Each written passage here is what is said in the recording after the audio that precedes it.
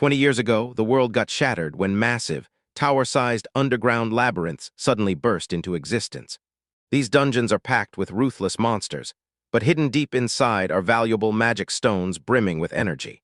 A savage, game-style level system rewired the world itself, letting people jack up their power by smashing monsters. Ren flashes on screen with his status page, level 195, and you can almost feel his power crackling. The folks who dare to step into these dungeons are called adventurers, and right now, a brutal party of 4 is making that title stick.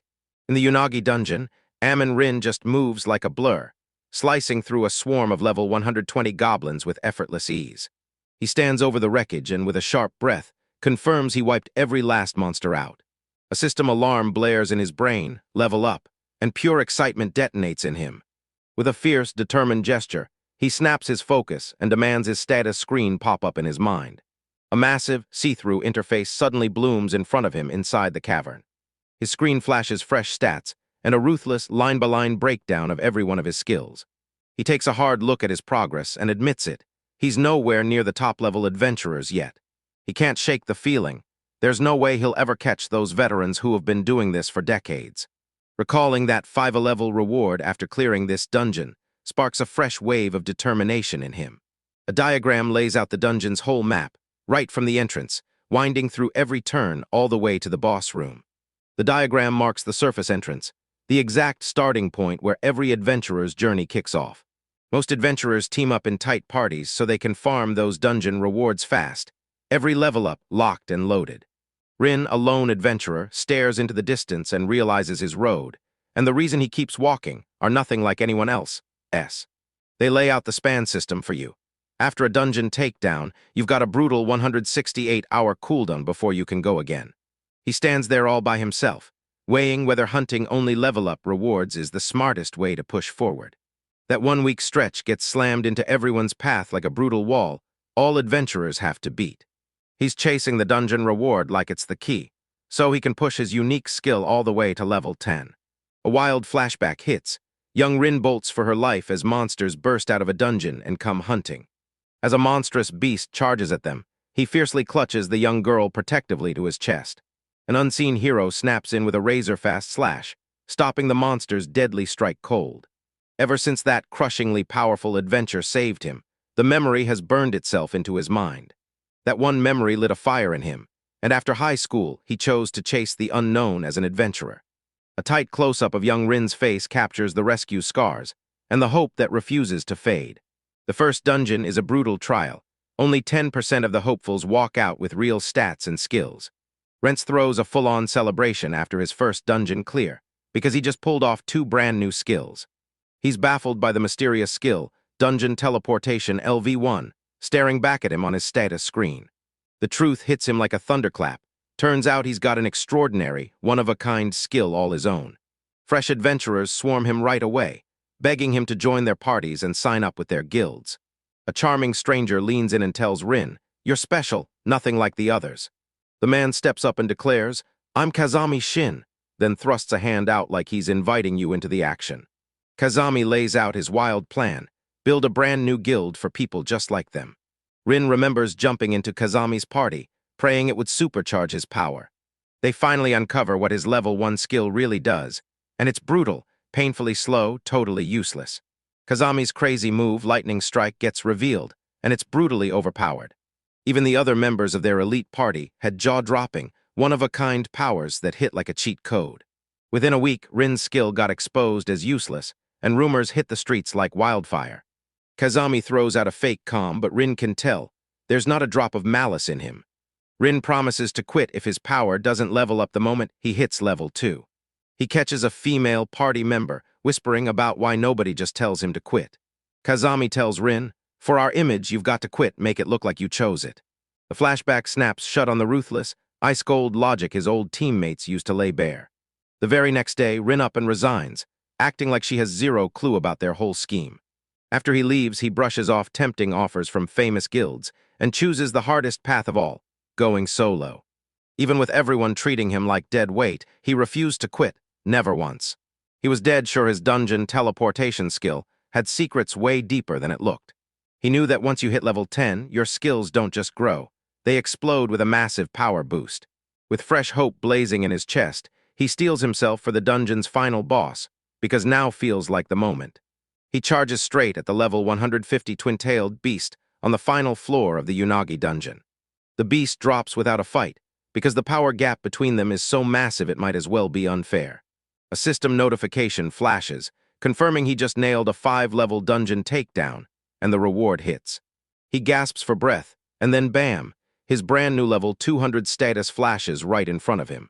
He dumps all those saved skill points into his dungeon teleportation, and rockets it straight to level 10. His heart slams against his ribs, because the second the skill's conditions start shifting, everything about the fight is about to explode. His face twists into pure confusion as he stares at the shocking result he never saw coming. The skill shattered into 2 moves. One lets you teleport right inside the dungeon you're in, and the other jumps you into dungeons you've already cleared. He freezes in stunned silence as his hopes get crushed by what looks like a totally useless upgrade. His brief hope shatters the moment he realizes the new parameters have him trapped in their limits. He can't stop doubting that skill. He's wondering if it's really as worthless as it looks. A fresh, wild thought hits him the second he stands in the glowing return zone.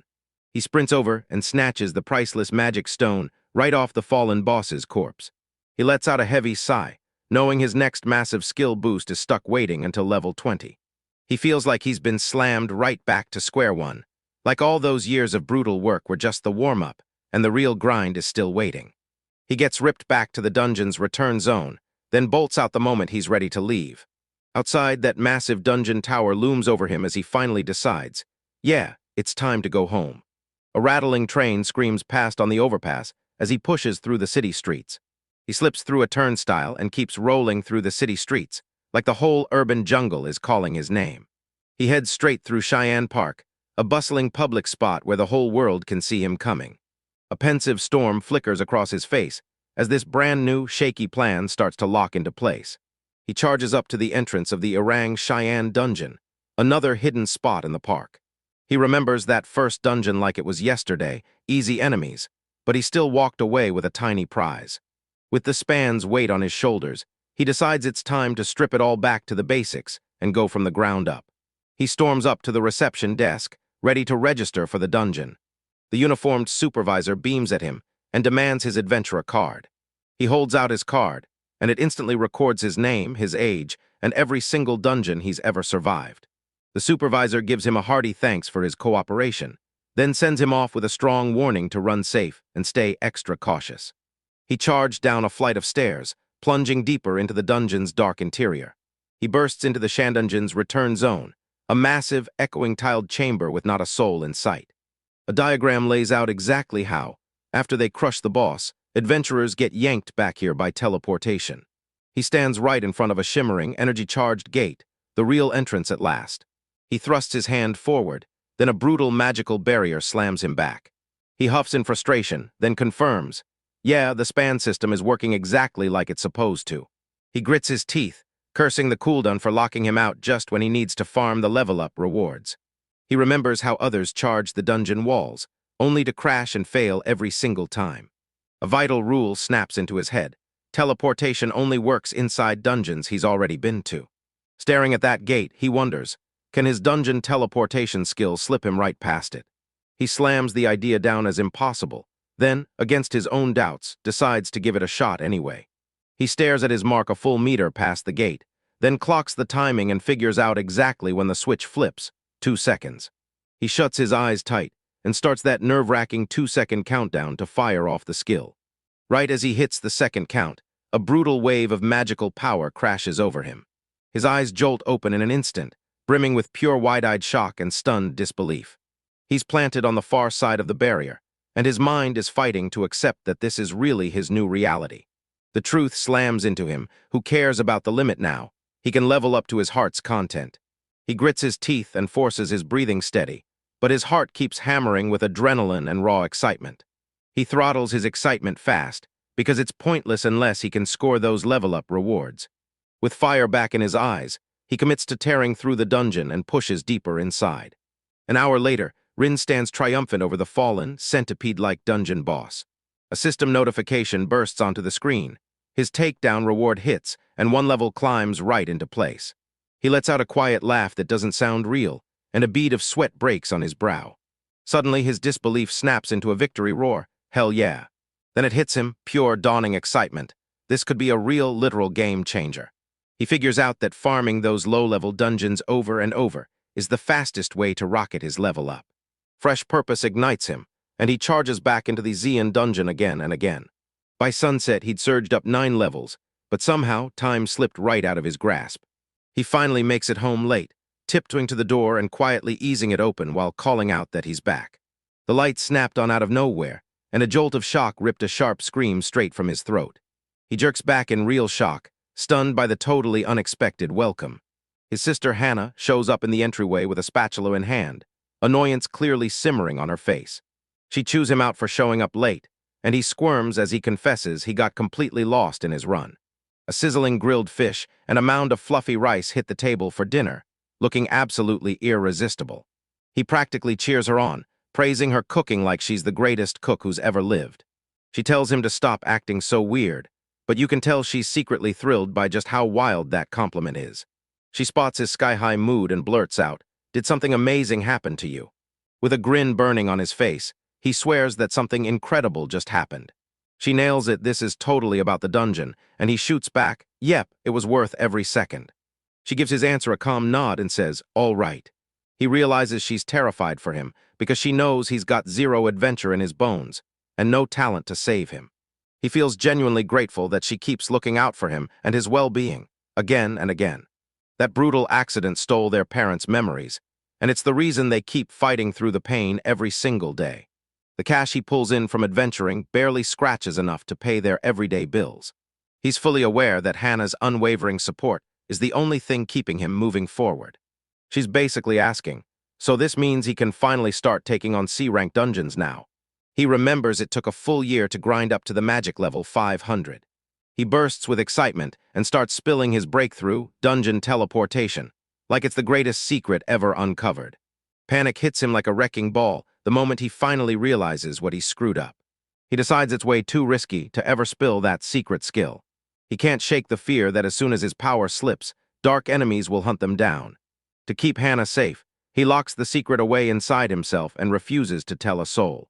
She asks what's wrong, but he shuts her down fast, brushing her worry off like it's nothing. He tells her not to worry at all, then says he's got more work to finish first. She flashes a smug little grin at him, like she fully gets why he's gotta keep his secrets under lock and key. As the night winds down, Hannah leans in and asks how his day at school went, and everything finally feels calm. The very next day, he's planted at his desk, poring over a list of local dungeons like his life depends on it. He figures out he can stack a crazy 25 levels in only 2 hours. He weighs his choices, staring down the visitor traffic and the big rewards that could be waiting. With a razor-sharp plan in his head, he readies himself to make the very last choice. His finger snaps onto the perfect target, the D-rank Umemi dungeon. He points out just how brutal the high difficulty is, and how long the clear takes, only to get a measly reward. Monster XP barely trickles in, and the drops you get are way less valuable than you'd hoped. And the best part is, since nobody cares about it, he slips in unnoticed and draws zero attention. He bursts into the D-rank Umemi dungeon, this grim stone tower rising right in the middle of the city. Like clockwork, the entrance area sits totally empty, an abandoned ghost town. He strides up to the shimmering gate, scanning the area and confirms he's totally alone. He slams into dungeon teleportation, locks in, and focuses his magic on a single 1-meter jump. In a burst of blinding light, he slipped through the barrier like it wasn't even there and crashed into the dungeon. Inside, he realizes it's been 3 months since he last dared to challenge this place. He remembers the moment he got his favorite weapon, the Umemi short sword, right here. As 2 gray wolves lunge for him, he smirks and shuts them down, too slow to land a hit. He realizes there's no win today, but he can't stop there. He pushes himself to get better no matter what. 3 hours later, he's standing right in front of 2 colossal doors, towering like a final boss. The iron-riveted gates scream and groan as he shoves them wide open and charges straight into the boss room. He sneaks a peek ahead and lets out a breath of relief, because nobody's fighting his way forward. He strides inside, hammers stay focused into his own head, because the final boss is waiting. Umemi's dungeon boss, an absolutely terrifying harpy, drops in with a spine-chilling screech. He remembers those nasty tricks all too well, but this time he's got a countermeasure ready. As it plunges, he surges mana into an exploding stone, priming it to hurl. He flings the stone like a bullet, and it blasts into a roaring, earth-shaking explosion. He bursts forward, snaps his blade into the stunned harpy's chest, and claims the opening. The creature crashes down, and a notification pops up, rewarding him with a massive 5-level jump. He pumps his fist like he just won the whole world, shouting "yes" at the top of his lungs. A determined grin snaps onto his face as he vows to do it again. Right after winning, he nearly forgets to scoop up the precious magic stones. He crunches the numbers and grins. Turns out it's still a killer profit, even after all those expenses. With the loot finally in hand, he gets ready to burst out of the boss room. He whips back toward the entrance, fired up for round 2 of diving. That sharp glint in his eye says it all. He's ready to sprint again. He clears the Umemi dungeon again, this time like a pro, and the second win is totally sealed. His status screen flashes, level 224, and he just can't stop staring, stunned that he blasted through 15 levels. He stares back at his past, when everyone dismissed his unique skill as totally useless. Now his power is fully snapped awake, and it's finally all his. Surrounded by ghostly allies, he swore he'd become the strongest man alive. He breaks down how his skill lets him skip that brutal 1-week cooldown. Back in his room, he stares in disbelief, as his level rockets from 194 straight to 224. He plunks himself in front of a glowing holographic screen, ready to lock in his 200-foot allocation. He checks his status and realizes he's short on points to level up his teleportation skill. He decides his enhanced strength upgrade is the perfect weapon for the way he fights. His gaze snaps to a list of fresh skills, and right there he spots the item box. With a sly grin, he grabs it like he's just won, hungry to stash the loot and swap into quick change gear. Right then, his sister yells that dinner's ready, and he snaps, "I'm coming." A montage slams in. Over the next 4 days, he clocks 10 brutal takedowns. His status screen screams it. He's rocketed to level 374. He locks onto the screen, blown away by how someone's already racked up almost 150 levels. With a hard swallow, he realizes level 100,000 isn't a fantasy anymore. It's within reach. On the 5th day, he feels the air at UMEMI shift, like something big is about to break. He clocks the scene and figures it out fast. Saturday's here, and that's prime time for adventurers, so the crowd makes perfect sense. He tells himself over and over that this skill is basically cheating, and he has to keep it hidden. With one quick, nervous glance, he decides to stay under the radar. As he steps into the final level, he's determined to rack up at least 10 runs today. A loud commotion erupts up ahead, and it instantly snaps his attention as he can't help wondering what's going on. An entire band of adventurers came charging past him, shouting, "Get out!" Like pure panic had taken control. They shriek that the monsters just won't stop, so they scramble to run for their lives. He snaps to action at the sound of a desperate cry for help, pushing his speed to the absolute limit. His eyes pop wide when he finally gets it. The escapees ditched someone and vanished. He stumbles on a young sorcerer girl sprawled on the ground, wolves circling her like predators. A giant wolf rockets toward her, and the girl erupts in a blood-curdling scream. Ammon Rin snaps into cold, burning fury when he realizes the girl's party used her as a decoy. With a battle cry tearing through the air, he rockets forward to cut off the lunging wolf before it can reach him. The girl jerks her gaze upward, completely stunned, as her attacker is suddenly cut down. A fierce, deep blush floods her cheeks as the heroic rescue finally clicks in her mind. Rin plants herself between her and the last wolves, steady as stone, telling her she's safe. He rockets forward, a speeding storm of fury smashing straight into the last snarling beasts. His sword snaps through the air, flashing with deadly precision as it carves through the monsters, one after another. Shaking with disbelief, she can only manage a breathy whisper as his insane power swallows the room. With one final no-doubt slash, he seals it, proving the last wolf is finally crushed. He casually flicks his hand, and a glowing portal rips open, pulling his weapon through like magic. With a quiet click, he slides his sword into his item box. The girl stays sprawled on the floor, locked in wide-eyed shock, still staring at her savior like it's a miracle. Ren slides up to her and asks, "Are you okay?" while she quietly clocks just how adorable she looks. She blurts that she's fine, but the shock has sucked every last ounce of strength right out of her. Just as she tries to push herself up, a strong hand clamps onto hers, yanking her back to balance. Exhaustion rips the strength from her legs, and she topples forward with a tiny, helpless cry. Rin snaps into action and lunges to grab her before she crashes to the ground. For a heartbeat, the two of them freeze, faces inches apart, like the world just went dead silent. A deep, flustered blush floods her face when their unexpected, intimate contact hits her. She jerks back instantly, skittering across the stone floor in full panic. Rin's stunned for a second. Did his touch somehow feel wrong to her? He shoots off an apology for his reflex, and she panics in the moment, insisting it didn't bother her at all.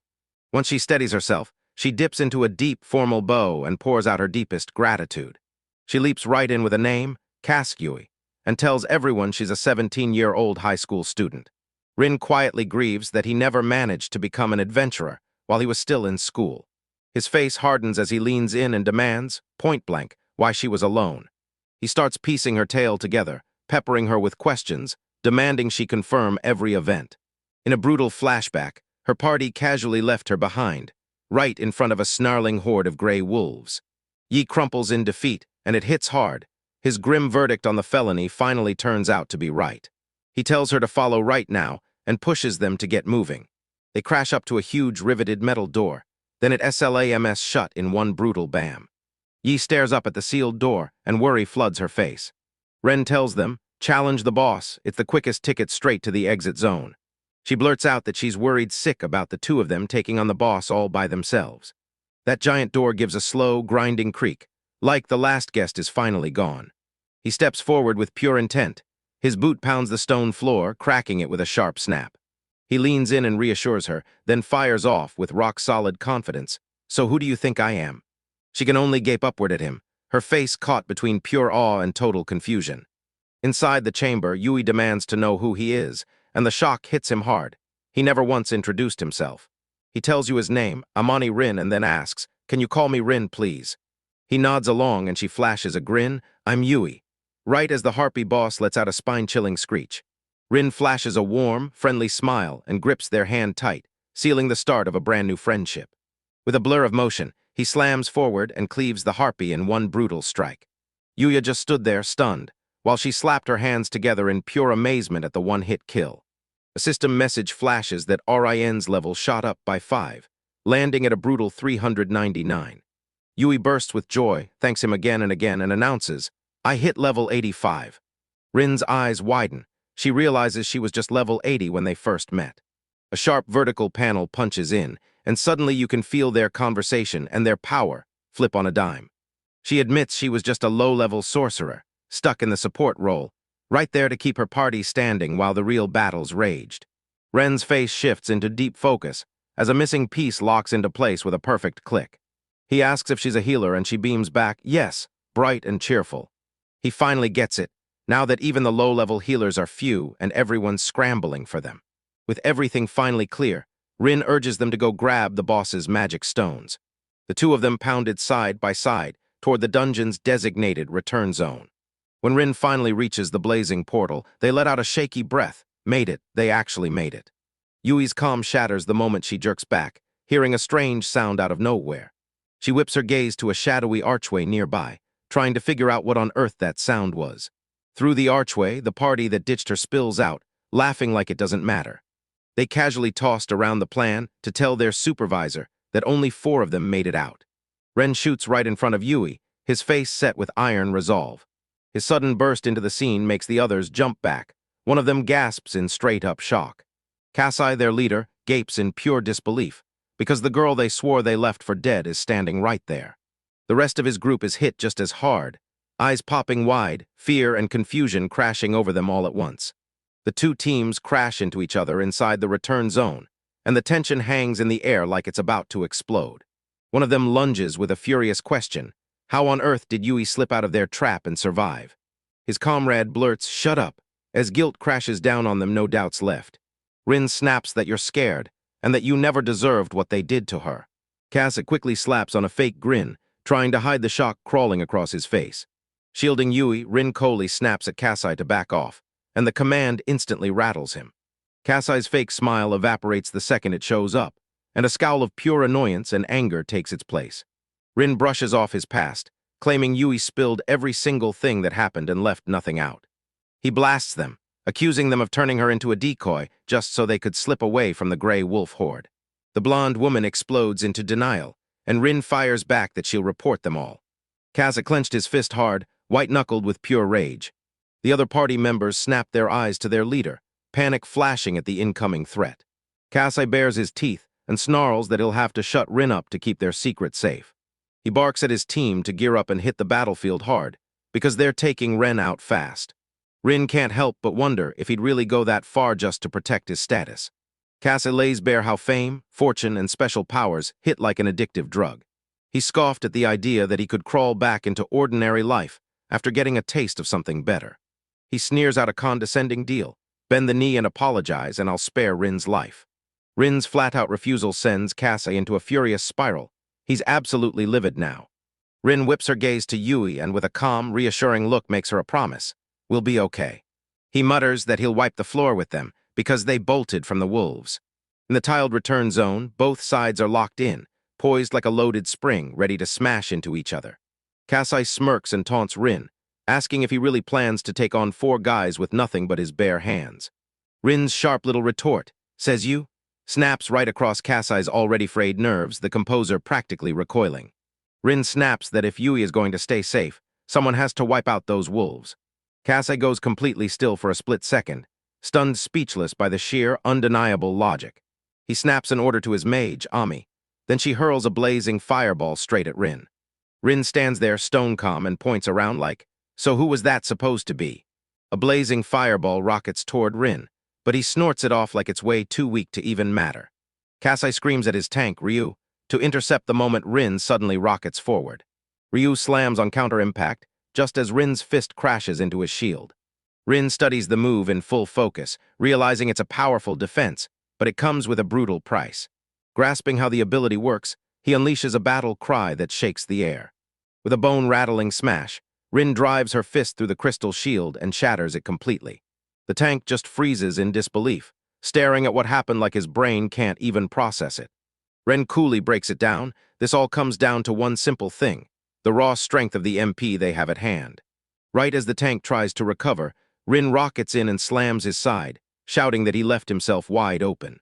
The beaten warrior drops to his knees on the tile floor, stammering in pure disbelief, because there's no way he just lost like that. Kasai, his blonde companion, spits fire and screams that the victor is twisted, because he's only tormenting weaklings. Unmoved, Rin shoots down the accusation on the spot and calmly declares he's going to finish this. With their shared curse blazing, Kasai and Rin sprint straight into each other for a final showdown. Rin effortlessly slips past Kasai's frantic, wild slashes, weaving through every swing with smooth, unstoppable grace. Rin snaps into the opening and hammers his opponent with a brutal chain of bare-handed strikes. Kasai slams into the ground, utterly crushed, while the blonde mage yelps in sudden, panicked fear. Rin whips around to the shaking mage and calmly asks, ready to keep this fight going. Panic hits hard. She flings her staff away and blurts out that she's fully surrendered. The mage stares blankly, utterly dazed, like a silly star spins above her head while confusion takes over. The showdown wraps up with Rin and Yui looming over the defeated crew, everyone slumped and out cold at their feet. Outside the dungeon tower, Rin slumps and exhales a tired sigh.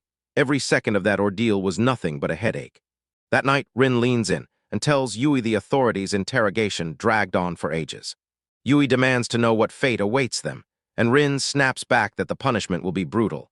At the station, Yui snaps to attention and calls him Rinsen in the most proper tone, so her voice instantly drags his focus back to her.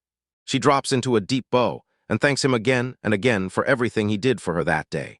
Yui pours out her heart, thanking him like her life depends on it, because she can't even imagine what would have happened to her without him. He tells her, next time be ready, choose your parties with way more care. Her whole face lights up as she calls his name, because a brilliant idea just hit her. She catches him off guard and asks, with a bright smile, if she can get his contact info. She lays out her big wish, a dependable adventure buddy, and she's ready to thank him the way he truly deserves. He nods, agrees to her request, and they fire up their phones to trade information. She flashes this bright, unstoppable grin and keeps thanking him, while he just sits there stunned by this rare, unexpected attention. His heart thunders in his chest, and her real happiness leaves him totally rattled. Yui catches the countdown, her train S about to pull in, and she bolts out of the station. They wave goodbye and she pledges, "I'll see you next time," right as she walks away. A rattling train roars down the tracks, blasting through the city streets at night with a full load of passengers. Locked onto his seat on the train, Rin mutters to himself that he despises every stop at level 399. Determination flares across his face as he commits to acting on the idea. He rolls up to Cheyenne Park, fired up and ready to keep the grind going. A system ping flashes. He just cashed in his dungeon takedown, and boom, he levels up. A nameplate reading, Amani, flashes into view as he stands outside the building, facing it like it's about to change everything. Amin Rin's brand new status lights up on the screen, level 400, and a whopping 510 skill points. He decides to pour his points into dungeon teleportation, pushing it all the way up to level 11. A notification flashes to say his skill jumped up, while his heart hammers with pure anticipation. The game refreshes the skill's description, and you see the max range jump to a wild 50 meters. He figures this changes barely a thing for his first dungeon game plan. A sudden idea bursts into his mind, and realization hits his face like a flash. He can't shake the feeling that this might finally be the moment he gets to try his brand new strategy. The very next day, he storms up to the entrance of the Umemi dungeon. He lets out a breath of relief because a different supervisor is on duty today, and that's exactly what his plan needed. Still not slowing down, he slams the dungeon teleport and vanishes straight into the dungeon. He bursts into the stone corridor in a blinding flash of light. He bursts out his plan. He's going to use teleportation to jump between the dungeon's levels. A diagram lays out his bold plan, teleportation as the ultimate shortcut between floors. He reels from the roadblocks that crushed him before, like running out of MP. Now it's a whole new ballgame. He starts calculating the price of a 10-meter jump. With fierce focus, he braces himself to try teleporting from floor to floor. A surge of energy crashes around him as he slams the skill into action. He reappears on the second level of the Umemi dungeon, somehow surviving and instantly back in the fight. With his wind lighting a fire under him, he decides to go for broke and attempt a full 50-meter jump next. He's planning to blow past 5 levels in one brutal jump, burning up 150 MP to do it. With a fresh burst of energy, he disappears again in a flash of blazing light. He slams down with a brutal thud, and his arrival echoes like a thunderous stomp. He plants himself on the final level, and he's already crushed the run in under 10 minutes. Breathless from his speed, he starts wondering, should he hit the track again right now? A heavy wave of dread crashes over him, as he realizes he's running on nearly no MP left. He panics hard, realizing one speedrun drains more than half his total manipule. He stomps with pure rage, hating the idea of burning SB on mana recovery skills. A flash of genius hit him. He just found a way to slash the MP costs. He decides to gamble on a 2-meter teleport that costs next to nothing, just 6 MP. He starts a countdown, muscles tensing as he readies his next rapid-fire technique. He hunches in, concentrates hard, and a sharp whoosh of energy swirls around him. He bursts into explosive motion and rockets straight ahead. He snaps back into view just a few feet away, moving with razor-precise control. He hits the ground in a crouch and checks. His new efficient method actually works. With a wicked grin, he realizes he can slam out 7 or 8 runs just like this. After that breakthrough, he can't help but think, clearing this dungeon was so easy it felt like a joke. After trying a few more times, he finally chooses to stick with his usual slow and steady finish. He checks his status, level 470 now, with 700 SB still burning in the bank. He can't help wondering what fresh skills unlocked for him now that he's got those new points. He locks onto the mana boost and mana recovery, right when his strategy needs them most. He grins because tomorrow, his leveling is about to get way stronger. He sinks into a heavy silence, realizing he never guessed this trip to Umemi would be the last time he'd ever go. On his 17th run, he gears up and steps into the dungeon, ready to destroy the final battle. On the final level, he charges in and slices through the dungeon's winged harpy boss in one swift blaze. A notification flashes that his dungeon takedown just paid off. He jumps up 5 whole levels. A second message flashes in, telling him he's hit the limit, max victories reached. He's totally stunned by this jaw-dropping, never-seen-before turn of events. Trapped in a shattered realm, he realizes he's just unlocked the Dungeon Traveler title. Now that he's in the return zone, he races to process the fresh info he just unlocked. He realizes it's like nobody's figured out that dungeons have a takedown cap. Keeping it locked away as a secret, he also makes sure to check his brand new title. On his status screen, he's level 570, and that fresh title just popped up as 1/10. With a miserable groan, he realizes he's gotta max out all 10 dungeons to get the full benefits. He thanks you, Memi Dungeon, and suddenly you've got a brand new goal to chase with everything he's got. A sleek nameplate for the Amani residence gleams on the wall of a modern home. The next morning, birds sing outside as Ammon jolts awake, rubbing the sleep from his eyes. He finally fesses up. He overslept, and he was so wiped out the night before that he couldn't even put his SB to use. Hannah snaps that he was so unresponsive, she actually thought he was dead. For a split second, he's totally thrown off. He blurts out what she's cooking up for breakfast. Hannah proudly marches in with a bunch of plates of food. Then one of them is smothered in something black. Seeing him hesitate, she screams that she busted her ass on the leftovers from dinner. With no way out, he hangs his head, apologizes, and gives in, eating that charred meal like it's his last shot. While he digs in, she clocks the exhaustion weighing on him and tells him to take a break. She asks what he's got planned for the day, and he shrugs, saying it's just another dungeon run. Her stomach growls and she slams the verdict, break time right now. He's briefly stunned, realizing his baby sister somehow turned unexpectedly thoughtful. She crushes his mood on the spot, then hands him her shopping bags and demands he carry them. Later, in a loud, bustling shopping district, Hannah grins and points out a crepe stand, practically vibrating with excitement. Hannah devours her crepe with pure joy, and her brother Amani finally admits, "Yeah, mine's not bad." Hannah whipped around to her brother and practically bounced on the spot, asking if she could steal a bite of his crepe. Before he even gets the chance to speak, she snaps down with a huge bite, and he's left totally flustered. She lets him taste one of her crepes, and just when it hits his mouth, a voice screams their names. A shocked Yui pops into view, staring at them like, "Wait, why are the two of us even hanging out together?" Amani and Hana both go wide-eyed in shock, and right then they realize Yui senpai from their school is standing right there. He demands how his sister knows her, and Yui blurts out that they met just recently in a dungeon. Completely missing the vibe, Yui stumbles into a gaffe and blurts out a flood of apologies for barging in. She flushes bright red, admitting she never once thought he'd fall into a romance like this. Amani and Hana, both blazing red, shout together at the top of their lungs that she's totally mistaken. A hand snaps up in a sharp stop signal, trying to slam the brakes on the misunderstanding spiraling out of control. Yui pieces everything together and fires back, asking if the Ammon he brought up is really Hana.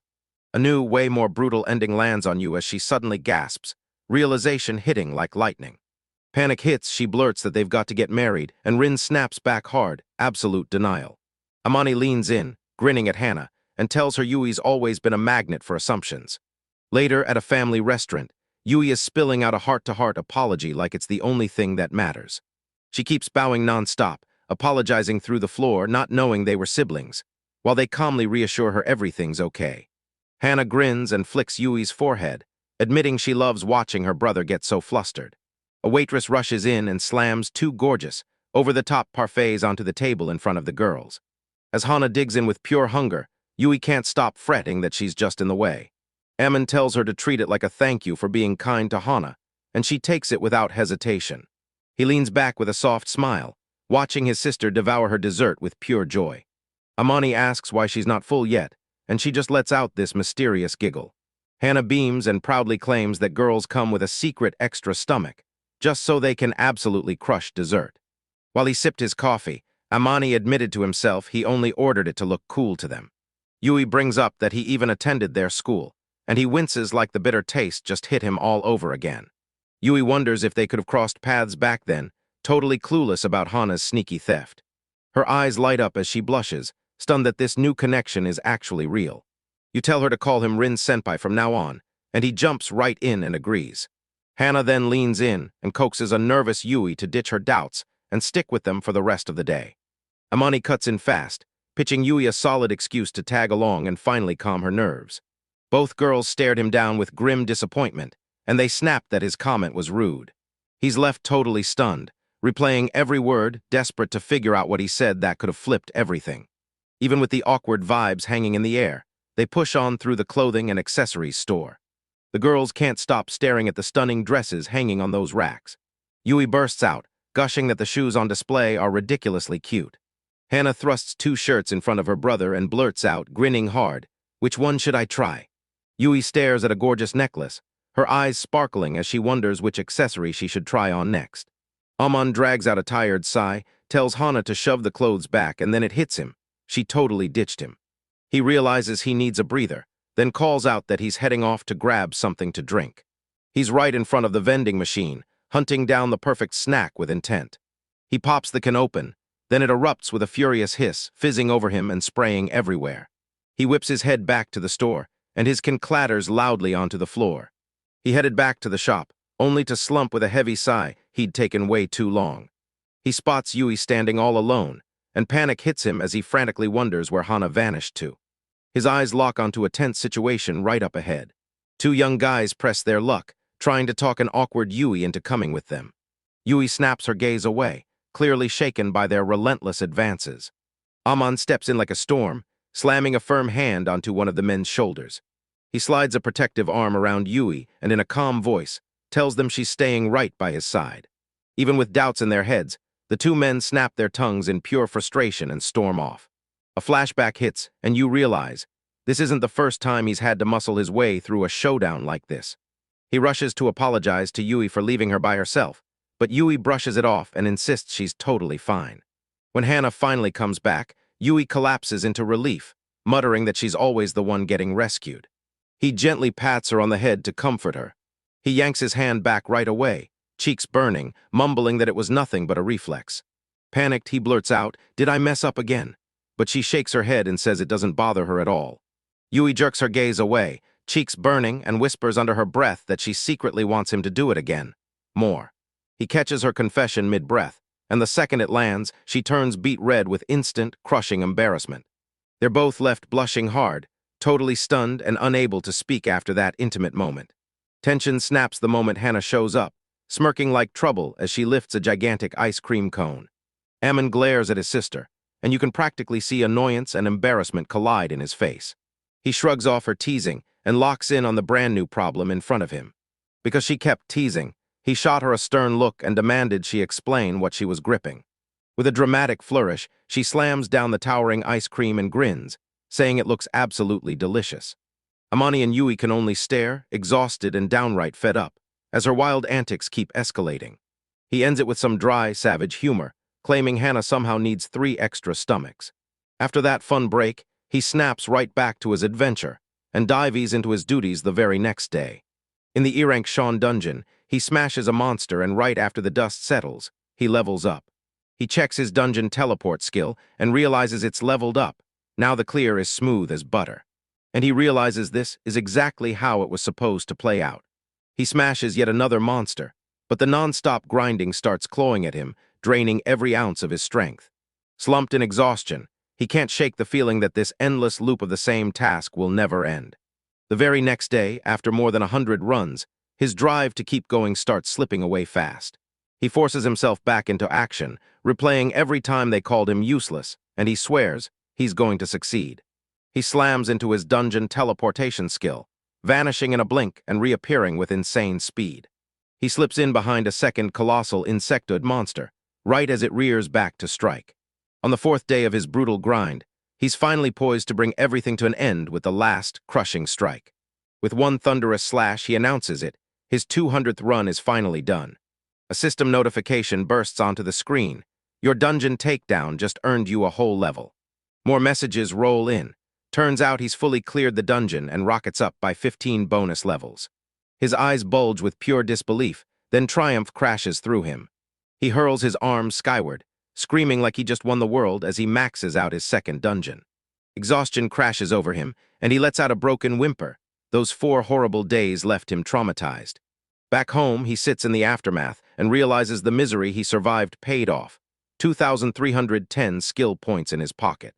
Plopped at his computer, he yanks up his status screen and starts spending his new points. A glowing menu pops up, packed with available skills and upgrades you can pick right now. He decides to pick his next dungeon target first, then he spends his points.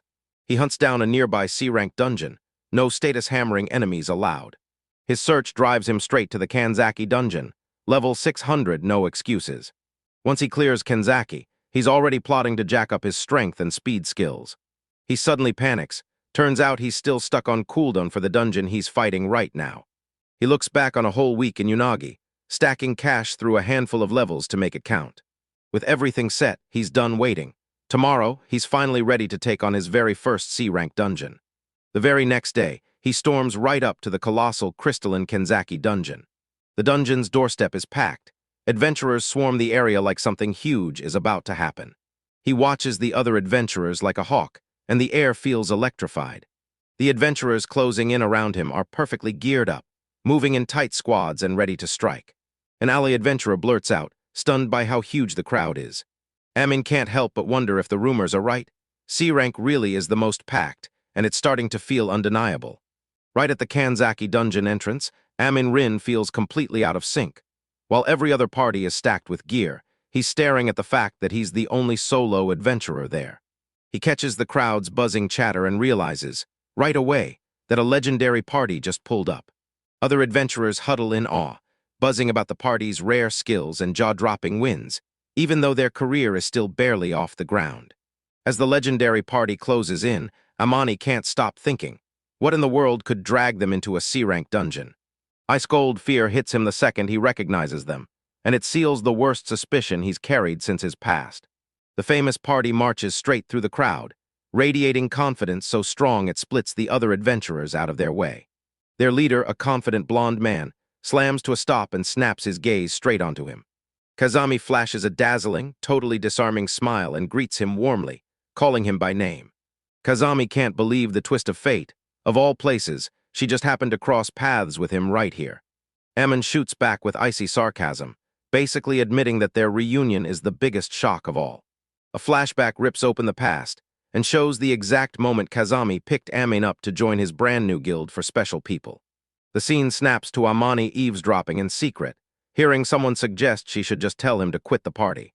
Kazami calmly lays it out like, manage the image or it all falls apart, weighing every last beat of optics around Amani's departure. In the present day, Kazami grinned and cheerfully asked Amani if they could meet her current party. Aman shoots straight as he tells his former leader, I don't have a party, I'm working solo now. Kazami's smile cracks instantly, and pure real shock floods his face. He snaps back with a smug laugh and asks, in a condescending tone, whether Amani's seriously strong enough to solo a level 600 dungeon. Amani locks eyes with him, smirking like a sure bet, and leaves no doubt that every word he's saying is true. Kazami freezes on the spot, mouth agape, eyes bulging as the man drops a shocking, totally unexpected claim. With a fake laugh clawing its way out of him, Kazami flashes a forced smile and acts like he's thrilled that Amin's doing great since she left. Amin scoffs and hurls Kazami's earlier disbelief right back at him, laced with sharp, biting sarcasm. Kazami brags about how tough his party is, then suddenly turns the knife and demands to know what Amani's real purpose is here. Amani's eyes snap to a brand new woman in Kazami's party, stern as stone and impossible to ignore. Another party member grabs the spotlight and hails the newcomer as their newest recruit, Kurosaki Ray.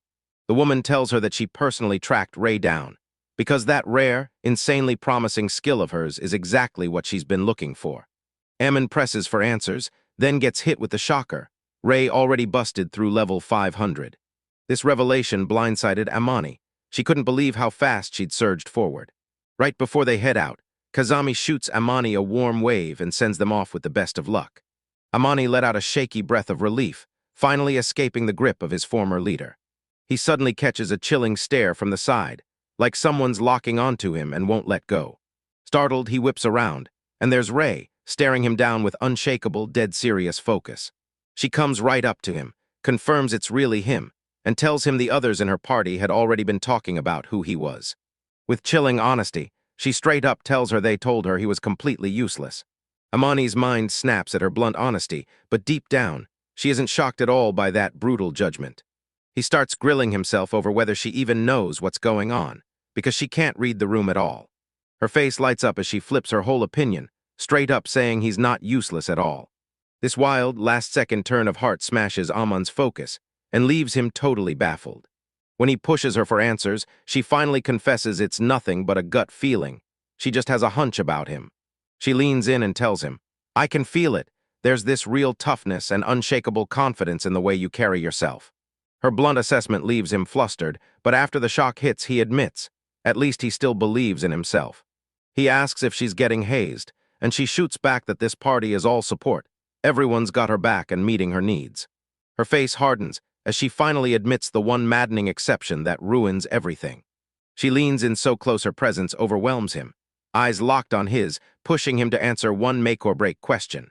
She leans in and fires off one simple, loaded question. What does he really think about their party's official name? The question yanks him straight back into a memory from a year ago, like it's still happening.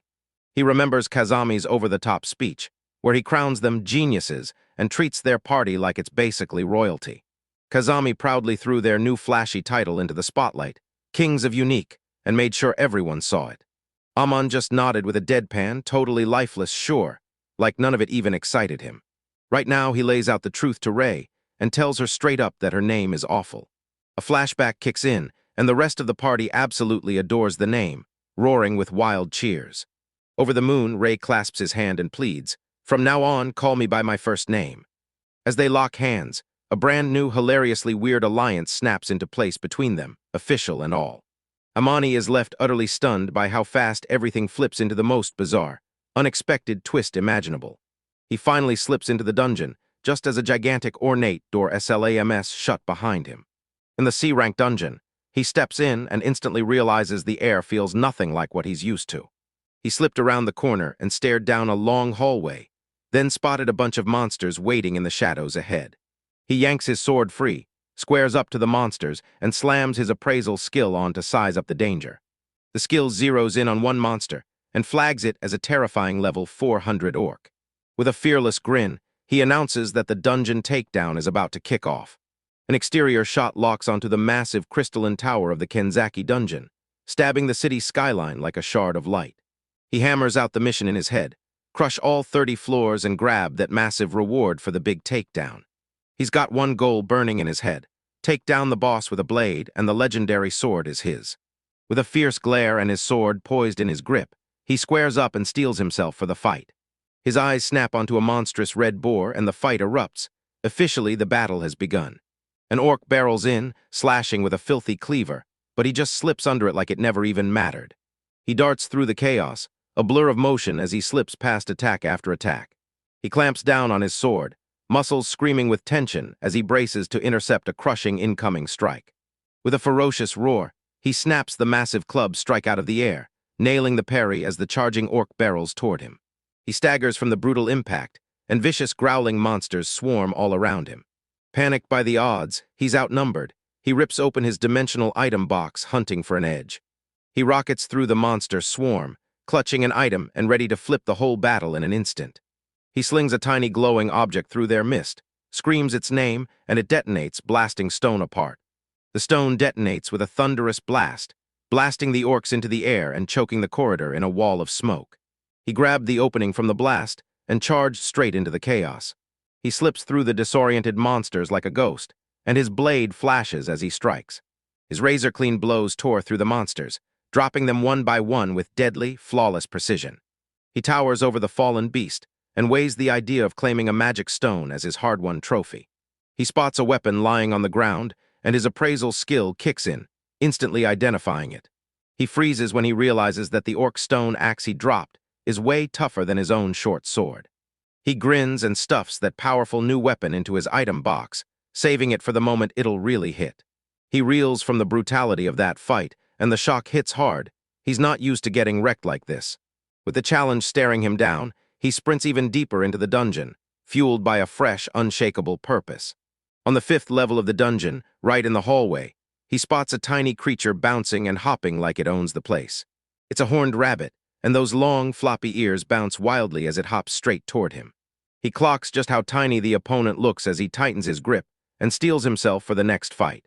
He snaps into action and parries the rabbit's lightning-fast lunge, then confidently declares, "This one won't land." The level 400 monster crashes down onto the stone floor, after its brutal, powerful attack totally fizzles out. With a sly, confident smirk, he leans in and announces he's cracked every last secret of it. He darts out of the way of the rabbit's strike again, moving so fast the air itself seems to leave afterimages behind. The rabbit gets wiped out in an instant, crashing to the ground as its eyes spin in stunned defeat. He blinks in shock as the kill rockets him to a new level, because the dungeon's monsters just handed him a crazy amount of experience. Right away, a far more terrifying threat crashes onto the scene, a hulking red boar with deadly tusks. The boar explodes forward with brutal force, and it hammers him backward across the stone floor, staggering him hard. He lunges to stop the beast, but his blade skitters off its brutal hide like it's hitting armor. He clenches his teeth in pure frustration, realizing his sword can't punch through that brutal, unbreakable defense. Reacting in a flash, he yanks the heavy stone axe he grabbed from the orcs earlier and readies it instantly. He clenches the new heavy weapon, ready to unleash its full, superior power on the boar. He rockets into the air and slams the axe down onto the boar's head with brutal, earth-shaking force. The creature drops to the ground in an instant, and he shoots up another level, finally breathing out like he can breathe again. He yanks the massive carcass toward his item box. Then a glitch screen screams back that he's maxed out his storage capacity. Rin stands over the red boar's defeated body, shrugs off the carcass, and confidently knows there are more monsters lurking up ahead. A rapid burst of notifications keeps flashing as his level rockets higher, battle after battle. He's at the top of the last Kanzaki dungeon, staring down the massive wooden gate, bracing himself to take on the high orc. He takes one last steady breath, squares up, and declares, "All right, let's start." The massive doors groan as they swing wide, and Rince's steps in with grim, unbreakable determination etched on his face. He tiptoes into the massive cobblestone boss chamber, gripping his weapon tight and ready to strike. From the shadows, a massive dark silhouette lurches into view, and its presence blasts out sheer, overwhelming power. Level 600 high orc bursts into view, and Rin's nerves scream as she blurts out, "Wait, am I really supposed to take that on?" The fight kicks off immediately. An orc hurls its massive club down in a brutal, crushing arc. A tight close-up catches the orcs' iron grip on their weapon as they brace to slam it down. Ren yelps in shock and throws himself back as the club slams down, shattering the stone floor right where he'd been standing. He stares at the monster's massive size and brutal strength, shocked by the damage it just tore through. Rin figures that one hit would end him for good, but he still bets he can smash right through its defenses. He slaps his own cheeks, hyping himself up for the brutally dangerous fight that's about to explode in front of him.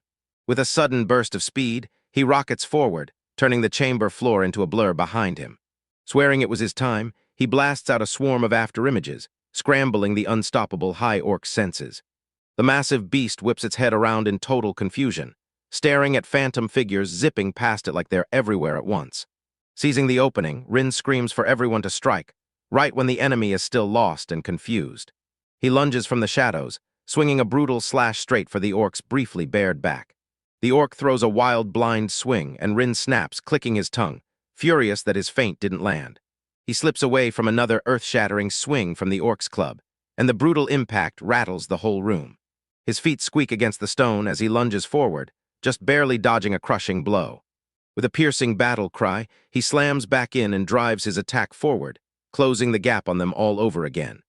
He plants a sharp, clean slash into the monster's leg, and it erupts into a savage roar of agony. The high orc roars like a living furnace, thrashing in pure agony as its jaws stretch wide in a savage, furious scream. Rin rockets into the air, shouting that this fight isn't even close to ending, then slams straight back into his assault. The wounded beast staggers, and as it bellows with searing pain and fury, its club slips right out of its grasp. The heavy club slams the ground with a brutal thud as the orc crumples, losing balance from that deep, ugly wound. Rin's eyes snap wide with alarm as he spots the creature bracing itself to unleash a bone-shaking roar. When the monster pulls back for its strike, he scoffs. Rock solid, he's not letting it win. A predatory grin stretches across his face as he spots the monster's fatal blunder. He blasts off using the orc's arm as a springboard, sprinting up its body with mind-blowing acrobatic grace. He lifts his sword overhead, ready to slam it down with everything he's got. Now straddling its shoulders, he plunges his sword straight into the base of its skull. The high orc shrieks its last, brutal scream as the fatal blow smashes straight into its weak spot. A system notification snaps onto the screen, cold and clean, proclaiming that the dungeon boss is finally done. The moment Rin hits the ground, the screen pops off. Victory just handed him a whopping 24 levels. Still catching his breath, he blurts in disbelief that he crushed the win by a landslide with not a single injury. A hot wave of pride floods his cheeks as he grins, shocked by just how much stronger he's become. With his duties snapping back into focus, he realizes it's time to sweep up the spoils from his victory. He drops to one knee by the corpse that's melting away, then snatches the magic stone out of that massive club. He strains to raise the colossal club, then realizes he'll have to sell it for now. He grins when he spots a rare exploding stone sitting in the drops, just waiting to ignite. After grabbing his loot, he whips his head around the empty chamber, and a confused gasp rips out of his throat.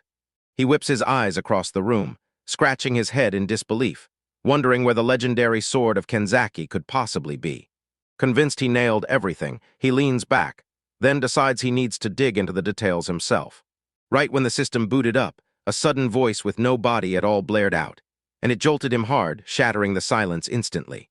He challenges the system, demanding to know if it'll finally zap him out now that the fight's over. He tilts his head up and snaps, demanding to know why the system is suddenly talking straight to him. Notifications confirm it. He cleared the checks with a solo takedown, slicing through with a bladed weapon technique. The legendary swordsman's condition is met, and boom, an extra boss materializes, the nameless knight. He's locked in stunned disbelief, staring at this sudden curse showing up out of nowhere, and then realizing there's an extra boss standing there too.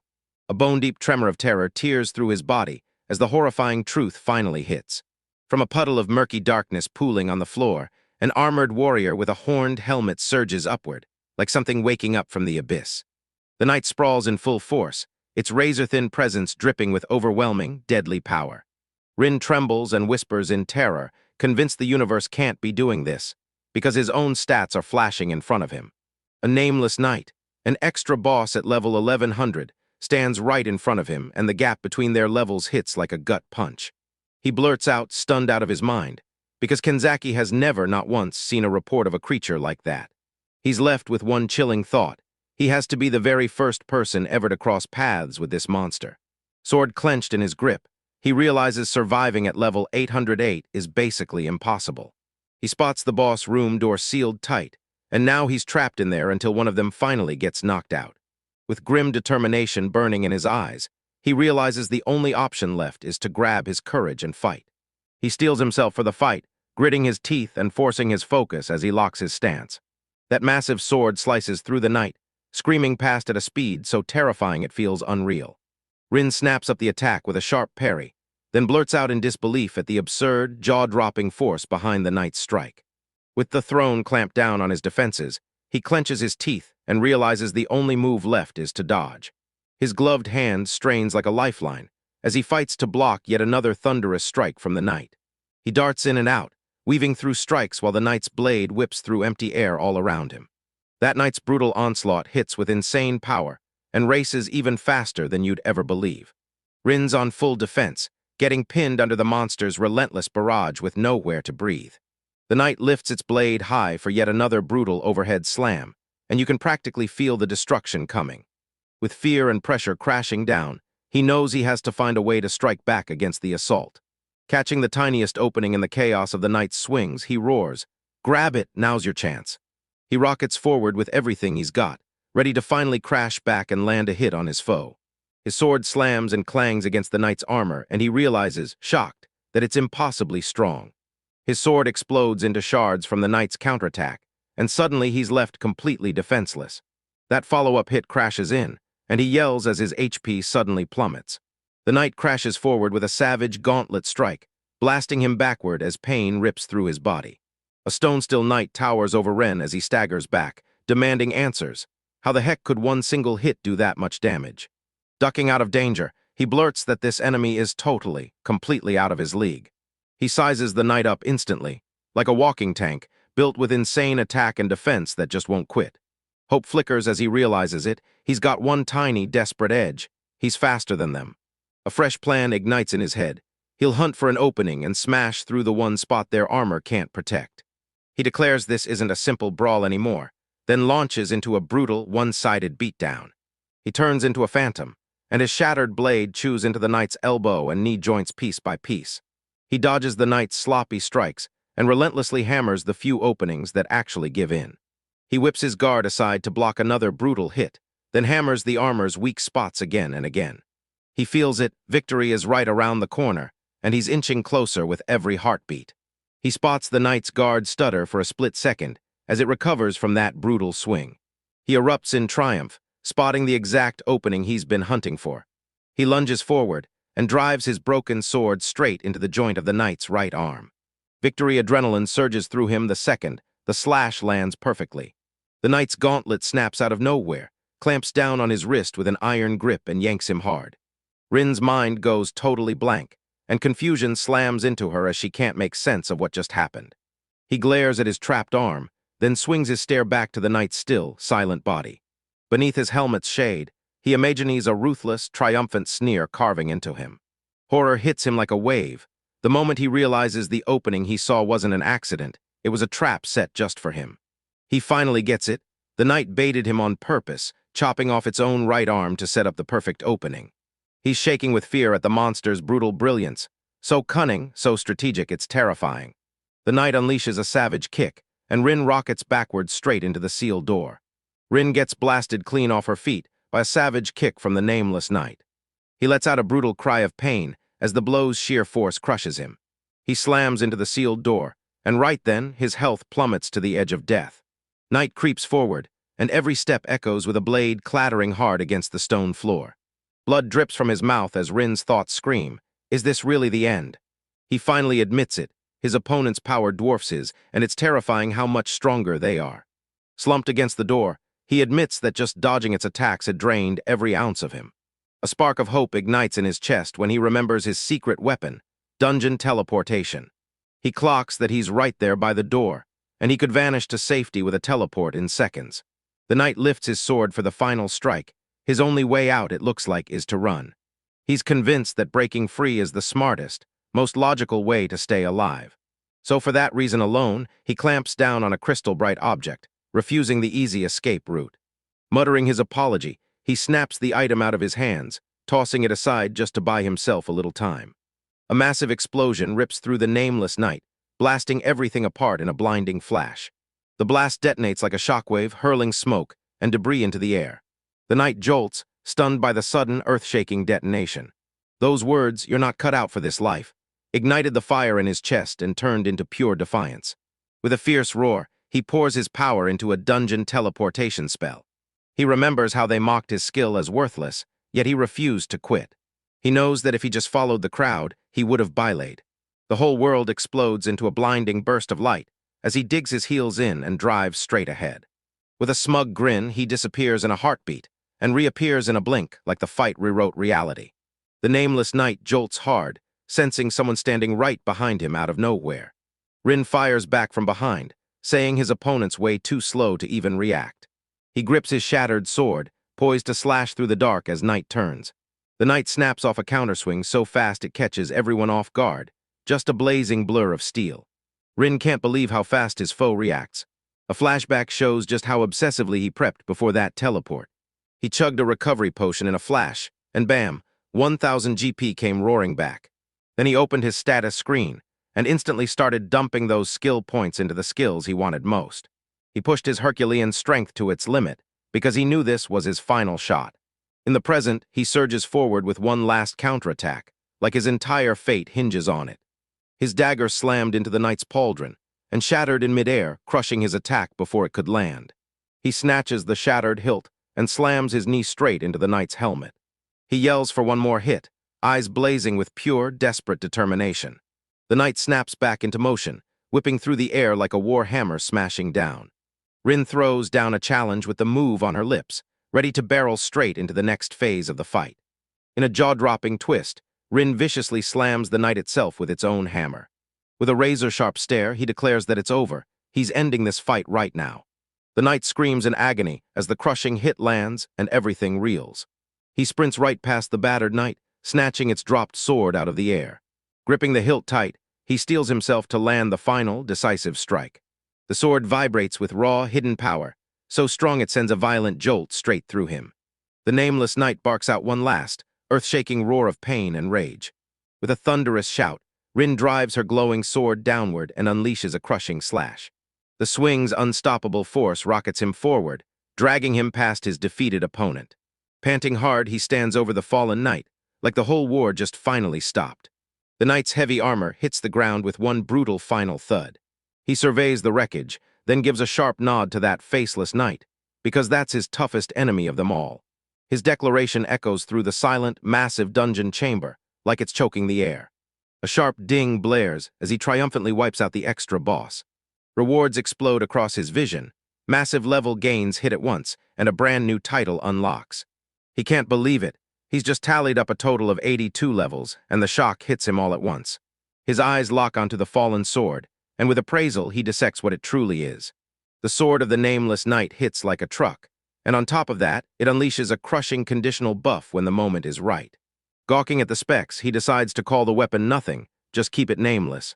He can't help but feel a sting of sadness as he realizes his beloved old Yumemi short is finally gone, crushed to pieces. Kneeling amid the rubble, he thanks his old partner for standing by him with loyal, unshakable service. Then his eyes snap to the brand new title he just snatched. A brutal twist strapped to the title hits him like a truck, and he's left totally blindsided. He's stunned, then he finally realizes the title can level up his weapon and make it stronger with every single upgrade. He stands tall and practically bursts with excitement, ready to swing that powerful new sword the moment he can. He double-checks he grabs every item, but his heart still aches because he's the one who ends up smashing those magic stones.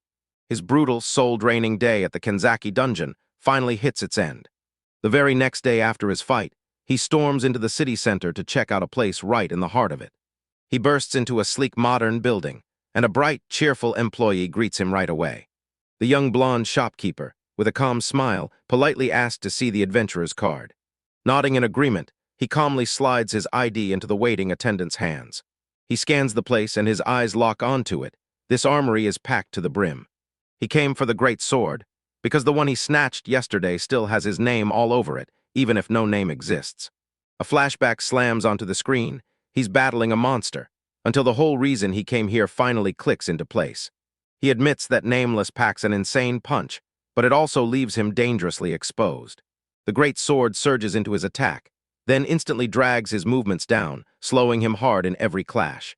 He also realizes those insane powers only kick in when he's up against someone stronger. He judged the weapon handles wrong and tossed it aside for good. He decides to grab a brand new short sword, so he can swap weapons on the fly whenever the moment demands it. Spotting his D rank, the shopkeeper leans in and offers to guide him straight to the perfect products. He tells them his stats are old news, then casually makes his case and locks in his spot for C rank. She realizes that checking his takedown would lock him into a cooldown. He brushes off her worry and snaps that he has to go check the C rank section first. The shopkeeper stares at him, stunned by the request, and quietly worried about what might come next.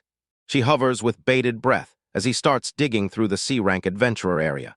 He wonders if those special abilities are what jack up the price, so he decides he just wants something simple. Spying that exact weapon, he leaned in toward the nervous attendant and asked, "Can you see it too?" The Kurakuchi short sword drops as a solo boss reward, and it comes with a brutal plus 500 attack boost. He clenches the hilt, grinning because it feels just like his trusty old sword. Locking in that 2 million yen price, he nodded and agreed to seal the purchase. The shopkeeper looks panicked, practically begging him to think twice about that insanely expensive weapon. With calm, unshakable confidence, he slams the case on the counter and tells her, straight up, he'll be fine. He spots the price tag, swallows the cost, then gears up to prove he can pay. The shopkeeper snaps a startled gasp and whips out a ridiculous mountain of cash.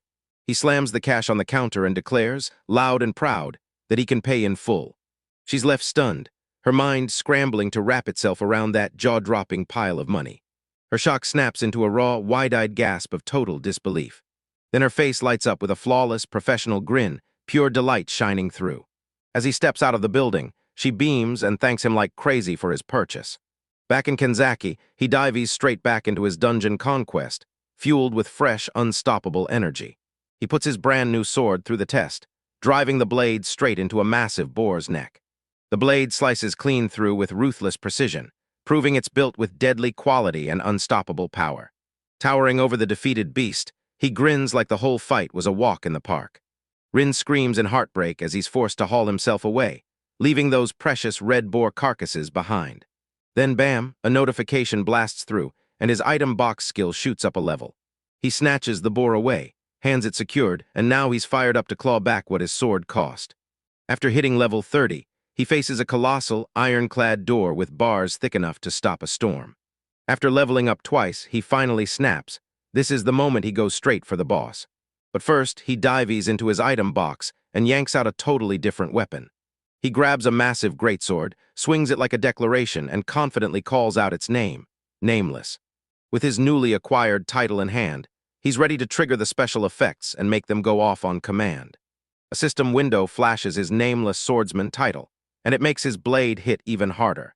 He decides the only way to crank the sword's specs up is to smash it straight at the boss. With a fierce glare, he barges through the creaking doors and shoves the boss room wide open. Inside the hulking, shadow-drenched silhouette of a pig-headed monster, you let out a guttural growl. Rin lunges at the beast, swearing it'll be forced to serve, so his sword can finally power up. The monster slams its massive club through the air, whistling like a cannonball as it swings. He can't believe it. Just yesterday, all he managed was dodging this attack. But now that he's stronger than ever, he's finally free to go all out. He slams the punch straight on, barks that nothing can stop him, and keeps moving like it can't hurt. With a fierce stare, he braces himself to unleash a crushing counterattack. He crashes a solid punch into the monster's arm, daring it to try that move. The fight turns into pure chaos as he barrels forward, crushing everyone with his unstoppable advantage. The pig-headed monster bellows in agony after taking one relentless hit after another. With a smirk that drips confidence, Rin needles the beast and dares it to show him just how much pain it can actually swallow. He tears through the air with a roaring storm of slashes, his blade flashing silver like it's one unstoppable blur. The monster's defenses get smashed again and again as that furious assault keeps coming, leaving it with nowhere to hide. The wounded creature staggers, and dark, bloody gashes crawl across its body. Victorious Rin gets bombarded with notifications proving her power just shot up by a massive 21 levels. He exhales in pure relief, smiling because finally, no new boss shows up. With his heart pounding, he checks the fresh stats on his powered-up sword, Nameless. The appraisal just dropped. Turns out the sword of the Nameless Knight is now level 1120. He clocks that juicy plus 20 attack boost, then wastes no time and goes straight to grab the magic stone. The boss's final remnants evaporate right as he plants himself in the return zone. When he checks the clock and realizes it's already past 4 a.m., he should be worn out. But somehow he's still buzzing, ready to hit the road for one more run. An idea hits him like lightning. He can speedrun the dungeon by teleporting straight through it. No one's around, so he snaps into action. He activates the skill at the glowing dungeon gate. He bursts into a long, torchlit corridor, and his footsteps echo softly as he advances. Once Kenzaki spots he's the talk of the town, he bolts, teleporting out of sight before anyone can react. A sharp voice yells his name, Rin, and he whips around in pure stunned shock. He gets thrown off guard when a young woman in armor suddenly crashes into the scene. A woman with a butterfly clip perched in her hair stares him down, eyes locked on him like she's about to uncover something big.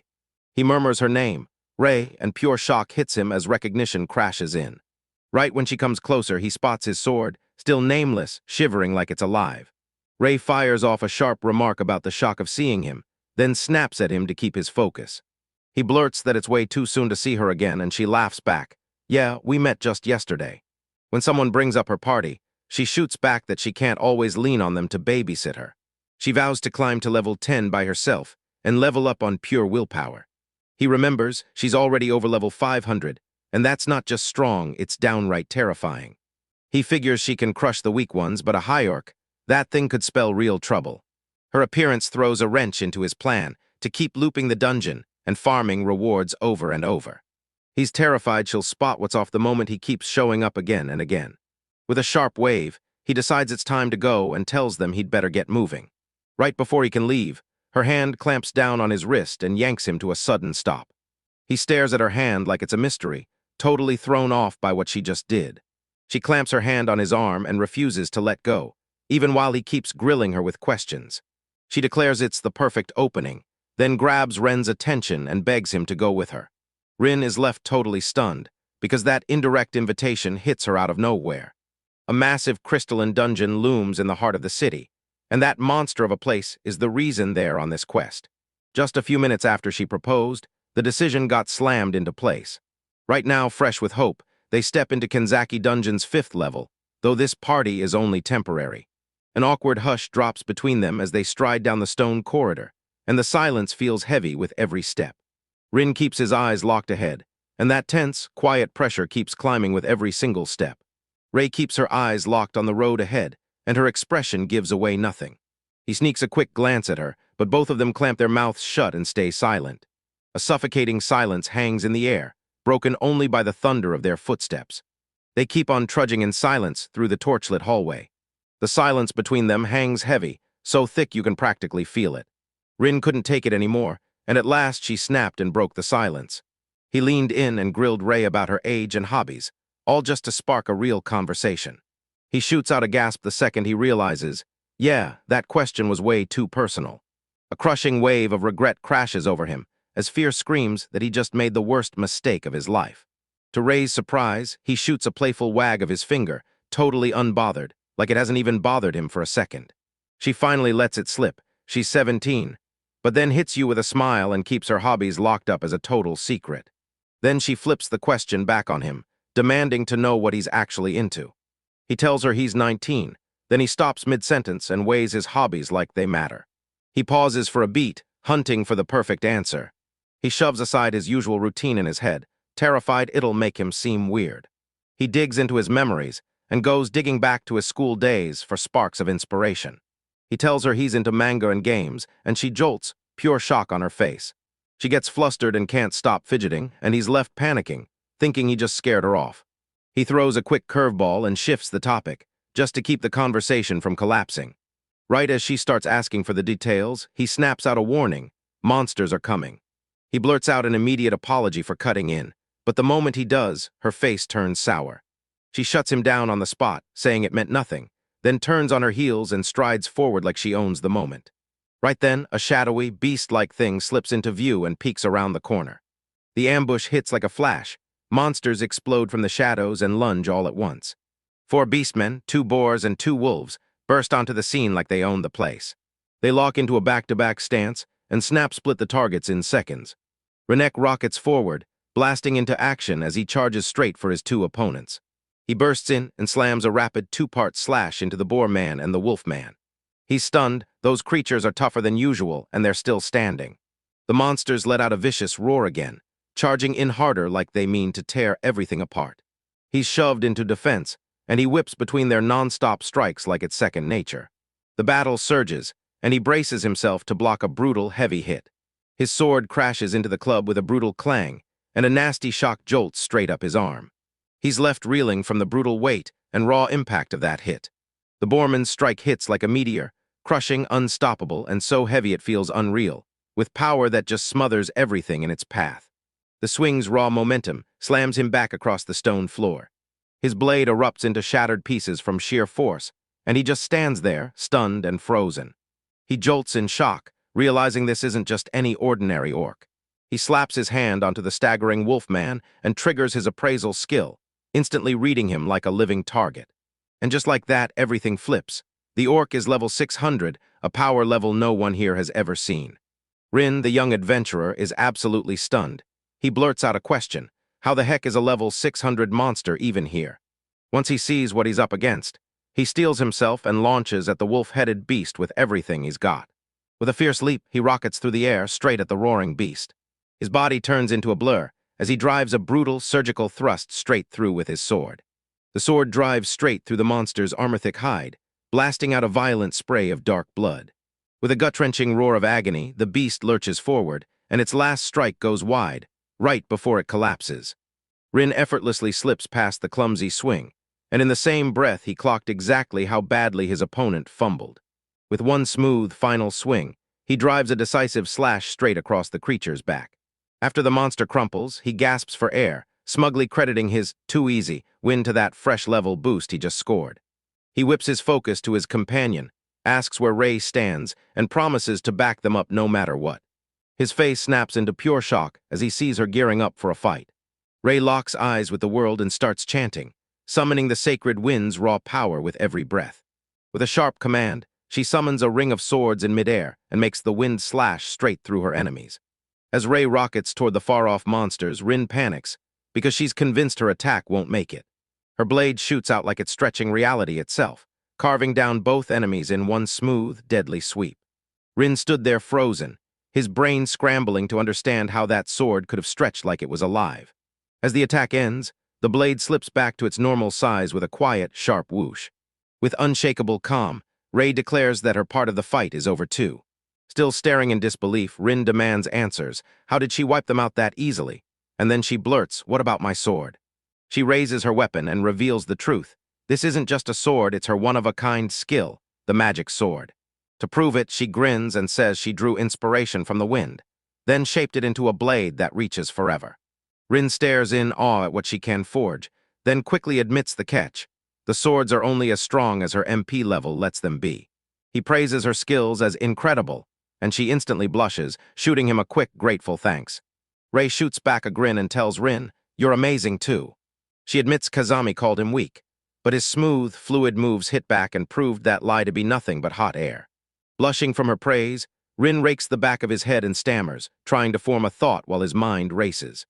Rin snaps his focus back to the dungeon, and the whole atmosphere shifts as that weird anomaly calls to him. Standing over the fallen orc, he leaned in and demanded Rei tell him she'd noticed the monsters were suddenly powered up too. He tells you his appraisal clocked a power level of 600, right on par with a boss. He glances at his companion and demands to know if she's got any clue what's causing this. She admits the trouble might come from a bunch of different sources. Rin strides down that endless corridor and shuts down the idea that a dangerous dungeon oscillation is to blame. He throws her a lifeline back to the surface, but she digs in her heels and vows to stay with him. With his mind set in stone, the adventurer snaps, "All right, time to move out." Their trek through the dungeon's 5th level barely even starts before they stumble on the terrifying truth behind everything. A grotesque nightmare hits them as a huge pack of monsters tears into their own kind. Boar-like brutes tear into their gruesome feast right there in the middle, like it's nothing. Rei snaps her hand over her mouth in disgust, while Rin grimly pinpoints the horror as monster cannibalism. He explains that once the monster spots those leftover corpses, it devours them, and the power it gains just keeps climbing. Rei asks if knocking out these orcs will finally fix the whole mess, and Rin shoots back that yes, this is exactly how it gets solved. Rin steps up to take it on, and Rei charges in right beside him, ready to tear into the horde.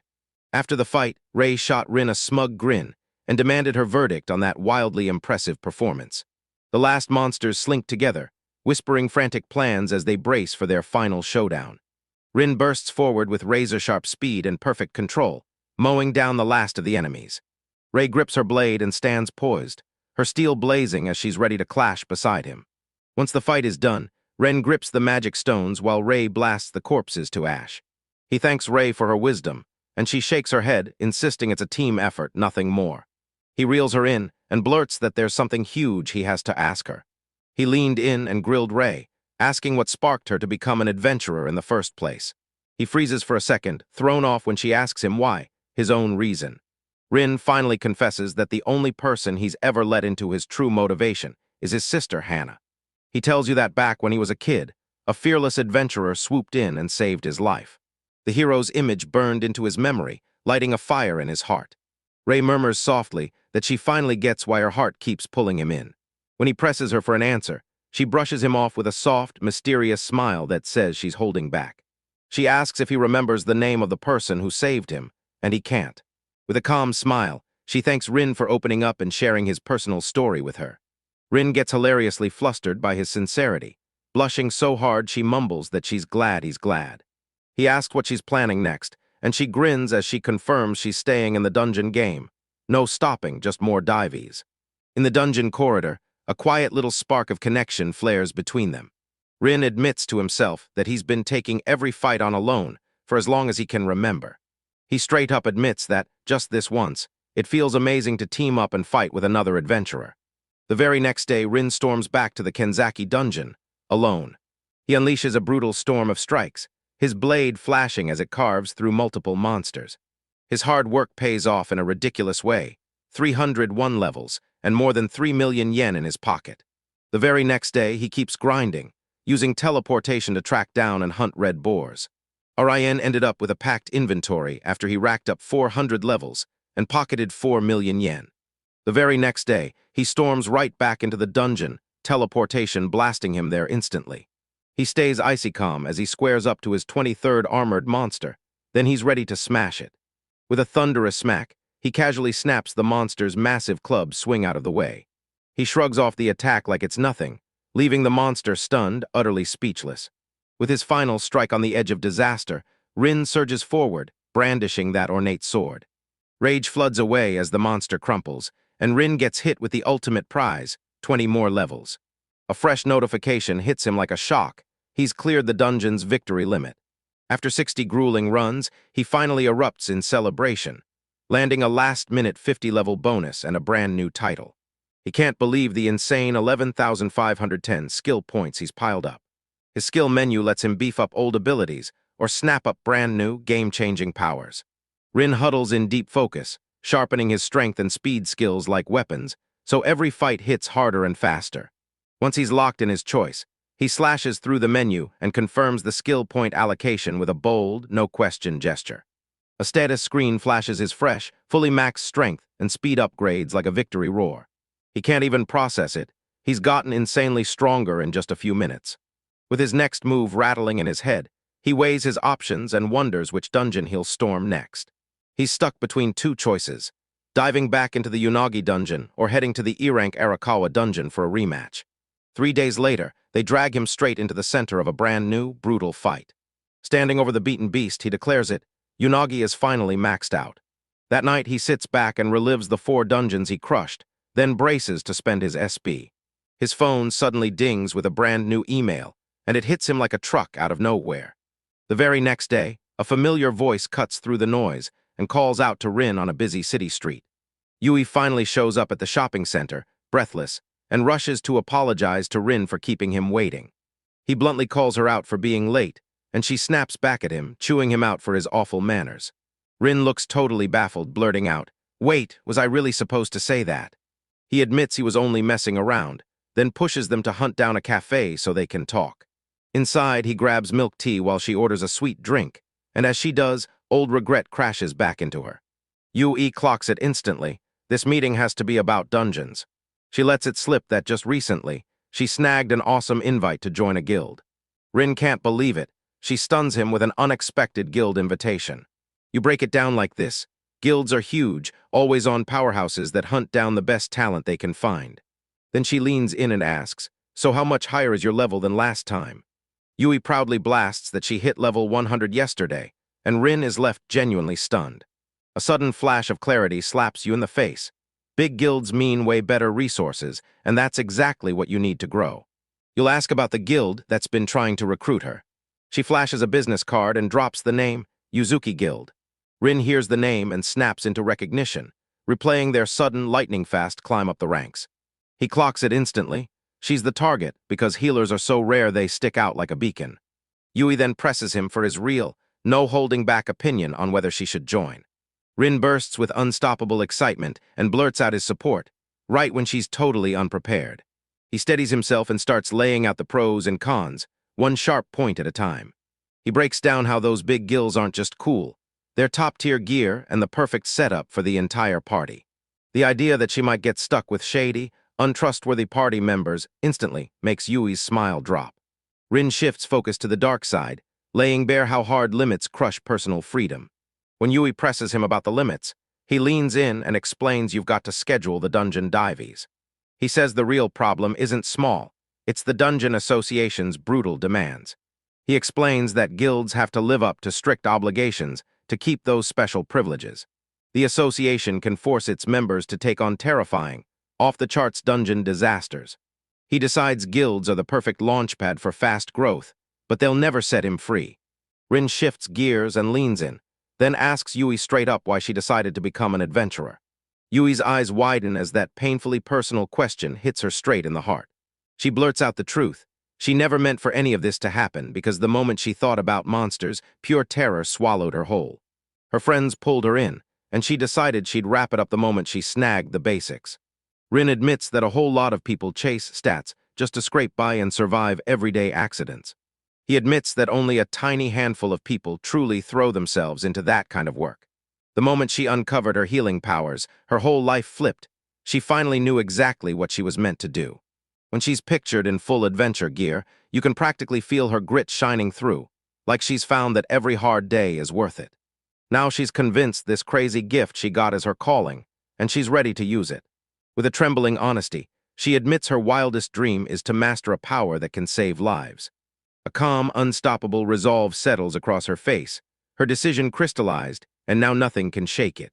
Rin watches her closely, a knowing grin on his face as he feels her decision solidify. He clocks that she's already decided, and she lights up, eagerly saying she'll try. With a supportive grin, he urges her to put herself first and protect her safety at all times. Yui shoots him a confident grin, then tells him the guild can bend the rules, and the pay is even better. She smirks and claims she could rake in even more, but Rin quietly doubts every word. Their conversation finally clicks into place, and for a breath, they both just get it quiet but dead certain. Just as they're about to head out, Rin refuses to let her cover it. He insists on paying the bill himself because he invited her. He casually pitches the idea that she should pay him next time when she finally gets her money. Yui's mind totally blanks. She's flustered and burning with joy after his thoughtful, kind gesture. She can't help but think, wow, he's rock solid and he clearly sees what she can do. As they step out, she cuts straight to the truth and demands, blunt as a punch, whether he's ever had a girlfriend, blowing his mind. He fires off the accusation of stalking, but she shuts him down fast, claiming Hannah, his own sister, brought it up. Rin braces himself for a brutally honest talk with his sister the moment he steps inside his home. As Rin strides through the shopping arcade, a passing figure snaps her attention like a lightning bolt. He clocks the woman with the headphones as Ray, and Yui blurts out her name. The second she hears her name, Ray snaps upright in shock and whips her eyes away from her browsing. The three of them huddle together inside a CDI-DVD store, boxed in by towering shelves. Ray snaps her gaze over to them, sweat beading on her cheek, genuinely stunned. Ren casually waves and says, "Been about a week since we last met," like it's no big deal. Yui explodes with fury because Ray answers Ren's call, even though she was the one who shouted first. Yui steps in and introduces herself as a classmate, but Ray just stares like he has absolutely no idea who she is. Right after that, Ray jolts back to a hazy memory of seeing her before, while Rin freezes, stunned that they're actually classmates. Yui blurts out, "How do you know Ray?" And Rin tells her they're both fellow adventurers. Yui reels in disbelief from this bombshell, while Ray keeps sneaking a quick glance at what Yui just bought. They finally reveal it's an anime soundtrack for Little Witch Poppy. Rin suddenly flushes with embarrassed clarity, realizing they're soulmates, kindred spirits. Ray, sensing Yui's embarrassment, jumps in and acts like he never saw her at all. Yui, totally clueless, can barely contain her excitement because she finally gets to talk to Ray. She plays it totally innocent and asks if that adorable cover girl means the CD comes from an anime. Her question has Ray and Rin shaking with the same crushing, shared embarrassment. Rage twists across Ray's face as she snaps, calling out for Rin to help. Ren presses Ray for what she's got planned, and she grins and confirms she's heading for a dungeon dive at Kenzaki. As they chat, Yui gets totally hooked, digging through the anime's soundtracks like it's the only thing that matters. Ray's eyes snap back to Rin, locking onto him with sharp, unblinking focus. She locks eyes with him for a beat, and a silent question hangs there like a live wire. Ray asks Ren if he's heading into a dungeon today too, and Ren just says nothing. He shoots it down in seconds, then blames it on a fresh dungeon clear, saying he's taking the day off. Ray quietly clocks the almost slip about that new title, and her face stays unreadable. Her eyes dart from him to Yui, and suspicion keeps swelling with every second. She shoots a pointed question at them. Does being together mean it's romance or not? Rin panics and blurts out, "No way," insisting it's nothing but an advice session between adventurers. Ray gives him a slow, thoughtful ooh, like he's finally buying what he's hearing. Then she slips that question, does he like younger girls? And it leaves him totally stunned like he can't even find the words. He straight up admits his attraction leans toward younger girls. His answer hits Ray like a shock, and she can't stop fidgeting, visibly thrown off and uncomfortable. Yui storms back in the exact moment Rin finally realizes he just dropped the worst possible answer.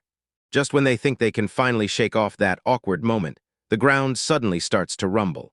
The whole store rattles like crazy, and the group can't help but panic. Could this be an earthquake? Huey and Ray jolted from the brutal tremors, their faces twisting with pure alarm. A robotic voice blares the same emergency warning over and over, like it's trying to drag you out of danger. A live broadcast blares that the dungeon at Kenzaki has collapsed, and it immediately orders every civilian to evacuate. Ren is absolutely horrified, blurting out in pure disbelief as the collapse is announced. Yui and Ray snap their heads toward him, demanding answers about the terrifying situation. He tells you that when the world collapses, the gates meant to keep the monsters out just shut down, and everything pours in. This failure doesn't just sting. It leaves a terrifying message hanging in the air, boiled down to just 2 words. A sweat-soaked Ren breaks the news, and it's exactly their worst nightmare. The monster slipped free. A brutal nightmare flashes to life. Monstrous creatures crowd the horizon, seconds away from flooding the city streets. That explanation loops back on itself, because this is a rare sight. The dungeon gate swings wide and lets the monsters pour through. As panic spikes through the crowd, Rin snaps that he's going to fight, and the moment he says it, Rin instantly agrees. With her face swallowed by shadow, Yui locks in her gaze and declares, she's going to. Ren questions her choice, her safety suddenly feeling like it's on thin ice in a place this deadly. He calls out Kenzaki's top-level requirement, and she can't meet it. Yui makes it crystal clear. She's not looking for a fight at all, she's here to heal anyone who's hurt. Rin thinks it through. Healing magic hits everyone, unlike recovery potions. When he remembers how badly she wants to save lives, he finally realizes how much her presence matters. He agrees to let her join, then demands one thing: she must promise she'll never stray from his side. Yui's expression explodes into a bright, happy grin the second she blurts out an eager, full-on yes. She jabs a finger down the street and urges them to run, like they've got to reach the collapse site before it gets worse. Rin pushes for them to get properly equipped first, and Ray jumps on that plan without even a second thought. A faint burst of energy flares, and their transformation into combat gear kicks off. Rin and Ray snap into their sleek, battle-ready adventurer outfits in an instant. Yui huffs in frustration, feeling totally left out because she still doesn't have that all-important item box skill. Rin drops her guard, blurts out an apology for teasing her, and vows she'll keep her protected from any fight that tries to break out. His apology catches her off guard, and she bursts into a giggle, forgiving him without a single doubt. Ray barrels in mid-conversation with Rin, breathlessly apologizing because she suddenly has to take a call. Her smile drops as concern floods her face, and she listens hard to every word coming through. Moments later, she hangs up, and you can feel that heavy, focused seriousness still clinging to her. She leans in and tells a stunned Rin that Kazami is demanding the whole party show up for a mission.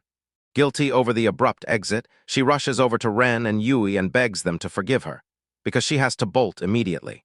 Rin warns her, don't overdo it, and she swears, I won't, then pushes them to stay sharp and be careful. Rin watches her sprint into the city, and a strange thump pounds in his chest. Yui asks if he's okay, but he waves it off and calls that weird gut feeling nothing but his imagination. That sudden hit of feeling throws him into a frantic mess. His heart starts racing out of nowhere, and he's left totally flustered and lost. Shaking it off, he tells Yui it's nothing, then urges them to hurry. The two of them burst into a sprint through the city streets, pushing forward with their own missions. Their momentum slams to a stop when a desperate cry for help rips through the air from down the nearby street. They spot a tiny crew of adventurers getting boxed in as a pack of feral werewolf-like monsters closes in on them. Yui spots the danger right away and Rin snaps, I've got this instantly. He rockets over the terrified adventurers and slams down right in the middle of the snarling beast. He bursts through the crowd at lightning speed, then yanks his sword out for a brutal split-second strike. The rescued adventurers just freeze, staring in bewilderment as this sudden, crushing force sweeps in to save them. With one seamless slash, he wipes out the entire monster pack in a single move. The other adventurers just stare, mouths agape, their minds melting as his blinding speed streaks past. Rin calmly asked if everyone was all right, and they nodded, confirming the monsters were finally dead. Yui spots an adventurer cradling a hurt arm and rushes forward to help. A soft, golden light pours from her hand and seals the man's wound shut, fully healed. Rin can't help but marvel at her fast-healing magic, as the man keeps thanking her again and again. He sees her massive, natural talent, and she boldly declares she's ready to push on from here. Yui blurts out, so we're still heading to the Kenzaki dungeon, right? Rin stares at the chaos and realizes it. Since monsters keep popping up from way out there, she has to switch to a whole new strategy. He admits that with their current power, they wouldn't stand a chance, and Kenzaki wouldn't even feel their impact. He explains that when a dungeon starts collapsing, the monsters inside don't just survive. They go supernaturally vicious and power up like something has switched on. Their power surges by at least 50%, and sometimes it goes even further, doubling like a total overload. In this unstoppable power-up, the dungeon's ultimate guardian transforms into the final boss. If that dungeon crumbles before the boss falls, It blasts its nightmares straight up onto the surface. To topple the final boss, you don't just need any team. You need an elite party ranked higher than the dungeon itself. With a grim shake of his head, he admits he's still not strong enough to reach that level of power. Yet. He even remembers telling Rei that he'd already beaten Kenzaki, only for that to throw his cooldown timing into chaos. After a tense pause of staring into the void, he finally makes his call. He pitches a plan. Hunt down those escape monsters and patch up anyone hurt. Yui jumps in and agrees without hesitation. Meanwhile, deep inside the Kenzaki dungeon, Shin blasts a brutal lightning strike that tears through the air. The blast rips through the pack of monsters, wipes them out, and clears the way ahead.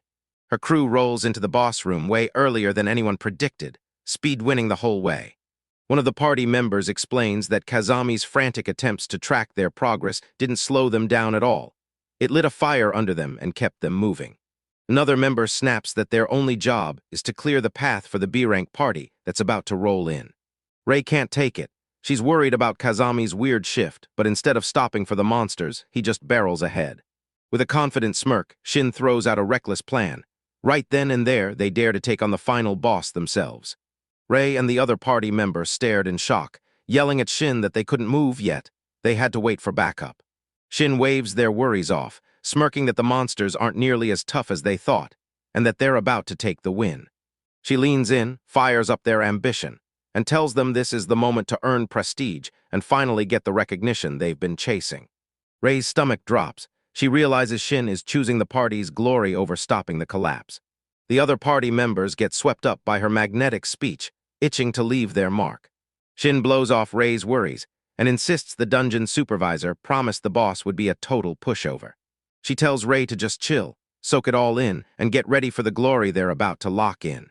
Rei realizes with chilling clarity that for them, this disaster is nothing less than their chance to strike. Shin snaps her focus back to Rei, and there he stands silent, torn up inside. As the leader, Shin corners Rei with an ultimatum: stay back and fight the monsters alone. Cornered and outnumbered, Rei swallows his pride and quietly gives in, nodding along as he agrees to go with them. A triumphant grin bursts across Shin's face as she praises Rei for finally coming around. The massive doors to the boss chamber start to groan as they swing wide, and the whole party charges right inside. Heavy doors slam shut behind him, and the echo booms through the stone chamber. Rei glances back with a grim stare because he knows, no matter what he does, his fate is already locked in. With a deafening slam, the doors snapped shut and locked, sealing them off from any chance of reinforcement. Rei knows that door won't open again until they're dead. As their eyes finally claw through the gloom, a hulking, shadowy giant staggers into view. The final boss, this colossal armored Hyurk, looms over them, growling like it's about to tear the whole world apart. Even cocky Shin gets rattled for a second and blurts out, asking Sakura to appraise him. Sakura's face drains of color the moment she drops the truth. This high orc is level 3000. A brutal wave of terror crashes through the party, and their bravado evaporates on the spot. Even with the shock still buzzing in their ears, Kazami snaps his crew into action, and glory ignites in his eyes. The rest of the party surges with energy, and they all snap in, ready to take on the challenge. Rei can't shake the dread. A reckless move sits on her chest like a crushing weight. 10 minutes later, their victory high crashes into a panic-filled scream. No way. The high orc is sprawled and defeated, still shaking on its feet, and Rei clocks it. Yeah, they've crushed it. A fierce warrior snaps at Yulia to lock down the creature's location with a fortress seal. She blasts jagged stone spikes around the creature, trapping it in place. Kazami smirks like he's already won and announces it's time to end this for real. Right when victory looks locked in, the captured high orc suddenly blasts a bone-shaking roar into the air. Yulia flinches as she realizes something's horribly off, like the whole situation is screaming danger. Kazami shrugs off the roar like it's pathetic desperation, then steadies himself to land the killing blow. His smug smirk fades as his eyes lock on something past the orc, and pure disbelief hits him like a punch. Something shocking rises out of the floor, pushing through in a thick, viscous pool. 5 identical, nameless knights suddenly rip out of thin air, radiating pure menace. Sakura snaps that they're level 2000 nameless knights, then the whole party's blood runs cold. Fed up with the minions, Kazami snaps his hand forward and unleashes crackling lightning that tears through the chaos. His strike lands, yet the knights' brutal defense soaks it up and they barely even flinch, still standing strong. Kazami shouts for his party to stall the knights, but the order lands too late. The knights lunge forward with unnatural speed, streaking past the frontline fighters like they're teleporting. Kazami's eyes widen with panic when it clicks. Yulia isn't just being hit. Someone is aiming at her with real intelligence. One of the nameless knights snaps out of the group and lunges straight for Kazami. He whips out a fast dodge, then flashes a contemptuous smirk like the attack never stood a chance. He fires off another brutal lightning strike, cracking the knight open with a thunderous, bone-rattling blast. Yulia exhales in relief, thrilled she showed up just in time to back him up. Kazami brags like he owns the world, then whips the party into shape to crush the last 4 knights. The knight's armored body slammed into the ground with a brutal clang, fully defeated. He snaps his focus back on the original target, pushing the whole party to crush the high orc and end it. Suddenly, the ground starts to rumble deep and violent, shaking the whole party and sending alarms blaring through them.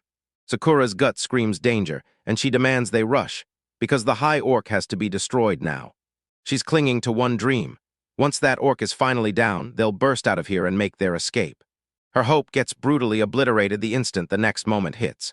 A colossal armored boot slams the ground, shattering the stone seal with a roar so loud it rattles your bones. The whole party just gapes in total disbelief, shocked out of their minds, because there's no way they can wrap their heads around how that creature ripped free.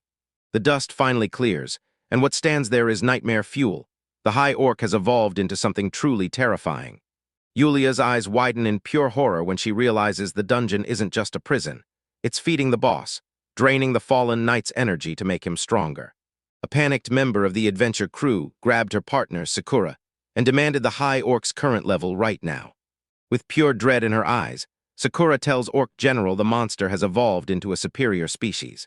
Her face twists in pure terror as she blurts out that it's hit a brand new terrifying level, 4000. A storm of lightning detonates across the chamber, crackling through the air as furious cries fill the room. Kazami, their leader, panics and unleashes a brutal lightning blast straight at the newly evolved monster. The huge orc general reels from the hit, blinking in disbelief, stunned by what just tore through him. Kazami lets out a full-body scream of disbelief as he realizes his deadly lightning strike is doing absolutely nothing. His companions stare in sheer horror, realizing that their one-of-a-kind skills suddenly don't matter anymore. A young woman named Rei suddenly feels the floor drop beneath her, realizing with terrified clarity that their once unstoppable party is shockingly fragile. One of her party members shoots back with a grim look, saying their special skills only worked because their last opponents were utterly weak. With her confidence shattered to dust, Rei realizes this orc general isn't just a foe. This is their first real boss fight. The colossal orc general slams out a thunderous roar, and the real battle finally kicks off. The monster locks its chilling glare on the terrified adventurers, and its one blazing eye drips with pure, vicious malice. Cracks spider across the ground, and the whole party just freezes. Kazami's eyes widen as the monster crashes forward. The orc general rips his massive axe through the air in a brutal wide arc, and Kazami's scream erupts, straight-up terror. Rei lets out a desperate scream, blasting a warning so her comrades can brace for the incoming attack. She and that armored warrior hurl themselves in front of their leader, trying to slam their bodies between them and the devastating blow. The axe crashes down with a deafening impact, shattering the ground beneath them like it was never meant to exist. Rei gets slammed backward by the attack's brutal force and crashes hard onto the cold stone floor. She gasps in pure agony, and blood runs down from the corner of her mouth after that brutal hit. The impact hits like a wrecking ball, and she goes tumbling and sliding across the shattered cobblestones. She finally stops, slumping against the dungeon wall, battered beyond words and completely crushed. Her body locks up completely, and panic crashes over her as she realizes she can't move an inch. A status bar flashes that her life is hanging by a thread. Her health points have crashed to a shocking 10%. The orc general lets out a furious roar, closing in to end her life as she lies broken and helpless on the ground. It hoists that massive axe overhead for the final strike, and the blade screams through the air before it lands. Rei feels a cold, undeniable truth settle in she, and her whole party are trapped in real, deadly danger with no way out. Her last party members can only stand there, frozen in terror and staring in total disbelief. One of them mutters under his breath with pure defiance, refusing to let their story die right here. Kazami's fear detonates into raw, desperate rage as he hammers the question, are they really going to die right here? He hurls one last desperate lightning strike, and the orc general erupts in a bone-chilling roar. The attack slams in with a blinding blast of light, crackling raw electricity that erupts like a roaring storm. Rei feels the scorching backlash from the blast's immense power, punching up through the ground from where her leader just unleashed it. A colossal blast erupts, and thick smoke and dust surge everywhere, swallowing the battlefield from sight. After that final, desperate play, everything feels heavy, like the next move could shatter the whole future, and nobody knows what happens next. Smoke starts to thin, and in the sudden hush, a quiet swish cuts through the silence. Rei hauls herself up out of the rubble, scans the empty room, and can't stop wondering where everyone disappeared to. Her eyes fly wide with pure terror, as the brutal truth of what's happening finally slams into her like a nightmare. The org general lurches back on her feet and towers over the unconscious wreckage of her fallen comrades. Her companions are still breathing, but she can feel their life force getting ripped away, second by second, with no stopping it. The monster snaps its terrifying stare onto Rei, alone, and the only one still conscious in the whole chamber. A brutal metallic clang rips through the room, and just like that, the next deadly threat crashes in. A tall, shadow-thin figure slips out of the corridor. Nobody knows its name, but the air turns icy and deadly the moment it shows up. Rei's worst fear hits again. One of them is still standing, and terror claws at her guts.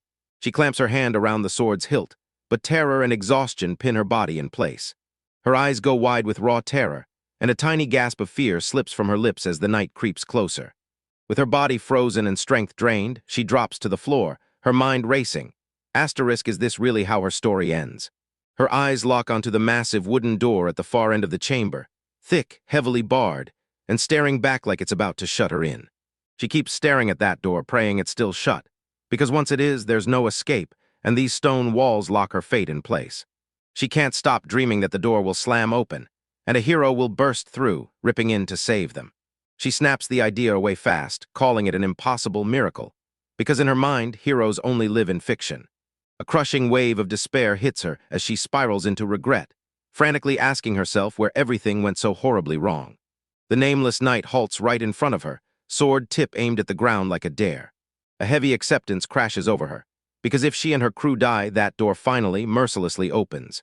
This lets the B-rank party burst inside at last, and finally smash the orc general.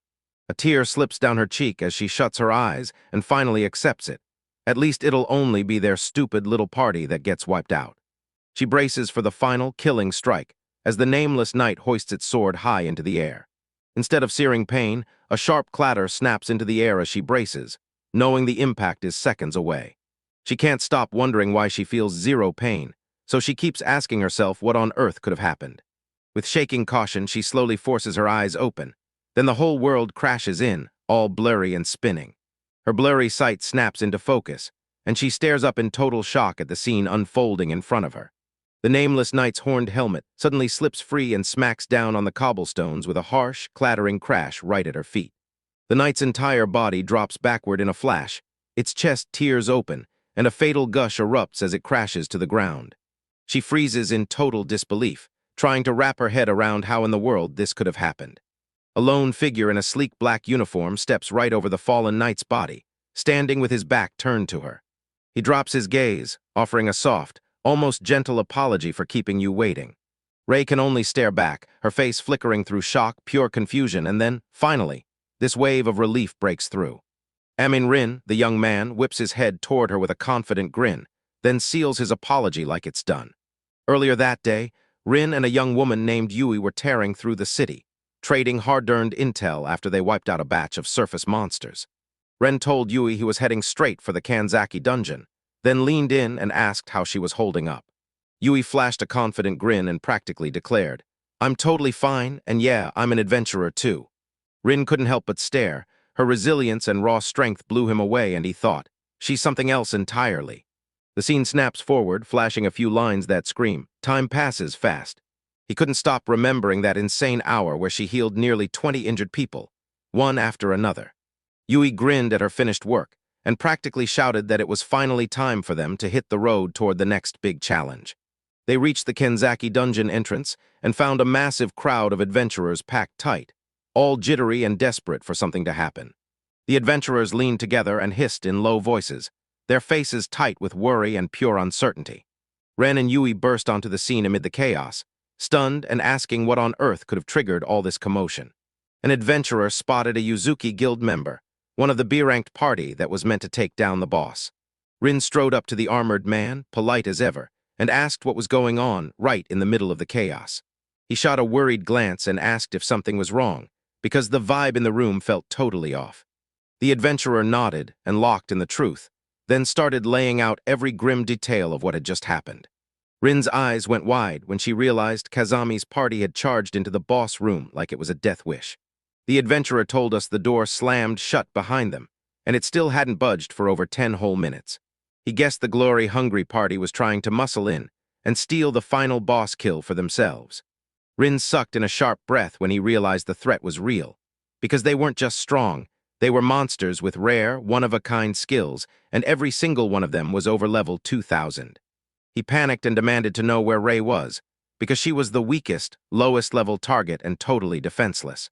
Another adventurer swore that 5 people charged in, yet none of them recognized the name Rei.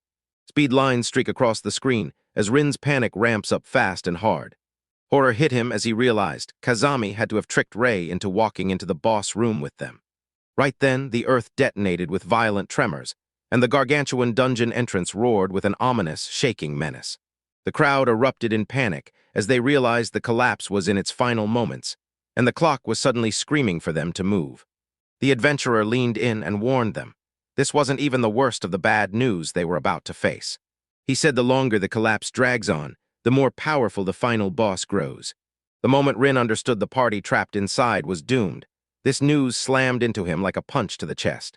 His eyes snapped wide with pure terror, and all he could think about was Rei, right on the edge of mortal danger. He snapped around at the surprise of Yui, face set with grim determination, and promised her, "I'll be back." Before she even found the words, he exploded toward the crumbling dungeon entrance, sprinting like his life depended on it. He whispered the name of his skill, dungeon teleportation, then braced to dive straight into the collapsing labyrinth. He ignored the desperate cries to stop and slammed straight through the shimmering gate. With the dungeon teleport set to activate, Amani Rin prays his gut feeling is dead wrong. He's praying that Kazami's crew has already wiped out the final boss. His face wears pure anxiety like a mask, and he's silently begging for this to end without any chaos. With a bone-jarring thud, he slams into existence inside the pitch-black cobblestone dungeon. The moment he arrives, everything screams chaos, utter devastation, and danger closing in fast. After a quick sweep of the chaos, he lets out a breath of relief. No one's dead yet. A jolt of pure resolve slams through him as he roars the name, like the world is demanding it, Nameless. Fueled by sheer grit, the armored warrior slams the Nameless block down and stops the smaller knights strike cold. Nameless's defense gets shattered, and his foe drives a brutal impaling strike straight through him. His massive greatsword crashes onto the stone floor with a useless clatter, while his guards are utterly shattered. Rei freezes in terror as their greatest defender gets slammed to the ground. Her eyes flare wide with disbelief, as if she can't even process how this nightmare could have happened. Ren steps in, cool as ice, and delivers a calm, confident apology for being just a bit late. Rei cranes her neck up at her rescuer, battered and drained, and she can't even find words. He knows this is a bad sign, so he snaps open his item box without wasting a second. Kneeling beside Rei, he presses a powerful health recovery potion into her hands, easing her pain with every heartbeat. He flashes her a soft, reassuring smile and tells her point-blank that she's safe now. Every week he's coughing up a storm, and Rei finally demands, "So how did I even get into that sealed room?" Rin pressed a finger to his lips, whispering that he'd spill everything later. He shoves more potions into her hands and orders her to rally their other comrades too. While his allies are taken care of, he grips his sword and steps up to stare down the real threat. His face tightens as he whips around to square off with the dungeon's final boss. When the level 4,000 orc general steps in, panic slams into him.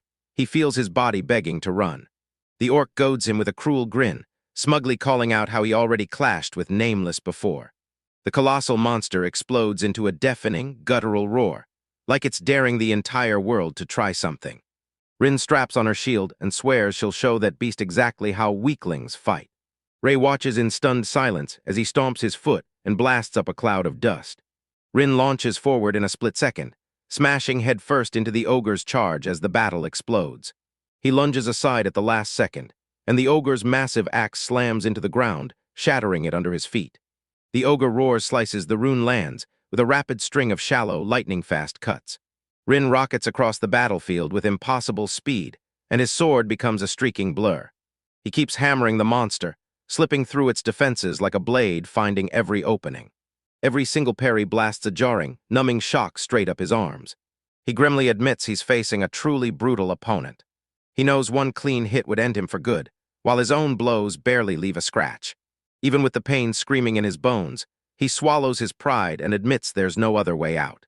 He keeps pressing his plan, hitting hard, then vanishing before anyone can stop him, using evasion as the only real way to fight.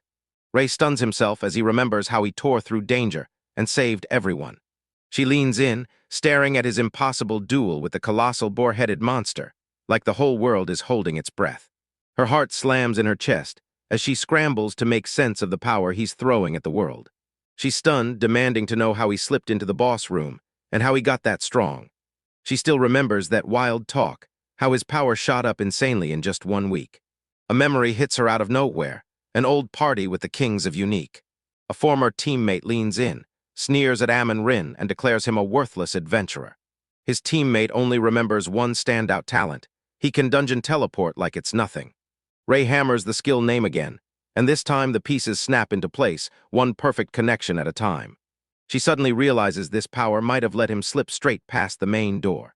A sudden burst of deep understanding lights up her mind. She remembers Rin's awkward, flustered lie, trying to blame his dungeon trauma for why he couldn't show up right. Then everything clicks into place with shocking clarity. She can't believe it for a second, but if her hunch is right. Her eyes go wide as the truth about Rin finally slams into place. She's convinced he's hiding a power that could crown him as the absolute strongest. She can't stop wondering, is something like that even real, or is it just wishful thinking? She knows the only way the truth shows up is if he claws through this fight and lives. Her fists dug into her chest as she whispered a desperate prayer, like hope was slipping away. She leans in close, whispers his name, and dares him to seize the impossible battle. On the battlefield, Rin stares the truth in the face and admits just how painfully weak he really is. After countless battles, he finally learned a brutal truth that ended up being worth everything. He knows that giving in to unnecessary emotions will slam the brakes on everything he's trying to do. He steels himself to drop pride, kick rashness aside, and crush his fear. He's locking in on that monstrous enemy right in front of him. He lunges for a razor-thin chance, pouring every ounce of willpower into it. His eyes blaze as he decides to snatch that thin, trembling chance at victory. With this mindset, he's convinced that even the weakest can still strike fear into anyone who underestimates them. He sprints ahead, daring fate as the ogre bellows that he won't escape. The beast rockets forward, and its face is a mask of nothing but raw, brutal fury. It slams its fist into the ground, smashing the stone floor to pieces. Rin springs through the shower of shattered rock, landing with pure, nimble grace. He knows if he dodges every single hit, he'll only end up moving slower. He triggers his enemy detection skill, and suddenly he's got the upper hand. Because those fragments are inside the dungeon, every single one of them is packed with mana. This lets him pinpoint the exact spot of every single fragment in 3D space. He rockets past the stunned ogre with speed that shouldn't even be possible. Ray yells a desperate warning as the ogre slings off those brutal, heavy blows. Its speed skyrockets, then it rockets forward in a full-on lunge. Rin digs in hard because he's seen the same trick play out before. He fires up Gale Wind and rockets his speed by 30%. He sprints past the monster's rampage, flipping its own plan back on itself. Saying it's payback time, he barrels in and lines up a devastating strike. He explodes with superhuman power, smashing his way through a relentless barrage of earth-shaking punches. Roaring that this is the end, he steadies himself and sets up his final move. He lifts his sword overhead, poised for the one strike that decides everything. He realizes that trying to juggle both skills is guzzling his MP at breakneck speed. He locks in, knowing every punch in this fight finally boils down to this exact moment. He turns into a blur of deadly slashes, cutting straight through the ogre and leaving it overwhelmed. The beast shrieks in raw agony, its fury blazing so hard it shakes the air. It rips the air apart with a deafening, concussive roar as a final last-ditch move. The shockwave blasts Rin's backward, sending him skidding across the stone floor. The ogre's badly wounded, but it won't fall. It still stands there, gripping its weapon for dear life. It unleashes one last, gut-wrenching scream of pure agony. Rin sees it stumble, and he braces for his next strike. The beast's power finally buckles, Weakness spreads as its strength taps out for good. It lets out one last, wrenching grunt of pure disbelief. Ray's eyes bulge the moment her terrifying suspicion gets brutally confirmed. The ogre's eyes bulge with pure disbelief, stunned by the fact it just got defeated. Ray swallows the truth and a wave of certainty hits. Her guess was dead on. She finally gets it, the real truth behind Rin's power.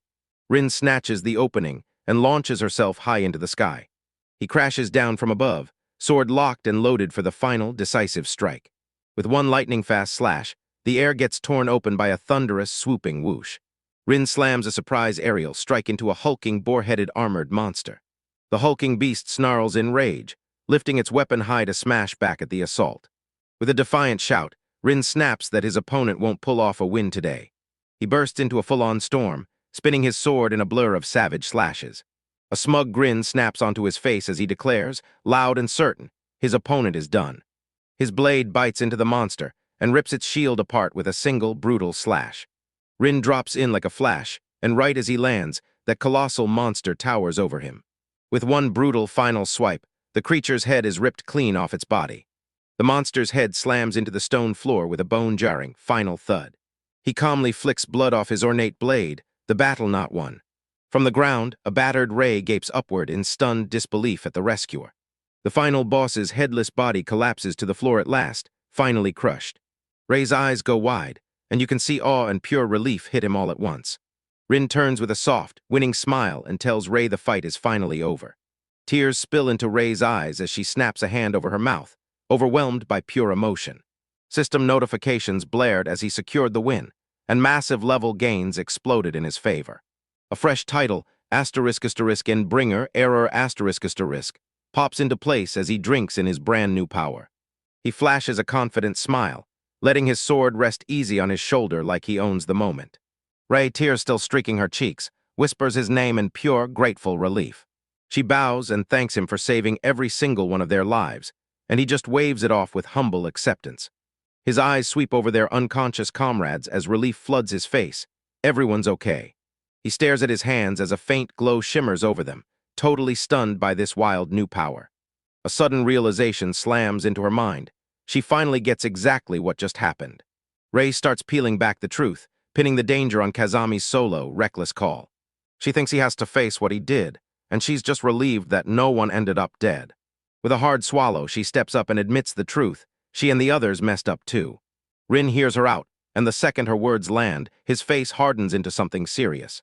With a tender flick of his hand, he reaches out and softly pats her on the head. Ray jolts at the touch, then snaps her gaze up at him, eyes full of questions. Her tense gaze melts as she feels his comforting touch settle over her in the quiet. He tells her to stop beating herself up, then reminds her, "You made it through, so you can make it through this too." A warm, flustered blush erupts across her face as she accepts his words, smiling like she can't believe it.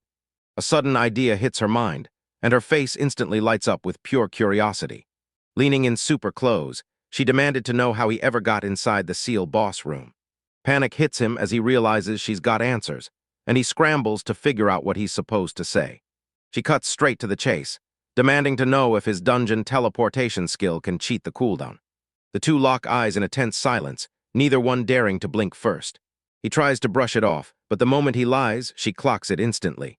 He blurts out in protest, but she stays cool and tells him not to worry. She warns him that if his sudden growth ever gets exposed, a storm of trouble will come crashing down on him. Broken down, he shoots her a grateful look, thanks her for worrying and begs her to keep his secret. With a real, radiant smile, she swears she'll never betray the man who saved her. Rin trusts her completely, and with one quick nod accepts her promise. Now they have to craft a believable story for how they pulled off their victory. Rin first pushes the idea, act like I was never here, because once everyone gets teleported out, there'll be no trace. He points out that everyone would assume Ray beat the boss by herself. Ray cooks up a cover story, replaying Kazami's last-ditch lightning strike in her mind. She suggests they pin the Orc General's defeat on the blast that followed. Rin watches his face light up, and she knows her proposal landed as something truly heartfelt. He admits the tale sounds wild, but it still stays just believable enough to work. Ray frets over how this fake win might just blow Kazami's already massive ego even bigger. She realizes that incident scarred them all, because it proved just how terrifying dungeons really are. Her gaze turns sharp as she weighs the nightmare of it happening all over again. She makes a vow to own what happened and slams the brakes on anything reckless like that ever happening again. Seeing that grit in her eyes, Ren nods and jumps on board with her plan. Then he can't stop thinking about the nameless knight's body, praying it'll spill another drop. Ray blurts out that it disappeared right in the middle of his fight with the orc general. She adds that even the way it spawned was a weird glitch, an odd little irregularity. Ren decides to grab his spoils and sprints to retrieve the magic stone. The stone he yanks free reveals a massive, flawless crystal, pure gold-level valuable.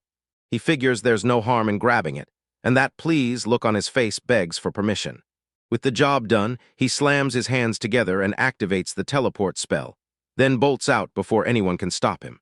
Yui's voice pings him, asking how he'll explain his first entry, because he totally forgot it. Blushing hard, Rin mutters that he'll blame his wild, erratic behavior on puberty. Ray and Rents lock eyes, and the silence turns awkward fast. Once they finally smash the last boss, the Kenzaki dungeon starts crumbling to the ground, and they scramble back out. But their nightmare isn't done yet. The consequences are only just starting to hit.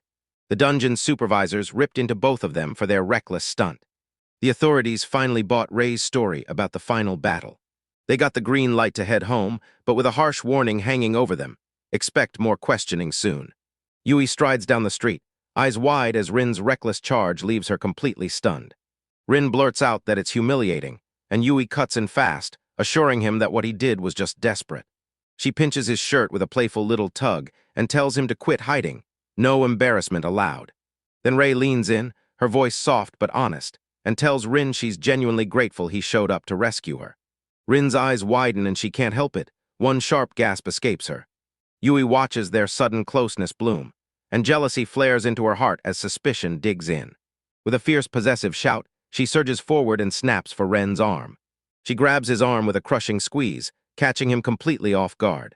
Yui glares her rival down, swearing that Ray won't come out on top.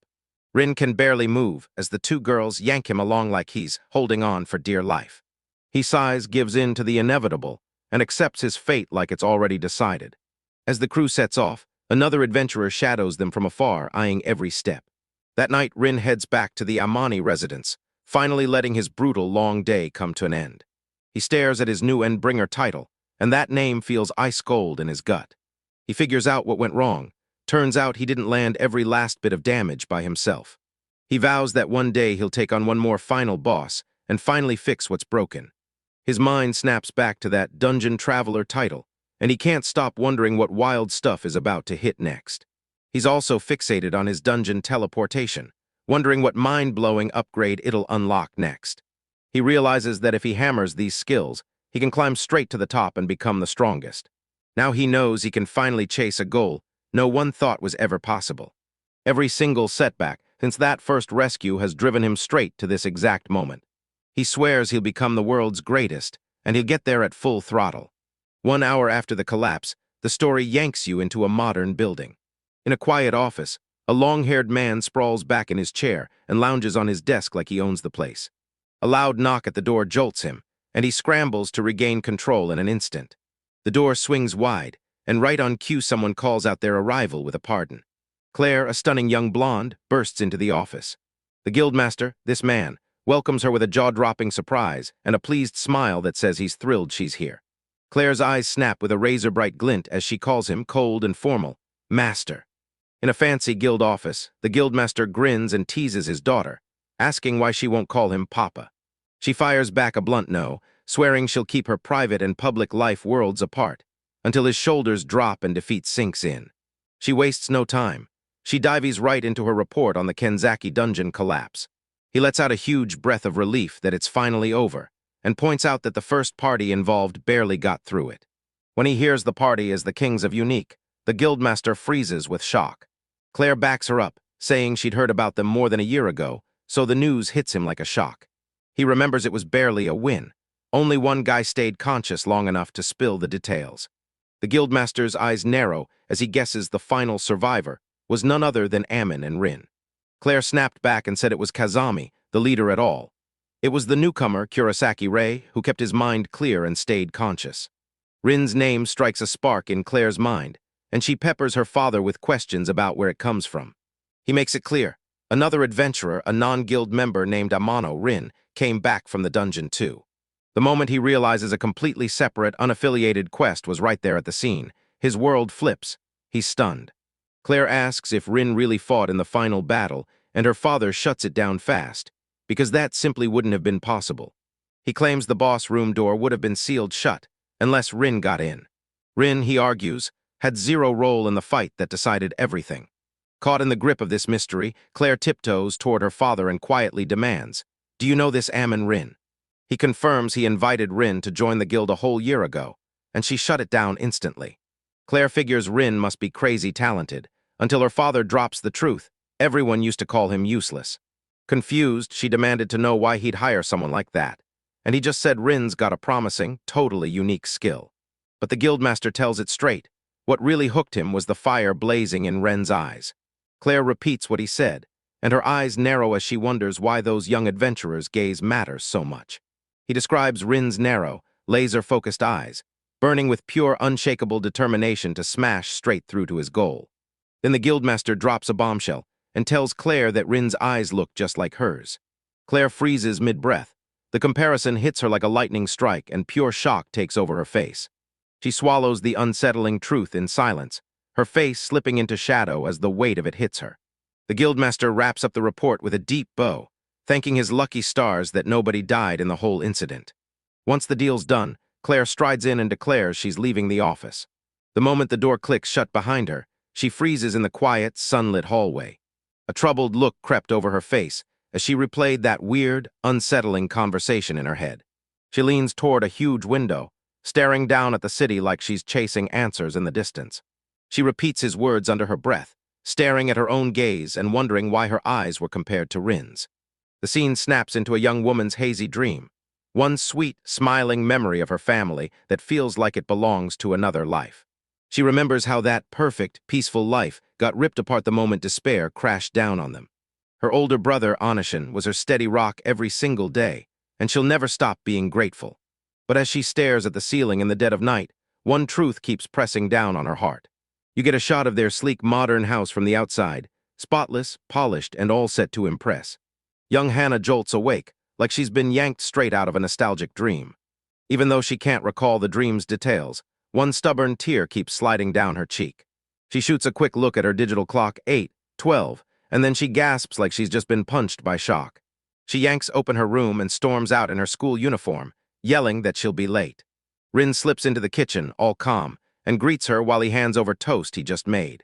She beams with pure gratitude and devours a huge bite of the toast like it's the best thing she's ever tasted.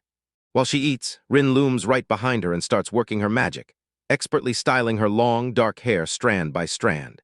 He tells her to just focus on eating while he tends her hair like he always does. Same routine, same comfort. Hannah lets out a quiet sigh of comfort, realizing it's been ages since they last shared a moment like this. Behind the action, a news report blares on a screen, fresh dungeon updates pouring in. The report drops the news of a brand new dungeon, and it points straight at the suspicious death of a B-rank tamer. It also reveals that 2 brand new S-ranked ventures just burst onto the scene in Japan, an insanely rare win. Rin expertly flicks her hair through every step, twisting and tying it down with practiced precision. The last bit of news hits like a bomb. Adventurer rules just got a dangerous, critical overhaul. They just dropped the adventurer minimum age to 16, and that news hits Hannah like a punch to the chest. Fierce determination flashes across her face, and she knows. This is it, her moment has finally arrived. Rin tightens up her hair, and the thought hits him hard. His moment to act is here too. Hannah stared at her reflection, and there it was. Her hair now flawless, topped with a huge decorative bow that screamed ready. She thanks her brother for his help, and he flashes back a quick, simple yes, like that's all he needs to say. When she notices the time again, panic hits hard. She rockets out the door without a second to spare.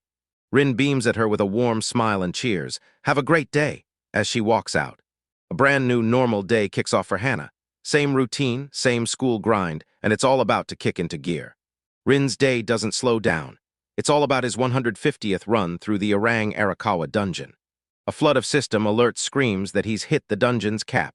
This is the maximum number of victories it'll ever allow. He throws his hands up, already maxed out 5 of the 10 dungeons he needs to finally earn his dungeon traveler title. His Dungeon Traveler title is now officially halfway done, and the finish line is finally in sight. He clenches his fist with pure triumph, basking in the huge win he just pulled off. A snap of black and white speed lines flashes across the panel, screaming that time is ripping by in an instant. He's standing in front of a glowing hologram, fists itching as he's about to dump his hard-earned 7,010 skill points. He decides to pour all his points into leveling up his dungeon teleportation skill. He figures 6,000 SB is the magic number to crank the skill up by 3 whole levels. A burst of notifications hits your screen, bragging about every upgrade from level 13 to 15, each one proving just how much stronger you've become. He scans the new stats, finds everything exactly like he predicted, and locks in his plan for the next big milestone. Now that 5 dungeons are maxed out, he's crushing his goal like it's finally within reach. He's still buzzing with adrenaline and swears he'll carry this momentum straight into tomorrow. A calm night shot of their house settles the whole scene, like peace is finally winning, at least for now. His grin dies as the truth hits. Every dungeon he's ever cleared is tapped out, and he's completely out of room to go. He dropped onto his bed, furious at the mistake he made, and came to terms with the fact that he'd been shoved into a break he never asked for. On his status screen, his raw, crushing power practically screams off the page. Then 3 days later, Ray finally reaches out to him. In a cozy cafe, a voice snaps, "Rin," and points him straight to a table where Ray is already waiting. Ren rushes up to Ray, apologizing for being late, and Ray just smiles. She tells him she only just got here. Ray bursts out, scolding him for his brutally honest words, wishing he'd just lied to soften her feelings. Rin blurts out a quick apology for showing up so suddenly, then asks if you're free at all. He admits he wanted to see her too, because he couldn't stop himself from chasing what really happened with Kazami's party. His blunt words landed like a bomb, and Ray's face instantly erupted into a flustered, blushing panic. Not noticing her reaction at all, he blurts out that she must be sick, just because her face is burning red. Once the awkward moment finally blows over, a teacup sitting on the table quietly anchors the whole scene. He's hit with pure shock when he finds out the adventuring party, the Kings of Unique, has officially fallen apart. Ray tells them that Kazami's drowning in guilt, and he's certain he's no longer fit to lead. Rin freezes in shock, because she'd seriously expected beating the final boss would blow Kazami's ego sky-high. Ray tells them how the raw power of their special skills made them feel untouchable for an entire year. She adds that Kazami isn't just scared, he's now doubting they can even beat the brutal orc general. Now he's convinced that win was pure luck, no proof of their skill at all. Rin takes it all in, and you can tell, whatever just happened has to feel like an absolute gut punch. He can't help but think how freakishly rare it's become for adventurers to stumble into real, life-or-death danger anymore. Rin leans in and asks Ray what she's gonna do now, that she's finally independent and living life on her own. Ray makes it crystal clear. She's not done yet, and she's pushing forward with her journey. She declares she's not done yet. She's keeping her adventuring life alive, and now she's laser-focused on a brand new personal goal she's chasing right now. When he asks what her new goal is, she spins away with a mysterious blush and whispers that it's a secret. He steps in and tells her to ease up, because he's genuinely worried about her pushing herself too far. She nods along with his advice and swears she won't go overboard. A hush drops between them at the cafe table, thick with thoughts that neither of them wants to say out loud. Rin flashes the thought, maybe she should invite her to team up with him, then the idea vanishes as fast as it comes. He shuts that idea down on the spot, convinced his one-of-a-kind talent would make working together a nightmare. As they keep talking in that cozy cafe, Ray suddenly stops cold, like a vital memory just snaps back into his mind. Rifling through her bag, she yanks out a thick stack of white envelopes. She slaps the money on the table and tells Rin it's a whopping 4-5 million yen. Rin snaps upright in his chair, eyes blazing, and demands to know why she's throwing him such a massive amount. Ray raises a calm hand and tells him, flat out, to listen as she starts explaining. A flashback rips us straight into that boss room. Rin hands her party several precious health potions like it's survival or nothing. She explains that she took the money back from her party members, payback for the potions she gave them. She shoots a small, guilty smile, and admits this is only half of her own share for now. Rin takes the money, unable to refuse her, because turning down her heartfelt gesture would feel plain rude. Ray thanks him and he shoots back. This feels weird, but yeah, welcome. A calm, soul-searching silence slips between them as their teacups steam in the same quiet moment. Later, while they stroll down a bustling city street, Ray somehow locks in Rin's attention. He whips his gaze to her, eyes curious, and holds his breath while he waits for her to finally speak.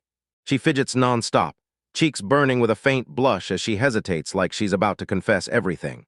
With Ernest's eyes on her, she gets all shy and asks, could he maybe join her for another dungeon run sometime?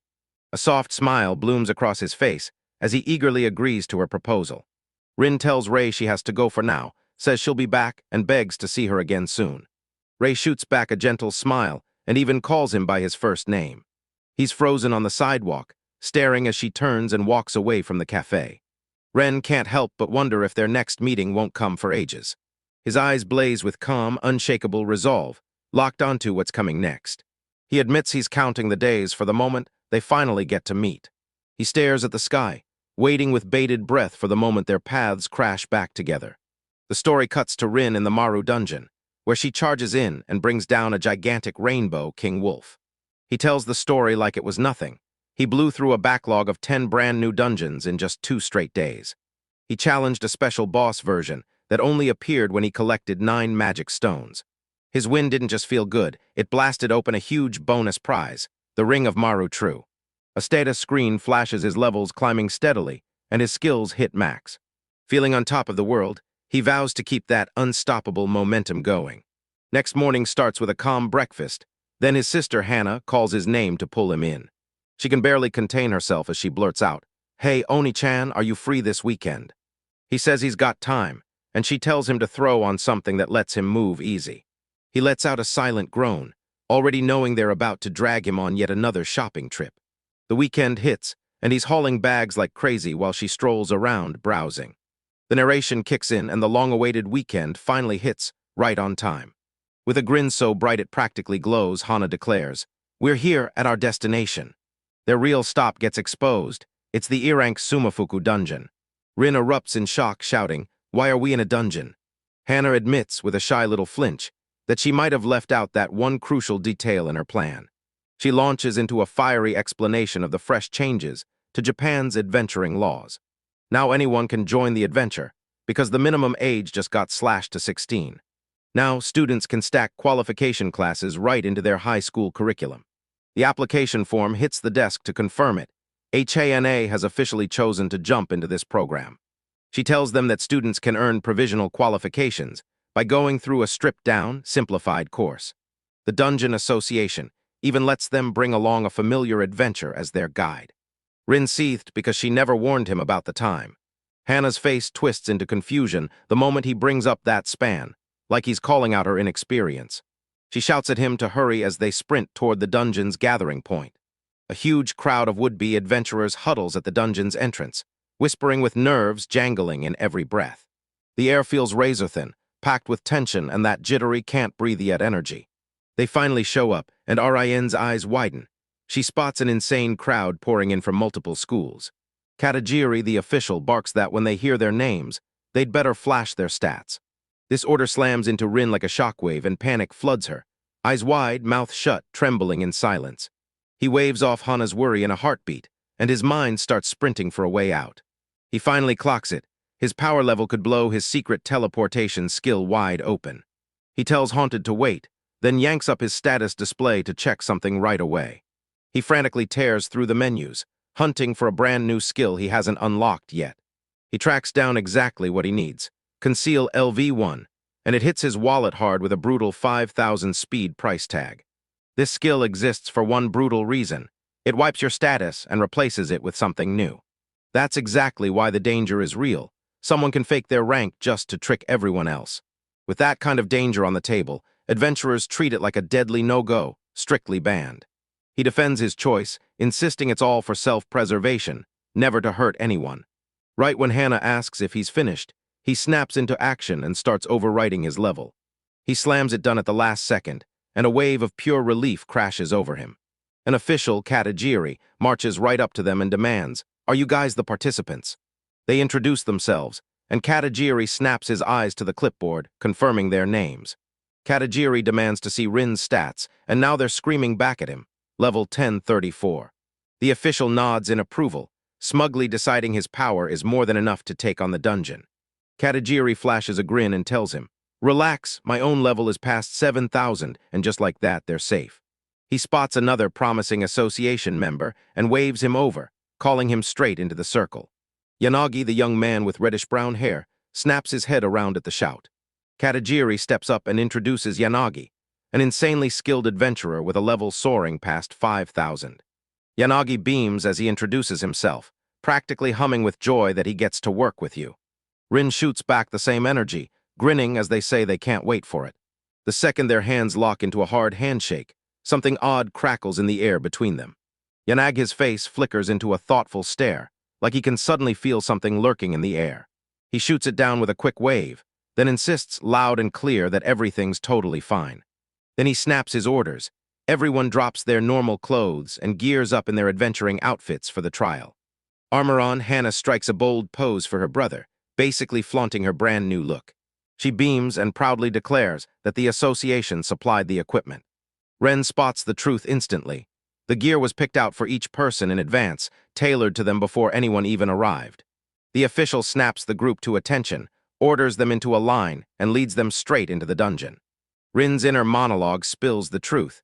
He slipped in through dungeon teleportation, then played it off like a normal entrance.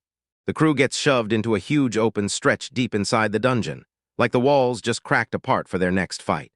Katajiri points and declares, "This is where you'll finally find out who can pull off the stats and who can't." He tells them the brutal truth. Only 10% will make it if they can beat their very first monster. One of the participants blurts out her fear and jitters, freaking out over how slim the odds are. Just when he thinks he's got it, someone rips away his resolve. Then he swears he'll succeed at any cost. A third participant throws their whole heart into it, praying they can awaken a terrifyingly powerful, one-of-a-kind skill. Rin stares at Hannah's trembling, fully realizing this single moment will decide their futures. He calmly reaches out, then clasps her trembling hand in his. He tells her to quit freaking out. Getting those stats is pure luck, no skill, no control. He instantly regrets snapping like that, because it doesn't feel comforting at all. Hannah playfully teases him, calling out his weak, half-hearted attempt to reassure her. She shoots him a grateful look, and admits that his little gesture actually made her feel a little better. Ren finally exhales in relief, and then boom, a fresh idea hits him. An official breaks down the game plan for taking on your first monster, together, in tight little groups. That special rule lets anyone with deranged companions ditch the group and go solo instead. Rin freezes in shock, then realizes this surprise pick is exactly what she needed. Not wanting crowds around, he leaned in and asked Hannah if she'd rather they ditch everyone and go alone. Two blazing torches plunge down in a steady glow, disappearing into the deep, pitch-black cavern. Inside the cavern, Rin and Hannah crouch and stare as a tiny gelatinous creature oozes across the floor. The weird star-shaped monster lets out a gurgling roar while the adventurers stare in shock. Hannah shoots her brother a nervous look and begs him to identify the creature he keeps calling a little different. He finally nails it, the tiny oozing monster. It's a slime, plain and simple. With his appraisal skill, Rin sizes up the level 1 lesser slime and decides Hannah can take it down. He jabs a finger at the red orb inside it and tells you that's the creature's core. With a nervous gulp, Hannah steals her courage and snaps, "Fine, I'll take your challenge." Her fingers clamp down on the dagger's hilt, and fresh determination surges through her like fire. She announces she's going for it, snaps her weapon into position, and lines up to strike. With a brutal lunge, her dagger drives straight into the slime's core, and a sharp crack bursts through the air. Her attack slashes through the air in one huge, sweeping burst that makes the power crystal clear. She drops into a crouch the moment the slime explodes, jamming her dagger straight into the dirt. Breathless from sheer effort, she can't help wondering whether her first battle really paid off. A burst of energy hits her like lightning, and she jerks back hard in pure shock. Bathed in dazzling light, she blinks in disbelief as she experiments with this brand new surge, earning XP stats for the first time. When she told her brother she'd heard a strange voice, he shot back a grin and congratulated her like she'd just nailed the big win. She whispers in pure disbelief, stunned that she really landed her brand new powers. Hannah bursts with joy and celebrates her victory, while Rin squints and calls out her shaky, clumsy way of handling the knife. He leans in and tells her, "Figuring out what skills you've gained, that's the real heart of all this." She can't wait. She thrusts her finger forward and snaps her status screen to life. A glowing hologram flickers into existence, and she can't stop staring as her brand new stats and skills light up in front of her. Rin grins warmly, eyes sparkling as he wonders what powers his sister has managed to unlock. He cranes over her shoulder, eyes locked on the screen, and starts thinking hard about what her brand new power can do. His face snaps into total shock, like he just couldn't believe what he was seeing. The status screen flashes Hana's wild, top-tier starting skills list, and it's seriously unreal. Ren can't believe it. She's suddenly packing enhanced strength, mono manipulation, and a brutal mana boost. His eyes lock onto a brand new, unfamiliar gift, stock LV1, like it just lit up his whole world. A sudden shock of realization slams into him. He's never seen this skill like this before. As Hana stares at him like he's got answers, the truth clicks in his head. He finally realizes what the skill is really all about.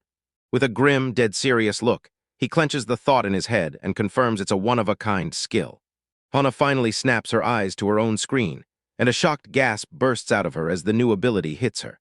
A revealing description says her stock lets her copy any level 1 skill just by touching the target. Ren's jaw drops. This skill is insanely broken, like someone just handed him cheating powers. He clocks that her power will skyrocket the moment she starts leveling up. The thought that she might someday steal and copy high-level skills, it made him shudder to his bones.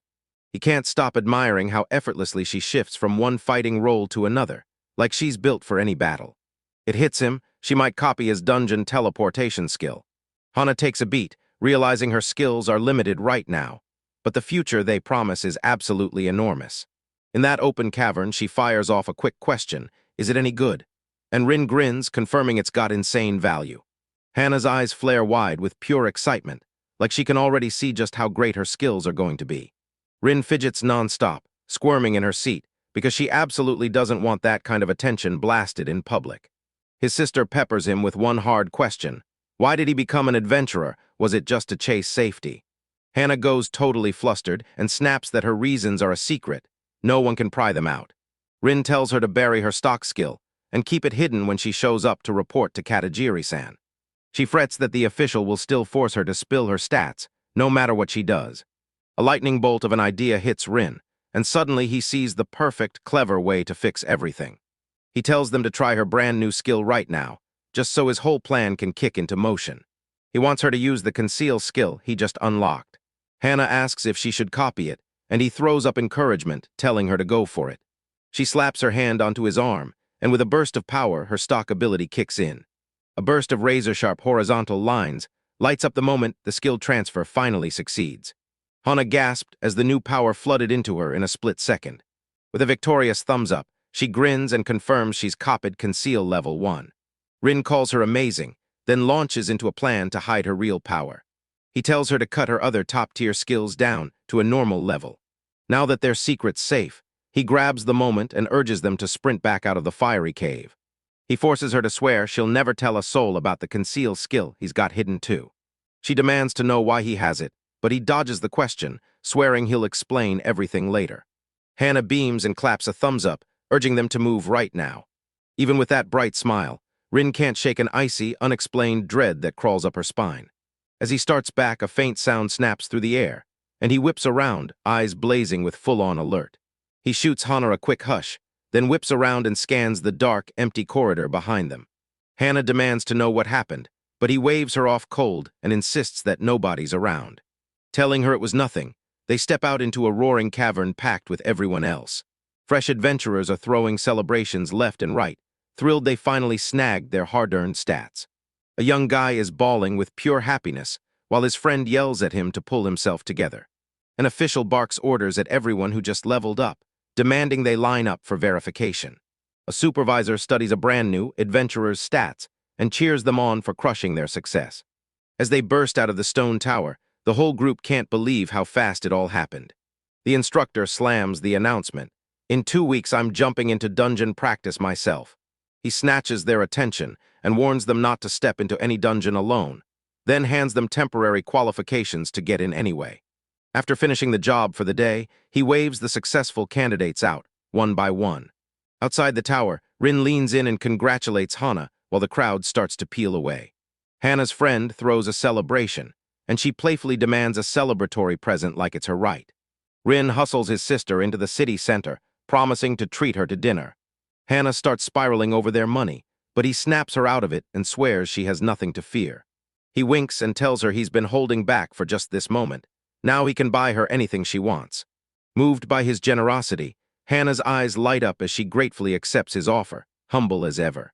He pitches a practice dungeon run for tomorrow, and she practically jumps at the chance. Hannah suddenly gets struck by inspiration and starts hammering away on her phone, typing like her life depends on it. Rin clocks her secret, but chooses to back off and give her the privacy she wants. He watches her stride off with her friends, and he keeps his distance, respecting every one of her boundaries. The whole scene washes out to white, and then, bam, the next day kicks in. A system notification blares that a dungeon takedown just unlocked a reward, 4 levels in one hit. Rin's narration kicks off, and he admits he spent the entire afternoon grinding through the Minajishi dungeon on repeat. More reward notifications blast across the screen, proving he's been grinding non-stop and racking up results like clockwork. He throws a massive celebration after smashing 100 runs and racking up 410 levels. Spotting that his time is up for the day, he slams the brakes on everything and heads out. He barrels into the loud, crowded entrance of the E-rank Cheyenne dungeon to hook up with Hana. Chasing her forgiveness, he rushes up to his sister, then halts just short of reaching her. He just stops dead in his tracks, eyes wide with pure total confusion. Hannah stands there and 2 other young women flank her, decked out in full-on adventure gear. Rin blurted out Yui and Rei's names through shaky breaths, and then demanded, "What are you 2 doing here?" Yui snaps into a pose and declares that her time to shine is here, while Rei just tags along beside her. Hannah playfully chews her brother out because he barely makes it to their meeting on time. Rin demands to know why the other 2 are here, and Hana blurts out an apology for the sudden surprise. Hannah tells her that Yui always keeps asking about him, so she makes the bold move and invites her over. Yui goes completely to pieces, frantically shaking her head and loudly denying every word Hana just said. Rei stays cool and says there could be some truth to it, and that single line just leaves Rin completely baffled. Rin blurts out his shock, not realizing that Rei and his sister Hannah already knew each other. Rei explains that Yui spilled today's plan to her, and made sure Rei knew she'd be there too. Rin, rattled by the real reason she showed up, can't help but wonder, did he somehow blow up and become the talk of the town? Rei thrusts a pouch of money into his hands, and tells him she busted her butt all week to save every last coin. Hannah and Yui didn't waste a second. They immediately pinned Rin for stealing money from younger girls. Panicked out of her mind, Rin grabs Rei and begs him to clear up the misunderstanding with the others, right now. With a radiant aura blazing, Rei tells everyone Rin is special, and that she's handing him the money willingly. Rin snaps that her big, foggy, dramatic speech is doing nothing but pouring gasoline on the whole mess. Outside Shin Park, the whole misunderstanding finally gets smashed, and everything clicks between them. Hannah bursts into a bright smile and scolds her brother for keeping quiet about the whole situation for so long. Yui laughs and swears she trusted Rin from day one, and it drives Rin absolutely nuts. Fuming at her non-stop backpedaling, Rin snaps back and squishes Yui's cheeks. Rin shoots Rei an apology for the horrible timing, still stunned that she managed to pull in that much money. Rei tells her that she's been hunting profitable monsters and using the grind to take a hard look at herself. He leans in and hears her plan, instantly getting why her no-nonsense strategy will build real strength. Yui locks eyes, her mind racing as she can't stop wondering why Rin and Rei are so dangerously close. With panic snapping through her, Yui blurts out, "Wait, are the 2 of us already a couple?" Rin coolly shuts down the rumor, explaining that no honorifics don't mean they're dating. Then he teases Yui with a playful grin, and watching her scramble into flustered, awkward embarrassment makes him grin even wider. The crew spots the perfect nook inside a rocky cabin and claims it as their home base. Rin leans in and tells Hana, in a low voice, that he's got no problem telling the others about her skill. Hannah snaps at his confidence, because this is the first time he's ever even laid eyes on Rei. Rei smirks and points out that the trust Yui has in her doesn't just stop there, it hints at something bigger, Yui's deeper faith in Rin. Hannah smiles warmly, like she instantly gets the weight of their unspoken bond. Rin gets hit with a sharp wave of guilt for holding back the full truth about his real skill. He knows he has to lock his teleportation ability down tight and keep it secret, or he'll become a target the second people catch wind. His worst nightmare, the moment he shows his power, he'll drag his sister Hannah straight into danger. He figures going public might finally rake in the support he needs to shield her. Hannah's voice slices through his dark spiral, yanking him back into the here and now. He bursts out with his plan. He's going to test Hannah's stock skill inside the cavern. Yui and Ray stare in pure confusion, totally baffled as they ask, "Wait, what stock is this?" After Hannah's explanation, Ray lights up and blurts that her one-of-a-kind skill is straight-up amazing. Yu opens her mouth to speak, and the excitement hits her face like a sudden breakthrough. She can't stop gushing about Hana's talent, stunned that two one-of-a-kind skill holders are right here. Yui grumbles that she and Rin are getting drowned out, because neither of them has a real standout skill. Hannah and Ray lock eyes with her, both wearing the exact same deadpan look of pure, stunned confusion. Yoya just stood there completely stunned, because it was obvious he missed one vital detail. Inside the Sean dungeon, her confusion flips fast into pure, laugh-out-loud outrage. Yui grabs Rin by the shoulders and shakes him hard, screaming that he's a traitor for hiding his own special skill.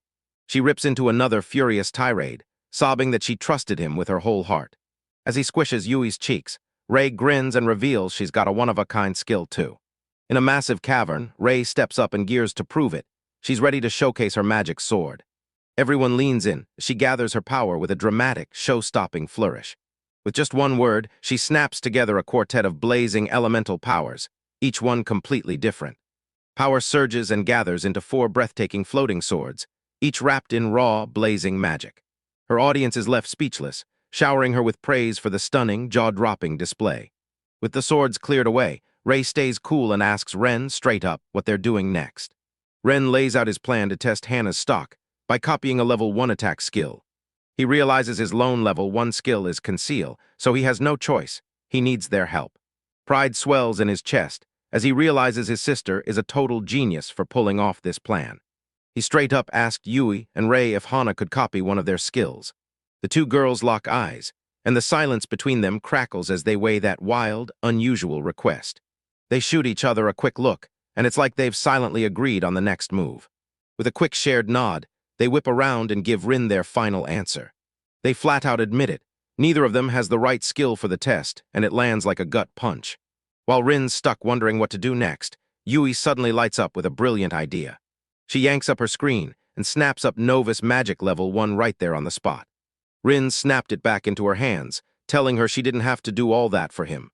Yui tells her guildmates that they practically begged her to get a self-protection skill anyway. She winks at him, throws up a peace sign, letting it slip that she just cracked level 150. Ren can't believe how fast she's grown, and she proudly swears it's all thanks to the Yuzuki Guild. Yui practically bursts with excitement, eager to spill every wild thing she's been through at the guild to Rin. She can't stop gushing about this awesome, super talented senior guildmate. He's teaching her everything. Rin shrugged off the moment with icy indifference, a hint of annoyance flashing on her face as she dismissed her story about yet another man.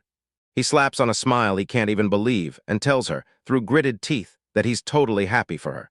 Yui seethes at his dismissive attitude, refusing to believe a single word he says. He snaps to a new topic, and with real sincerity, thanks her for snagging him the magic skill. His heartfelt gratitude hits Yui like a shockwave, and she's left stammering, blushing so hard she can barely breathe. She flashes him a smirk as he thanks her, and he returns the favor right back. The crew huddles up and gets ready to unleash the fresh, copied skills they just grabbed inside the cavern. Yui and Hana lock eyes, then touch hands. Hana flips the stock into action and copies the magic skill. 2 vicious lesser wolves skid into view, and they're handed over as the perfect test subjects. Ren asks Yui if she wants to go first, and Yui jumps at the chance without hesitation. With a determined shout, Yuyan snaps her fireball spell into a leash and hurls it straight at the wolf. A massive explosion detonates and smashes straight through the wolf, wiping it out with a single, devastating hit. Rin can't hide it. Her magical attack hits with crushing, overwhelming power. Then he whips around to the nervous Hana and tells her, straight up, "You're next." As Hana's hands shake, the others rally around her, urging her on while she nervously readies to cast the same spell. With eyes locked in, she blurts the incantation like a battle cry, "Fireball." A little harmless puff of flame pops out of her hand, then fizzles instantly, and it leaves her stunned. The bewildered she-wolf reads her opening and lunges in hard, crashing forward to attack. Hana screams a warning as she staggers back, barely managing to dodge the beast. Rin shoots in out of nowhere, yanks Hana to safety, and clocks the wolf so hard it drops unconscious. As the wolf crumples to the ground, Hana shoots her brother a look of gratitude for pulling her through. Rin decides that the stock can't copy the caster's raw magical power. It can only borrow something less real. Yui tells you straight up, A spell's true power rises or falls based on the caster's own stats and level. Hana can't shake the thought that her crazy special ability might be underpowered, especially since it only scales off her own stats. Rin shoots back fast, insisting it's not weak at all, but she can't help looking a little flustered. He tells her she can crank a skill's power-up, based purely on her own level. Hana finally buys his explanation, and you can see the understanding light up her face. With a brand new spark in her heart, she swears she'll push herself harder and get stronger. Rin grins, her eyes lighting up with pure confidence as she commits to her goal. He pushes for them to turn her new resolve into action, and Hana erupts with excited cheers. More wolves surge in, and Rei declares she'll charge at the front as the vanguard. As Hana rushes into the fight, Rin realizes the three of them click perfectly into one unstoppable team. He studies how they're put together, and you can see it. Rei's deadly talent hits hardest in close fights and mid-range clashes. He keeps testing and comes to one clear conclusion. Yui's the specialist in range support. He wraps up his analysis and straight-up clocks that Hana can slide into either role with zero hesitation. He can't help thinking that if they had a tank in the mix, they'd become a perfectly balanced, unstoppable party. He leans back, sighs, and admits this kind of party can only live in his imagination. After a brutal battle that roared for a full hour, it was finally time to head home and breathe again. A week later, while he was grinding through the dungeons, the long-awaited event finally erupted. In the final level of the C-rank Nemi dungeon, Rin stood there triumphant, smashing the fallen monster and sealing the win. The system basically flashed, confirmed he hit the dungeon's victory cap, and boom, he pocketed one last plus 25 level bonus. The adventurer stammered, and as the news finally landed, shock flooded his face like a wave.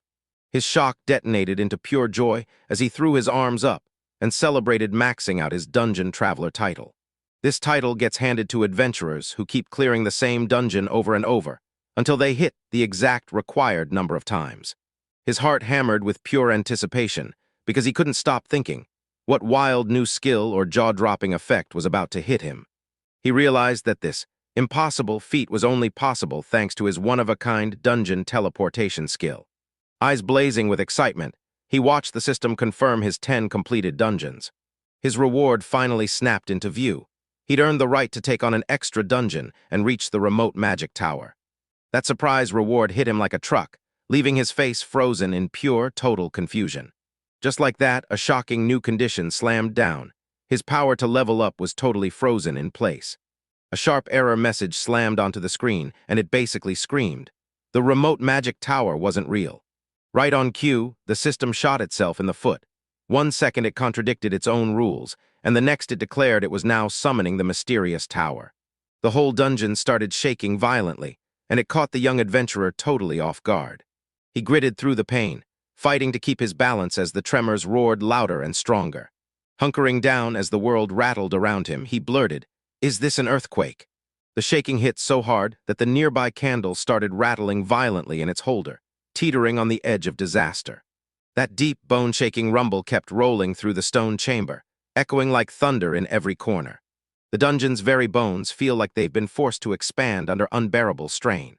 Just as abruptly the shaking died down, and a final message blasted out, confirming the tower was here. A piercing, otherworldly screech ripped through the chamber, and once it echoed, the place went dead silent. One lone sheet of paper swooped down from the ceiling, snapping his attention instantly. He lunged out and ripped the mysterious paper right out of the air as it dropped toward him. He couldn't stand not knowing, so he slammed his appraisal skill on right away to figure out what it was. It turned out that the item was a challenger's ticket, your pass to the remote magic tower. He rubs the back of his head, and suddenly the brutal weight of this shocking, terrifying mission comes crashing down on him. Because there was no other way to level up, he clenched his teeth and accepted it, no choice left. Once he made up his mind, he wasted no time and took off straight for the return zone. Out there, he hit a fresh nightmare, figuring out how to find that tower. He'd never even heard of a place like this, and he had zero clue where to start searching. Standing in that cold stone corridor, he was utterly stranded. No clues to chase, no trail to follow. His face twisted in confusion, and you could practically feel the strange new mystery staring him down. Suddenly, a gigantic tower tore out of the city like it was alive, and he just stood there in stunned disbelief.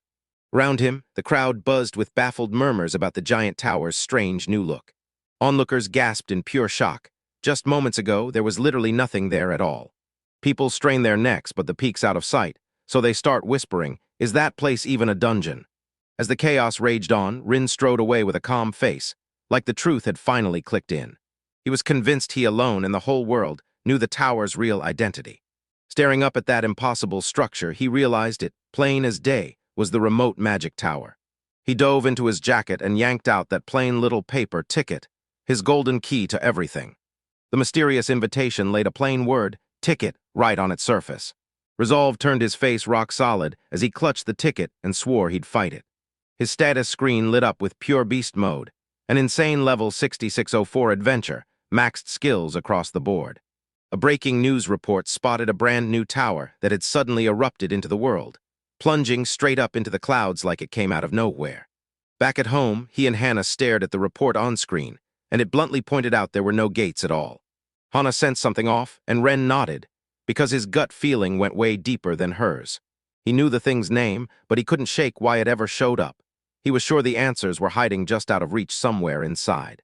He stared at the ticket one more time, and the truth hit him hard, no matter the reason he was going. With a mug in hand, he took a sip, then swore he'd go tomorrow for his very first blind dungeon challenge. He decided to cram his item box full of provisions, grateful it had the space to hold everything. With his plans locked in, he swung his focus to his sister, Hannah. He told her he had to head out for a long stretch and warned her he might be gone for a few days. She instantly clocked the girlfriend theory, and he shut it down, blunt, fast, and without a shred of mercy. His blunt honesty hit like a slap, and she felt forced to apologize for her wrong assumption. Staring at that tray of snacks, she couldn't help but wonder, just how short is a few days anyway? A fresh wave of worry hit her hard, and she pleaded, "Will you come back for my training?" A flashback hit Hannah hard. She realized she couldn't skip practice if she wanted her official qualifications. He admitted he'd totally blanked it, then swore he'd fight his way back and give it everything he had. With a smug little smile, she told him she'd be fine, thanks to the lessons he'd drilled into her before. He shot her a quick warning to stay sharp, and then they broke into a laugh together. The very next day, he kicked off the last, intense preparations for that mysterious journey. No delays, no hesitation. A young blonde shopkeeper stood there, utterly crushed by the sheer size of what he'd just bought. He blew almost all 50 million yen on potions, stones, and a brand new sword. With everything set and ready, he marched to the tower, boots crunching hard across the grass. At the tower's base, a massive crowd surged together, and their whispers filled the air like a storm. Seeing the Dungeon Association up ahead, he slipped into the nearby woods and snuck right past them. He activated his evasion skill and slipped through the investigators' crowd without a single one seeing him. He slipped in like a phantom, just a blur of motion, and the guards never even clocked him. He spotted a hidden corner, dropped into a crouch, and felt sure he was finally in range. He cracked open his item box, and boom, his challenger's ticket appeared in his hand. He stared at the ticket, eyes sharpening as memory hit. This was his only shot. His eyes locked in with unshakable grit, because he only had one shot and this had to land. With one brutal, no-nonsense snap, he tore the ticket clean in half. He dared the dungeon to reveal its real face, and as he spoke, the darkness burst apart in a blinding flare of light. A brutal, bone-rattling screech slammed into him, swallowing everything around him as the force ripped him away. His body shook, then blurred and vanished into the dimensional warp. His face went razor-focused as he barreled straight into the unknown. With a gentle hiss, he popped into existence, and his boots hit the grass with a crisp, steady thud. His eyes flew wide with shock as an absolutely massive, totally unexpected new world opened up in front of him. Staring across the endless field, he muttered in disbelief, "What kind of place is this?" With nothing but open sky above and no walls anywhere, he couldn't help but wonder if he was even inside at all. To prove his theory, he tried to trigger his dungeon teleport skill. Ghostly, thorn-like streams of energy shot out and snapped around him, killing the spell on the spot. The magic threw up a loud answer, and his worst hunch was right. This weird place really was a dungeon. He felt trapped, thinking towers are built to be climbed, yet there wasn't a single stair in sight. A sharp little system ding rang out, and the message confirmed. Title holder Amaniren was inside the tower. The tower split into 10 brutal levels, and he had to smash through a quest just to get to the next step. They just announced the level 1 quest, and he's got one job: wipe out every last magic wolf. He froze in silence for a beat, staring down the brutal task waiting for him ahead. With a tired sigh, he shrugged and muttered that the whole quest felt like a video game. Like he'd already accepted he was trapped in the final outcome. He kept repeating the objective in his head, sealing the deal that his mission was to wipe out every last monster. He snapped on his enemy detection skill and blasted concentric energy rings outward to scan the area. His skill snapped up 5 lightning-fast monsters right ahead of where he stood. Panic surged through him the second he realized they were going after him. Pounding paws thundered closer and closer, and the sound itself proved they were coming straight for him. A pack of wolves surged over the hill, charging straight at him with savage, unstoppable fury. He immediately clocked that incoming pack as the same deadly firewalls he'd survived before. He remembered battling creature after creature until, at last, he managed to spawn the Rainbow King Wolf in the Maru dungeon. With a confident smirk, he accepts the quest. Then he sets out to exterminate the magic wolves. With an ornate blade sliding free, he squares up, ready to size up the monsters barreling toward him. His appraisal skill spots them, 5 razor-fast firewolves, and yeah, they breathe fire. Rin's confident grin snaps the second he clocks their level, 4000. He finally clicks. This isn't just an upgrade, it's a gigantic power jump from the level 1000 enemies he's been mowing down. Sword in hand, he steals his resolve and refuses to drop his guard for a second. With a roar of challenge, he rockets straight into the very center of the snarling wolf pack. He's gotta wrap this up fast, because their magic blasts are still deadly. The wolves burst forward, snapping and lunging at him with terrifying, full-throttle savagery. For a split second, surprise flashes across his face as the attacker charges straight at him. He rockets through the crowd, and every slash of his blade tears the air open with glowing energy streaks. Sword raised to the sky, he roars out that he'll take down the next one. With a quick, low slash, he drops another wolf like he's done it 100 times. He starts counting in his head, mowing down the 3rd and 4th wolves one right after the other. He stands over the defeated beast, finally catching his breath after that lightning-fast fight. After wiping out his 5th target, he walks past the spoils and barrels forward. He can't stop wondering how many more monsters are hiding on this level, because the next threats are coming whether he's ready or not. He figures it out fast. One massive horde of weaklings is a way bigger threat than anyone wants to admit. Staring out at that endless field, he doesn't even dare complain, because there's 0 time to waste on the task. Fresh fire ignites in him. He vows to finish the quest, clenching his sword like it's his last lifeline. A deep, rhythmic thump starts pounding across the plains, snapping his attention instantly. He scans the empty field, baffled as a louder, more relentless roar keeps creeping in. His confusion snaps into dread the moment he realizes what that terrifying sound truly means. Staring off into the distance, he can't shake the feeling something impossible is coming straight for him. A bottomless horde of wolves barrels toward him, an unstoppable tidal wave of monsters. The quest tracker drags his worst nightmare into the light, 5 out of 5,000 defeated. Drowning in chaos, he cracks a joke, asking if he can go home now, then yanks it back like he just realized that was a bad idea. Tight in the jaws of a snarling horde, he realizes this is it. His personal hell has just started. Every time he takes a life, a system notification flashes he's leveled up again. Level up messages keep flashing over and over as he hacks his way through the endless crowd. He rips out a desperate scream and slashes with his freshly acquired speed sword, swinging like his life depends on it. The blacksmith hammers out a blade that gives him the speed he needs to dodge every hit and live through the chaos. He whips out of the way as an earth wolf and a water wolf unleash brutal elemental attacks. A tiny cut sparks a sharp sting on his side, and all that damage starts stacking up fast. When his HP suddenly tanks by 20%, he realizes he can't waste time, so he fires off a skill. He fires up Gale Wind Asterisk, and that move cranks his speed up by a massive asterisk 60% asterisk. In a flash of motion, he keeps battling with everything he's got, cutting through the horde like his life depends on it. Knowing he's got to end this fast, he charges in and unleashes a furious, screaming attack. His strike gets brutally cut off. 2 bigger, far scarier wolves step in and stop him dead in his tracks. Dread floods his face the second he clocks what their appearance could mean. A massive Rainbow King Wolf, level 7,000, bursts out of the pack like it's about to change everything. For a split second, he's completely struck dumb by the sheer power of this brand new enemy. Fear snaps into wild, manic excitement, and he declares this as the perfect break. With a wild laugh, he sets his sights on the boss, ready to unload every drop of his frustration. He barrels ahead, and his sword turns into a screaming storm of slashes meant to cut down the King Wolf.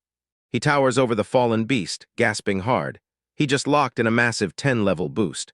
The quest tracker bursts into a beep, and it proudly confirms he's reached the first brutal milestone, 1/5 done.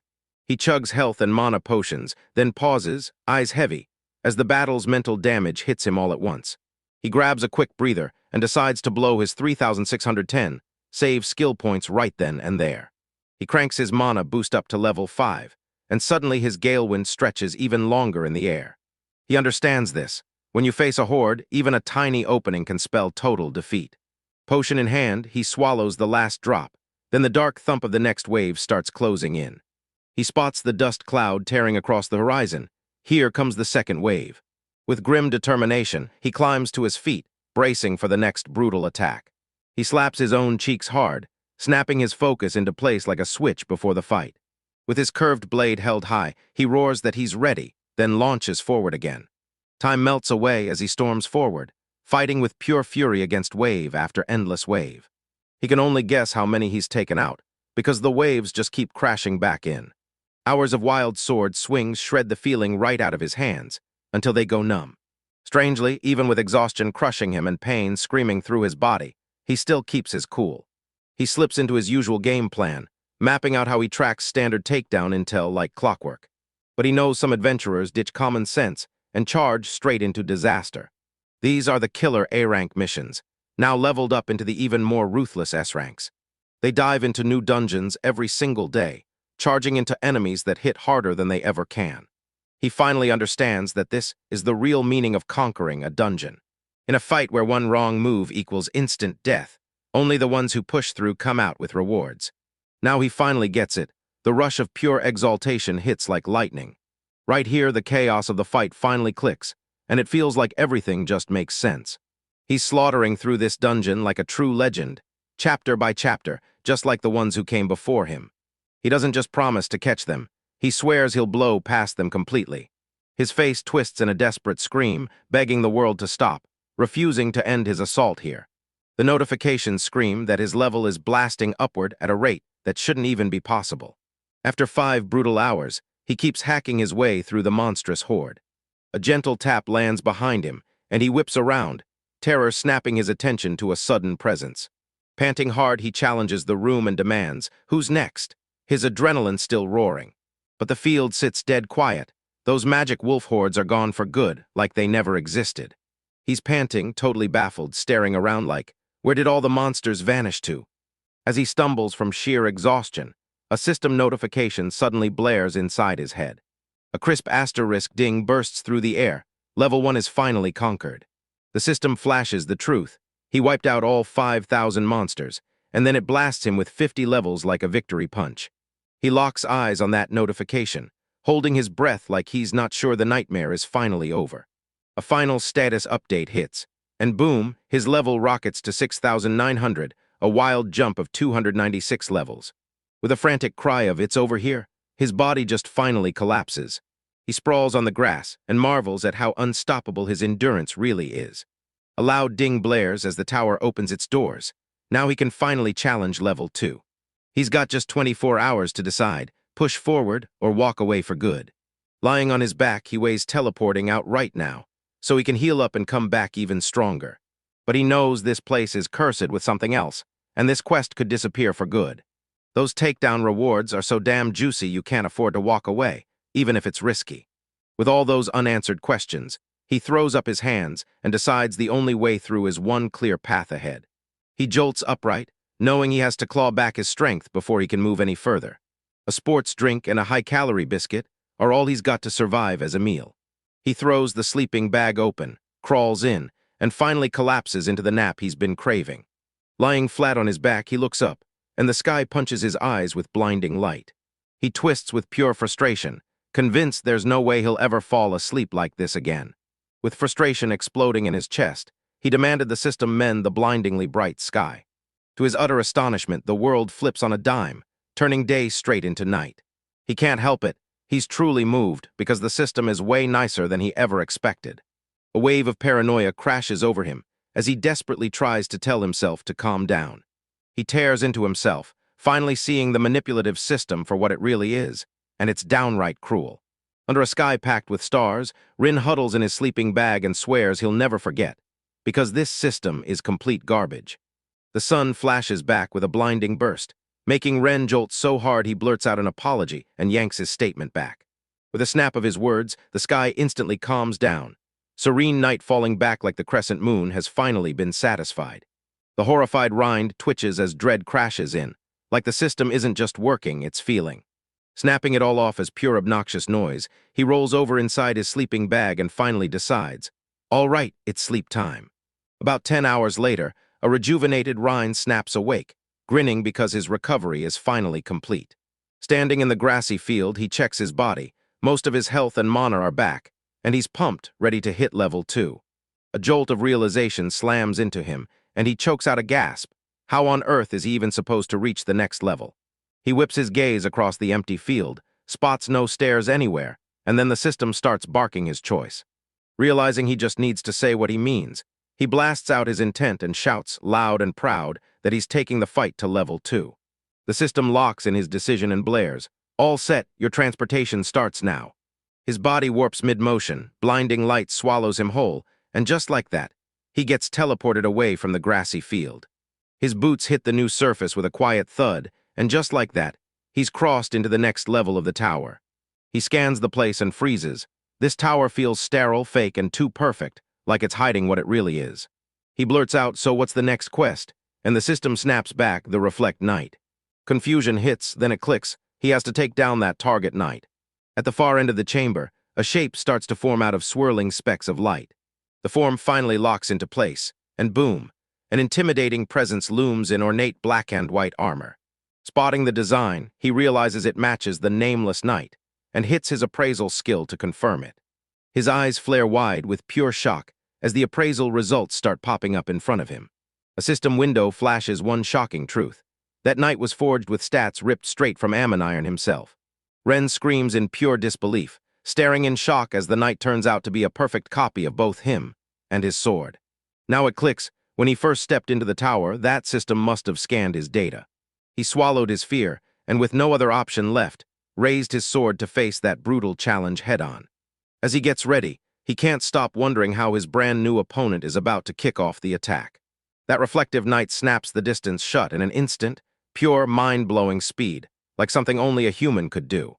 Ren barely manages to parry that lightning-fast strike, fury spitting out as he can't believe how fast it came. He rockets back to put space between them, fully realizing this fight is officially on. Their blades slam together, and the knight clocks it. Rin's sword boosts her against the toughest opponents. A grim smile flickers across Rin's lips as he crunches the level gap, and suddenly that knight is facing a brutal advantage. The nightstand's already set up, and Rin knows she's walking into a brutal fight from the first second. Then it clicks, this knight's power is basically level 10,000, and yeah, this is a real deadly opponent. He levels his sword and refuses to slow down. Then he tells the Reflect Knight he doesn't miss this for a second, thanking him for the brutal fight waiting right around the corner. The knight lunges in swinging, but Rin snaps back that its easy win is dead wrong. Their blades snap together in a blur of speed, sparks exploding every time they trade punches in midair. A tight close-up freezes the instant their swords collide, and a loud twang rips through the air with pure, brutal force. Rin pants through clenched breaths and he can't ignore it. His opponent is brutally, insanely strong. He realizes that even with his powers maxed out, he's still fighting from behind. Horror hits him like a flashbang. Turns out the Reflect Knight is using the exact same skills too. He spits out a curse, realizing that if this fight speeds up one more notch, it's going to turn into a brutal mess. For the very first time, his biggest weapon, his crazy fast speed, gets completely wiped out. He decides he's got to gamble on a brand new strategy. First, he has to survive and shut down the knight's relentless onslaught. Planting his foot, he steels himself, ready to stop the relentless onslaught with a strange, but absolutely necessary move. With a fierce shout, he thrusts his hand forward and calls forth a brand new weapon, the speed sword. He snaps into a ready stance with the brand new blade, and the blade's stats blaze onto the screen in an info window. He's convinced that the sword's passive speed boost can finally close the gap in the stats between them. The duel kicks back off, and he nimbly slips out of the knight's crushing swing like it's nothing. Now the fight turns dead even. Steel screams and blades clash in a lightning-fast, kill-or-be-killed blur. He tears through every option, desperate to break inside, because he knows he has to spot that one weakness. The knight still stands as a brutal wall of power, and Rain only needs one sneaky opening to slip ahead. A sudden bolt of clarity strikes him, and he blurts out, "I found it." As he darts aside from yet another crushing swing, he snaps his eyes toward his brand-new strategy. He dives into his inventory, his hand slipping in with pure, unstoppable intent. With a lightning-quick snap, he yanks out a glowing crystalline orb, then explodes a hail of stone. He flings the stone, and it explodes in the dark right ahead of the knight, leaving it reeling. He rockets backward, grinning like he just struck gold, because the knight can't replicate his magic items at all. With a cocky smirk, he braces himself, ready to smash down and cash in on his brand-new advantage. He barks one command, evasion, and disappears from sight in a blink. The knight, still rattled from the blast, scans the empty chamber with a dazed, confused stare. It whips its gaze left and right, but its opponent still won't show up anywhere. From the dark night behind him, a confident grin snaps back, because he finally found his opening. He rockets upward, sword held high, ready to smash the enemy down from above. He's setting up the perfect gap to unleash a brutal follow-up strike. A weird, unnatural shiver snaps through his spine, and he instantly freezes midair. He instantly feels that eerie chill. Someone else's mana is brushing against him. He smirks, realizing the knight has an enemy detection ability too. The knight snapped out a set of unmistakable hand signals to prove the skill was finally in play. The knight's glowing form locks in place as it freezes, like it's already pinpointed exactly where he is. It rockets straight into the spot he's revealed, and he yelps, "Alarm." He boldly snaps his blade into place, parrying the lightning-fast assault and refusing to get trapped. The high-speed chase kicks back into gear, with black and silver streaks tearing across the checkered floor like a blur. He doesn't hesitate. He grabs another item and flings a second exploding stone. Yet another gigantic explosion detonates through the night, hurling everything off balance. He fires off his evasion skill again, and boom, he vanishes into thin air.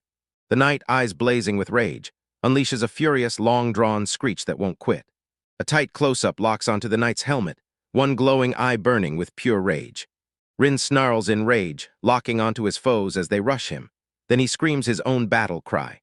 He grins like he just won, seeing the knight swallow his new strategy, and snap into rage so hard he goes blind.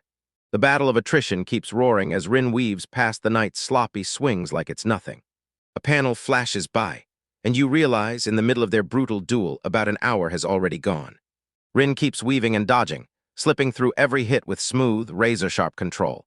The knight whips its blade with a massive whoosh, but you can feel the swing getting heavier with every strike. The moment he's been counting down to finally hits, right here, right now.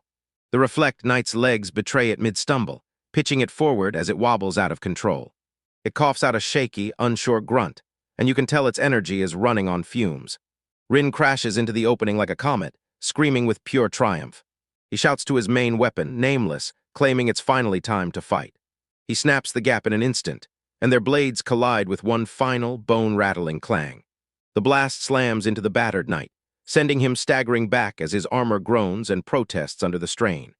Ren clocked his opponent's condition with a smug grin, knowing their MP was dangerously low. He finally gets it. His own MP is the one trump card he has over the knight. He takes a breath and realizes just how massive that power surge is, because once the knight's stats got copied, his level and skill shot up like a rocket. With a hardened stare, he commits to using this secret advantage to lock in his win. He roars that he'll never waste this chance, then slams his sword straight into the knight's helmet. The knight didn't see it coming at all. Before he could raise a single defense, the crushing force slammed into him. Rin roars like thunder, dumping all his fresh power into that final, game-ending strike. He remembers leveling up his superhuman strength skill, and that boost supercharged his attack power. With a savage grin, he dares the powerless knight step up and try to stop him. As the last assault kicks off, you can see alarm flare across the helmeted face in the night. Rin explodes into a furious storm of strikes, screaming as loud as the blows land. Then he closes the fight for good. The whole fight peaks in one crushing strike that ends everything in a single hit. Ammon touches down like a whisper, after unleashing the final, arcing slash that decides everything. The Reflect Knight's armor goes clattering to the ground, utterly defeated, finally wiped out. A system alert blares that he just leveled up 26 times from that fight. Gasping for air, he realizes it's finally over. The quest locks in, and boom, he levels up 100 times. Overjoyed, he finally realizes he actually pulled it off. His level skyrockets to a mind-blowing 7,026. The moment the word clear flashes, the second level's trial slams shut. Crushing it, he charges straight into the next challenge waiting to test him. He steps into a massive stone maze, level 3's quest, Battle Trenches. A hologram snaps to life, and it shows his mission in bright, relentless focus. Track down that exact goal point. He can feel this job is going to be brutal. Monsters are creeping nearby, just waiting to strike. His gut feeling was right. Just as he sensed it, a skeleton knight and a magician step out of the shadows in front of him. Amani realizes that the narrow corridor makes dodging the magician's spells brutally hard. The skeletons bark out a summon, and in the blink of an eye, they swarm in tight formation around him inside the narrow passage. With a cocky wink, he declares those dangers are no match for him, because his unique skill makes them look easy. He slams the dungeon teleport button and disappears in a blink, right when the skeletons lunge for the kill. A chilling diagram exposes his plan, using enemy detection to track every threat, then teleporting past them before they can even react. He finally realizes he can't just wander lost through an endless maze like it's got no end. He fires up his enemy detection skill and sweeps the entire sprawling complex with a razor-sharp scan. The scan hits him like a shockwave, and for a split second he's stunned and completely thrown off. A mental map lights up, showing every monster packed into one single area, standing guard over something. He figures that this tight knot of monsters is guarding the goal with their lives. Doubting teleportation would even work, he bites the bullet and decides to survive by dodging instead. He braces himself to smash straight through the monsters, blocking the road to his objective. He lunged into the chaos, swearing he'd wipe them out before they could call for reinforcements. His blade flashes in a blur, and he carves through the undead warriors with ruthless precision. After smashing through the first wave, he finally spots his target dead ahead. His eyes flare with excitement as he spots the objective waiting just ahead. A crammed corridor of skeletons stretches between him and that blazing golden glow. That crushing horde of enemies turns the final stretch into a nightmare you have to fight through. The pounding stomp of even more skeletons closing in snaps him into full high alert. Even with his evasive skill running, the gap between them shrinks so fast that panic slams into him. The pressure skyrockets as he realizes the horde is moments away from crashing down on him. With a fierce shout, he steels himself and barrels forward straight into the horde. He tears into a desperate, full-throttle sprint through a corridor packed with monsters. With pure evasion, he rockets forward, turning into a blur as he threads through the undead army. He locks onto one goal, shatter their defensive line and plow straight through. He rockets forward, weaving through a wild storm of attacks coming at him from every direction. His reckless sprint grabs the attention of the entire skeletal legion. His eyes lock in sharp, unblinking, as he steels himself for the next phase. He's locked in. Only one perfectly timed move can stop those mages before they unleash their spell. A blinding flash erupts, and for a split second the undead horde stumbles, totally thrown off. Magician gasps back to life and slams his power down, erupting a massive swirling vortex of dark energy. He clenches his teeth and realizes there's no way he can slip past that huge Yandere attack. With no other option left, he digs in his heels and braces to tank the blast head-on. That confident smirk flashes across his face, like he's got a secret plan ready to blow your mind. He slams his feet into the stone floor and refuses to move, planting himself like a wall. A cataclysmic wave of raw power crashes toward the exact spot where he's standing. Right before the blow lands, he slams his dungeon teleport skill into action. With a blinding flicker, he disappears, and then slams back into existence behind the enemy line. The surprised skeleton magician can only freeze in shock as its spell slams into a blank wall and does nothing. Ammon declares his perfectly timed move a total success, gripping his sword like it's ready to strike. With a sudden burst of surprise, he wipes out the remaining skeletons in one unstoppable sweep. He lands like a shadow on the stone floor just as the final monster crumples and dies. A notification pops up. Boom. His quest is officially over, and it hands him a whopping 150 more levels. He strides into the next chamber, bracing himself for whatever's waiting in the dark. Suddenly, an unbearable, bone-cold dread crashes into him for no reason at all. He steps into a torchlit chamber and can't stop thinking, are the three pedestals hiding something? A bead of sweat pops up as his focus locks onto the road ahead. The doorway erupts into a roiling storm of rumbling, chaotic energy. Vicious spears of ice and towering waves of fire whip around inside the portal, churning it like a storm.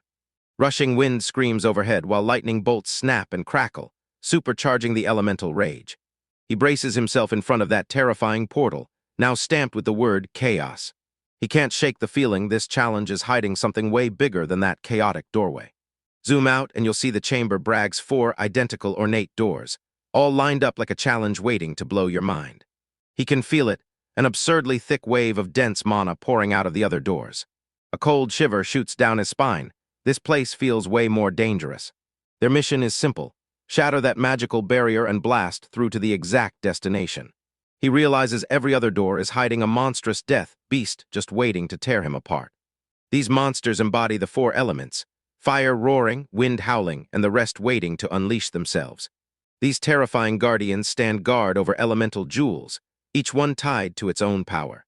He's got to snatch those jewels and slam them onto the pedestals. Only then can he wipe out the magic. Just when you think it can't get any worse, the truth about the beast finally drops, and it's the one detail that changes everything. His eyes blow wide with total shock when he realizes every single beast is level 50,000. He's been offered the chance to retire, but if he takes it, they'll shut the door and forbid him from coming back. He staggers from the shock, and all he can do is stare at the monsters like, how is this even real? He forces himself to breathe steady, because he's not here to scrap. He only needs to steal the jewels.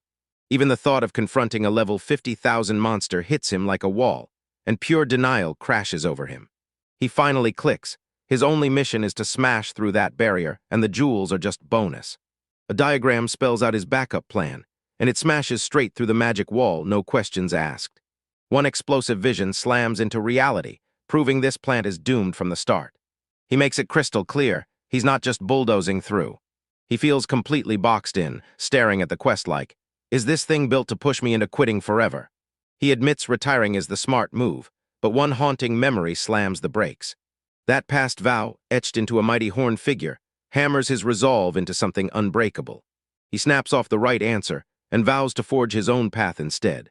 He clenches his fist, and his legs dig in, refusing to back away from the challenge. With one thunderous shout, he swears he'll crush the quest faster than anyone else. 4 minutes later, a system notification explodes on screen, claiming the quest is finally complete. He's planted his flag on the other side, grinning like a monster after leveling up a brutal extra 200 levels.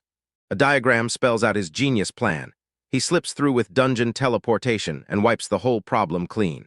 Right as he's still riding the high of his victory, the universe hits him with a brand new bonus reward. An ornate little vial snaps into his hand, brimming with shimmering liquid that glints like it's alive. His appraisal skill confirms it. This is a full-on recovery potion, no doubts left. He's completely blown away. This rare, insanely powerful item is beyond priceless. He carefully locks that priceless potion away in his item box, gripping it like it's worth his life.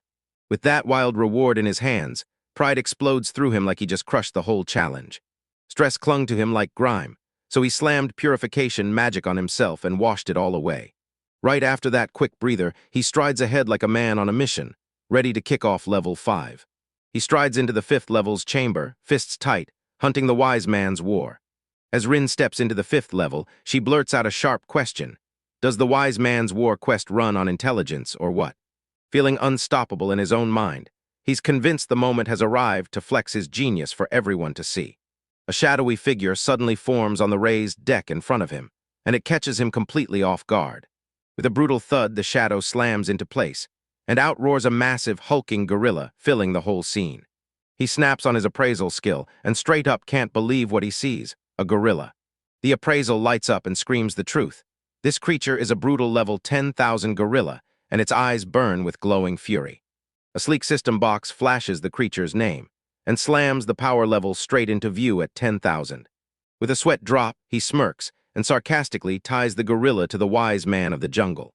The gorilla surges in with a wild lunge, and Rin snaps a furious curse as the truth hits.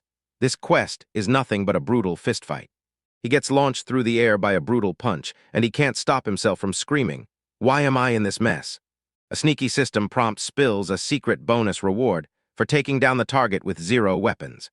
As they trade blows, a strange, deep understanding clicks into place between them.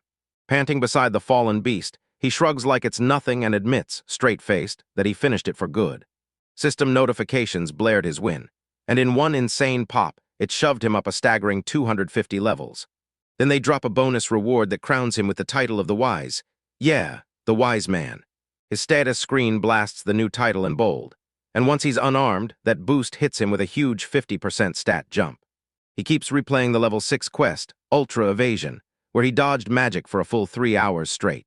Gasping for breath, he recalls how the attack kept escalating, shoving him past every limit he had. After surviving, he couldn't believe it. There was yet another bonus reward waiting for him. He got a magic rebound medicine that nuked magic damage by 99% for a full 10 seconds. He stares at the glowing pill in his hand, and the moment he clocks it, he realizes it's a massive, high-stakes treasure. Fueled by fresh fire, he pumps a fist and refuses to let his momentum die. He still remembers level 7, an endurance test where he tore through wave after wave of monsters until there were none left. While the fight raged, his level kept climbing right there in the notifications, rising step by step. The XP kept rolling in non-stop as he hacked his way through wave after wave of relentless enemies. He finally broke through, and boom, he snagged a takedown reward worth 350 extra levels. Level 8 wasn't just a test of smarts, it was a brain burner, and he weighed every move like it mattered. He breezed through the intelligence test with time to spare, then shot up another 400 levels. Level 9 was brutal beyond belief, and he had to swerve and dodge attack after attack from a swarm of monsters. The rewards were massive. His level shot up by 66 and then again by 73. He kept mowing down those high-level monsters, and the levels piled up at a wild pace. He admits it, this leveling speed is the fastest he's ever hit, and the grind is brutal. After he cleared level 9, he shot up by 450 levels and unlocked a brand new skill, Revitalize. The skill's description screams that it cranks up his stats the second his HP dips to 30% or less. He's stunned, he can't believe it, because this is the first time he's ever gotten a skill as a reward. Zipped up inside his sleeping bag, he decides the skill is just too dangerous to ever risk using again. After knocking out for a nap, he jolts up and locks in for the final level, ready to dump his SP. He stares at his massive stash of 12,510 skill points and starts plotting how to spend them all. He sits there thinking about beefing up his dungeon teleport skill, because it's stuck at level 18 right now. He flashes the thought of forcing it to level 20, then quickly shuts that idea down. Chasing that utility skill right now won't help, so he throws all his focus into raw combat power. With a sharp beep, he locks in his decision, choosing to hone his battle skills. He cranks up superhuman strength with Gale's Win, and then dumps the rest straight into a mana boost. With that resolve cracking, he forces himself to stay locked in and push through to the final level. A surge of raw power crashes over him as the world blinks and throws him into the next stage. He stumbles onto a bleak, wind-whipped slope, and a deep, earth-shaking rumble hits his ears, snapping him wide awake. His eyes snap wide with alarm as that eerie, heavy rumble swells louder and louder. A bead of sweat purls up as he locks eyes on the distance, his nerves screaming for safety.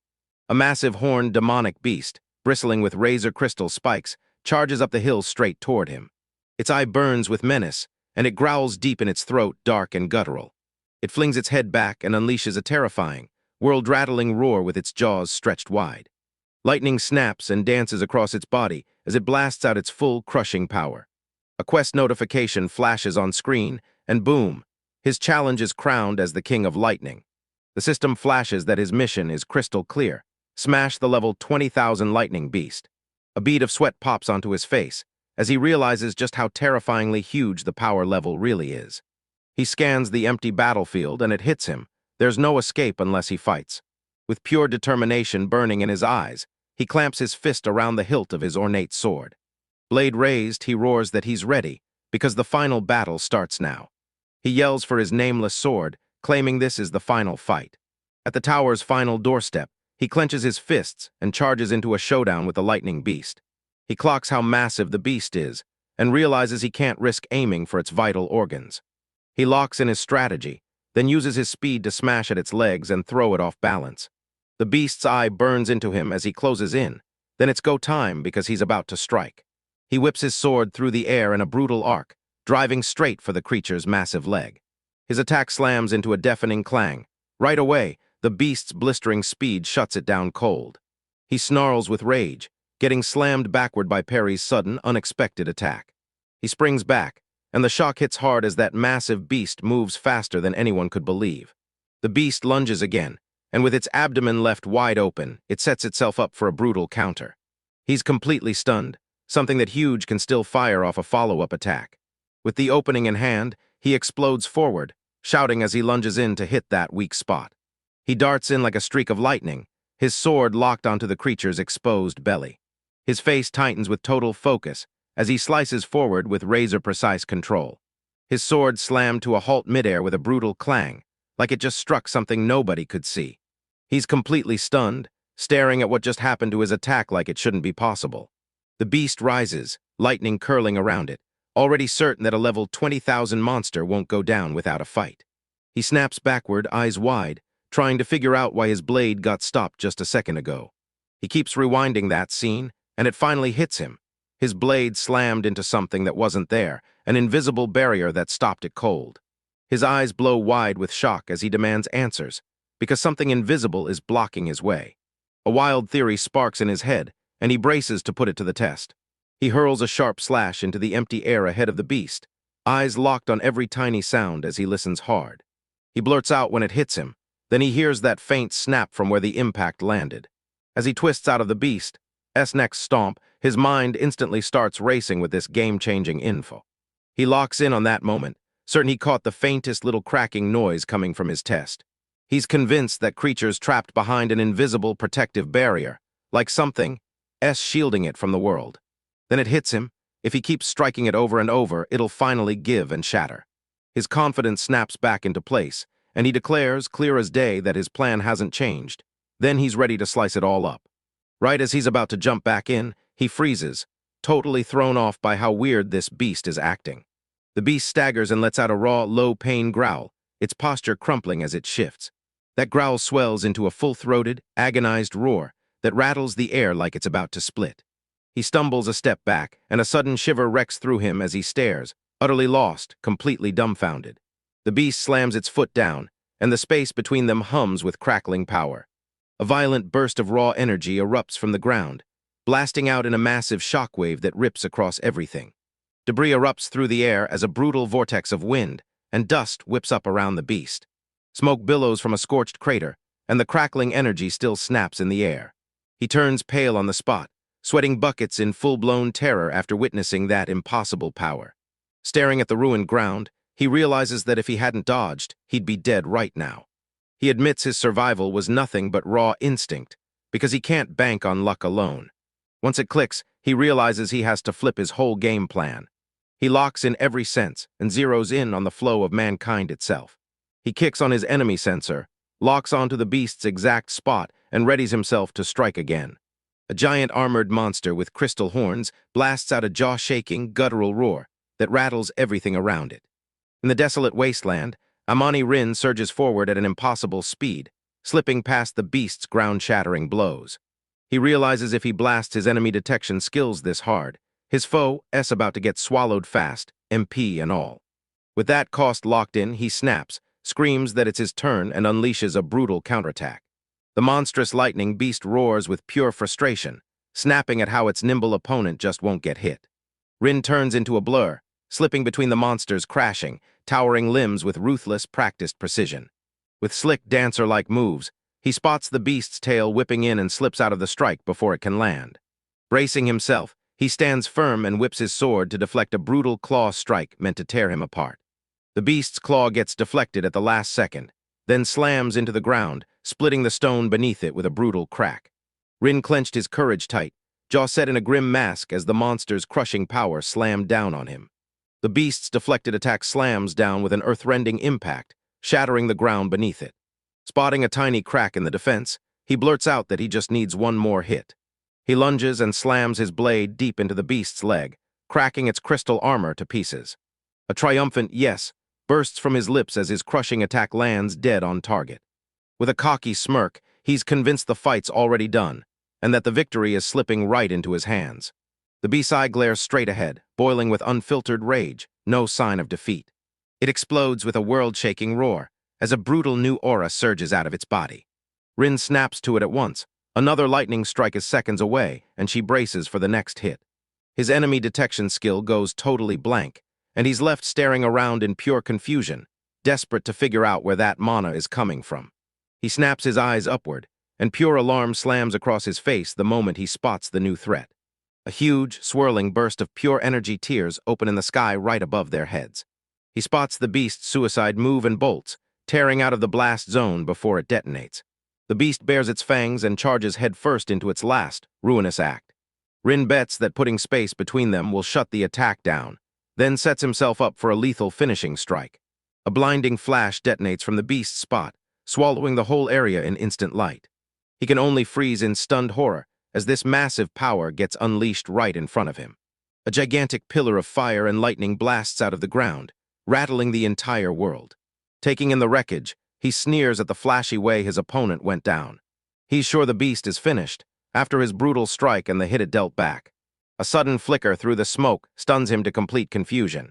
Standing in the crater, a cold presence crawls over him, and he can't stop himself from questioning what he's witnessing. The beast bursts out of the smoke, cloaked in lightning so furious it's even stronger than the last time. He scans it and realizes the damage never even happened. Its defensive barrier is back at full strength. And the moment he clocks the problem with dread, it hits like a punch. This beast has already bounced back, fully healed. Sensing the overwhelming power pouring out of it, he fires up his appraisal skill. The outcome is pure nightmare. This beast has surged to level 25,000 and crowned itself the King of Lightning. Panic slams into his mind, and he can't even wrap his head around the impossible, staggering number. He still remembers how brutal that fight was back when it was just level 20,000. Death and defeat slam into his mind, and despair swallows everything whole. The terror finally fades, and in its place one calm second hits pure understanding. A grim smile creeps across his face as the truth finally clicks into place, so now he knows exactly what's really happening. He can tell this last dungeon level was built to crush anyone who dares step in. Questioning whether the system wants him dead, he defiantly shuts that idea down. He steels himself, thrusts his sword forward, and charges back in, ready to fight again. He lets out a thunderous roar, and hammers down a vow he'll crush his own limits starting right here, right now.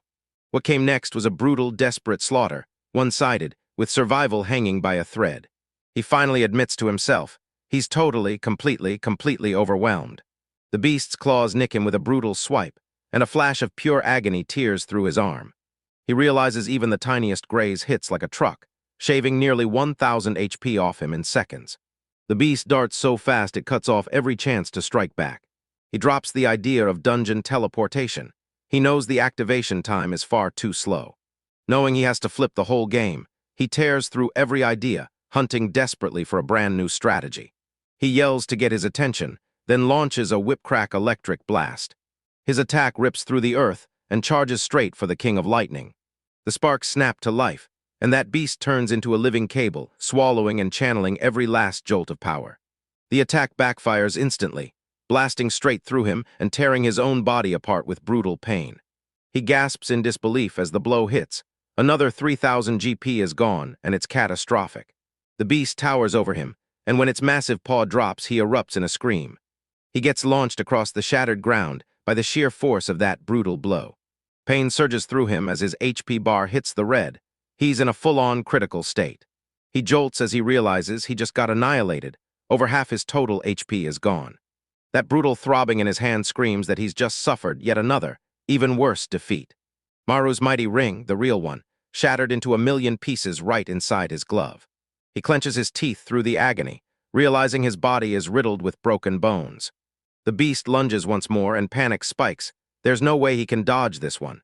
A spark of rebellion explodes in his chest, and he roars that this is not how the story ends, never here. The beast's paw slams into the ground, cracking the earth all around him and blasting up a choking cloud of dust. He staggers through the drifting dust, completely baffled that he's still alive. The beast even stalls, its enormous body shuddering as the edges start to crumble. He can't believe it. How on earth is he still standing after that direct hit? It finally clicks. Then his rejuvenated skill kicks in on its own, blazing to life at the very moment he realizes it. Then he notices his stats shot up by 50%, and that power lets him take the hit and stay standing. He's hanging on by a thread. Then the beast roars and a brand new nightmare crashes in. He has to cook up a brand new plan while that beast sizes him up like a target. He decides to swing first, banking on those boosted stats to turn the tables. He shuts the idea down on the spot, because he already knows it'll never work. That beast's defensive barrier is so brutally strong you can't smash through it with raw force. He also remembers how it can twist lightning off course, turning what looked like a fatal trap into a deadly misfire. He knows it feels pointless, but with no other option left, he grips the moment and decides to use the item. He snatches a full recovery potion, his only shot at fully healing. He doesn't hesitate for a second. He pops the vial open and downs the glowing liquid like a dare. A brilliant, golden glow swallows him whole as the potion's magic surges to life. He jerks in shock as his HP, MP, and every injury snap back to full health in an instant. Now fully powered up, he slams his declaration down. This is where the real challenge finally starts. He compares their clash to a predator savoring its cornered prey, just before everything turns deadly. He slams the truth down hard.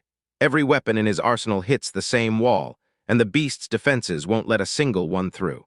A shocking epiphany hits him like lightning, and a brand new idea snaps into place. Then it hits him, one way, just one. He's found how to end this impossible monster. The plan is absolutely unhinged, and he can't stop wondering, could it actually be impossible? The beast rockets forward, and Rin snaps into action, teeth clenched, grinning like he's ready to fight to the end. He's not fleeing. He's going all in, fully locked on to his absolutely insane plan. With his limits screaming no, he vows to break past them and charges straight at the beast, fearless and locked in. He rockets into the air, sword blazing overhead, ready to smash down with everything he's got. He remembers it like a rule carved in stone. An attack hits harder when strength times speed go up. He and the beast are sprinting straight at each other at full throttle. He's daringly going to turn the beast's own power into the weapon that takes it down. He pours every ounce of his power, and his entire will, into one final, earth-shaking, decisive strike. With a last desperate scream, he blasts out his full power attack. He finishes that brutal swing, and the instant it lands, dust and wind whip into a furious swirl around him. His face twists into full-on confusion the moment he realizes his opponent has disappeared. Rin's eyes fly wide as a brutal ambush hits, and he lunges out of the way just in time. He can't stop wondering if the beast really leaped, because that kind of agility shocked him. The colossal monster unleashes a savage roar, and you can tell it's about to strike. Alarm flashes in Rin's eyes as he braces for the beast's crushing assault. The creature's paw slams into the earth with a bone-rattling impact that shakes the ground to its core. Electricity snaps through the air as Rin tears into a scream of pure agony, his health bar draining at lightning speed. The beast slams its paw down and pins him in place as electricity rips through his body. He finally gets it. The beast's lightning strike isn't just damage. It's a death siphon meant to drain his life to the very last drop. A confident grin snaps across his face, and he challenges the beast's belief like it's got no right to exist. The armored beast crackles with raw power, and its blazing eyes burn with pure, hateful intent. Pinned to the ground, he checks the storm and realizes the lightning isn't landing real damage. He spills his secret. Turns out a magic rebound medicine is keeping him safe. The beast roars, stunned that he actually dodged the attack head-on. Ren calmly tells him that getting pinned down was the whole audacious plan. He knows that beast won't move at all, just sits there perfectly still, waiting for him to bleed out. This buys him the precious seconds he needs to pull off his deadly gambit. The beast bellows in rage, snapping for answers. Why won't he die? Rin shoots himself a panicked thought. It's already too late, because his skills are fully activated and sealed. Power surged through him, and he snapped his dungeon teleportation skill into action. He admits he's never done this before, but he's sure it'll work, at least in theory. In a dark, throbbing void, he tightens his grip on his sword, wearing a confident grin like a promise.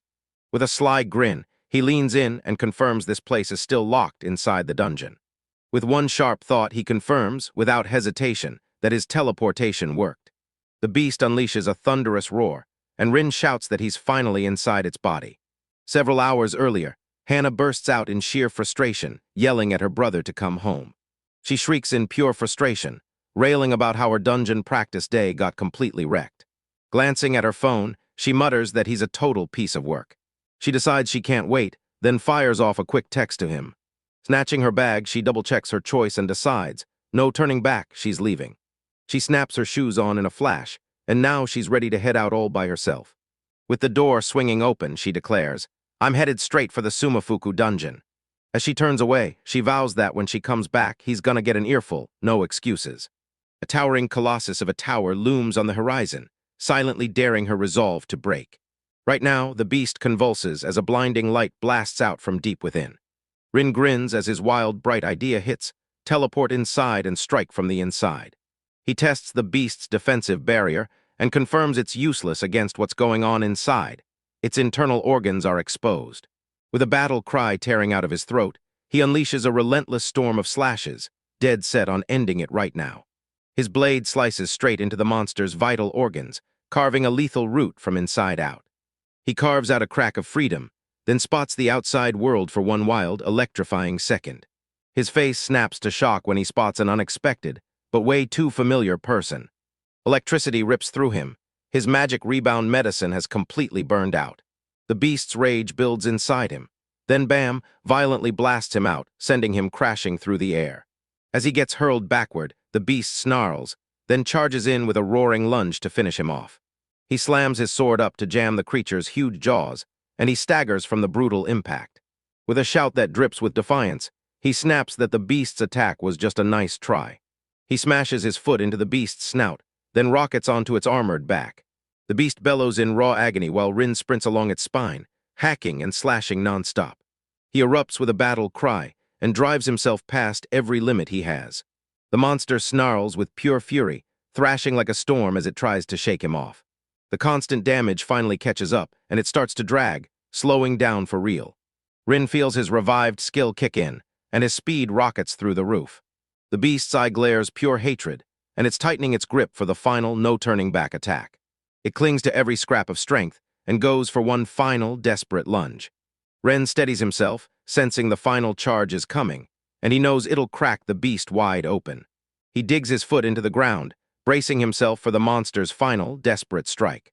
The beast barrels past him in a streak of pure rage, fast enough to feel like lightning.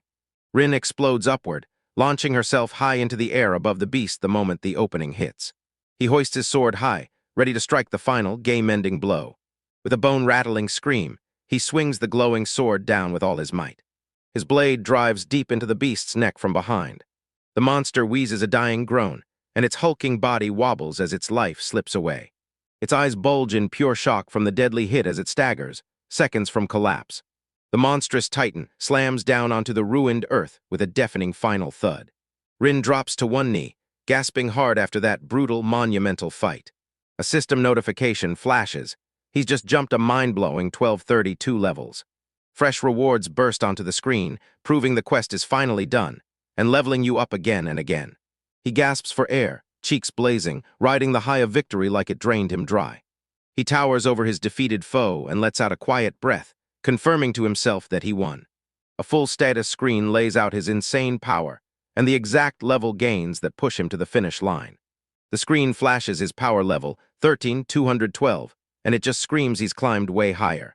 He finally smashes through the level 10,000 barrier and realizes it's really happened. He recognizes the power he's got, but deep down he knows he's still not a top-rank fighter.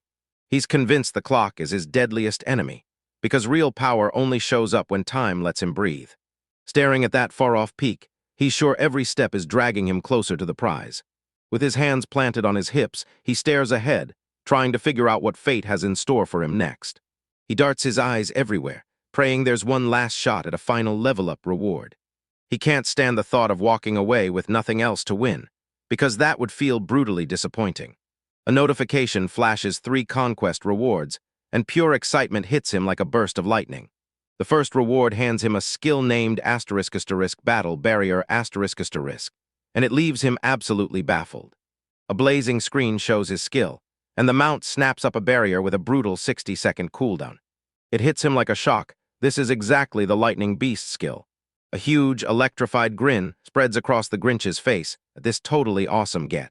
He remembers the beast's barrier, and suddenly he knows he's ready to swing for bigger risks. He pumps his fists, throwing a victory celebration because the new strategies are finally in his hands. With eyes blazing, he can't wait 1 second longer for the final 2 rewards.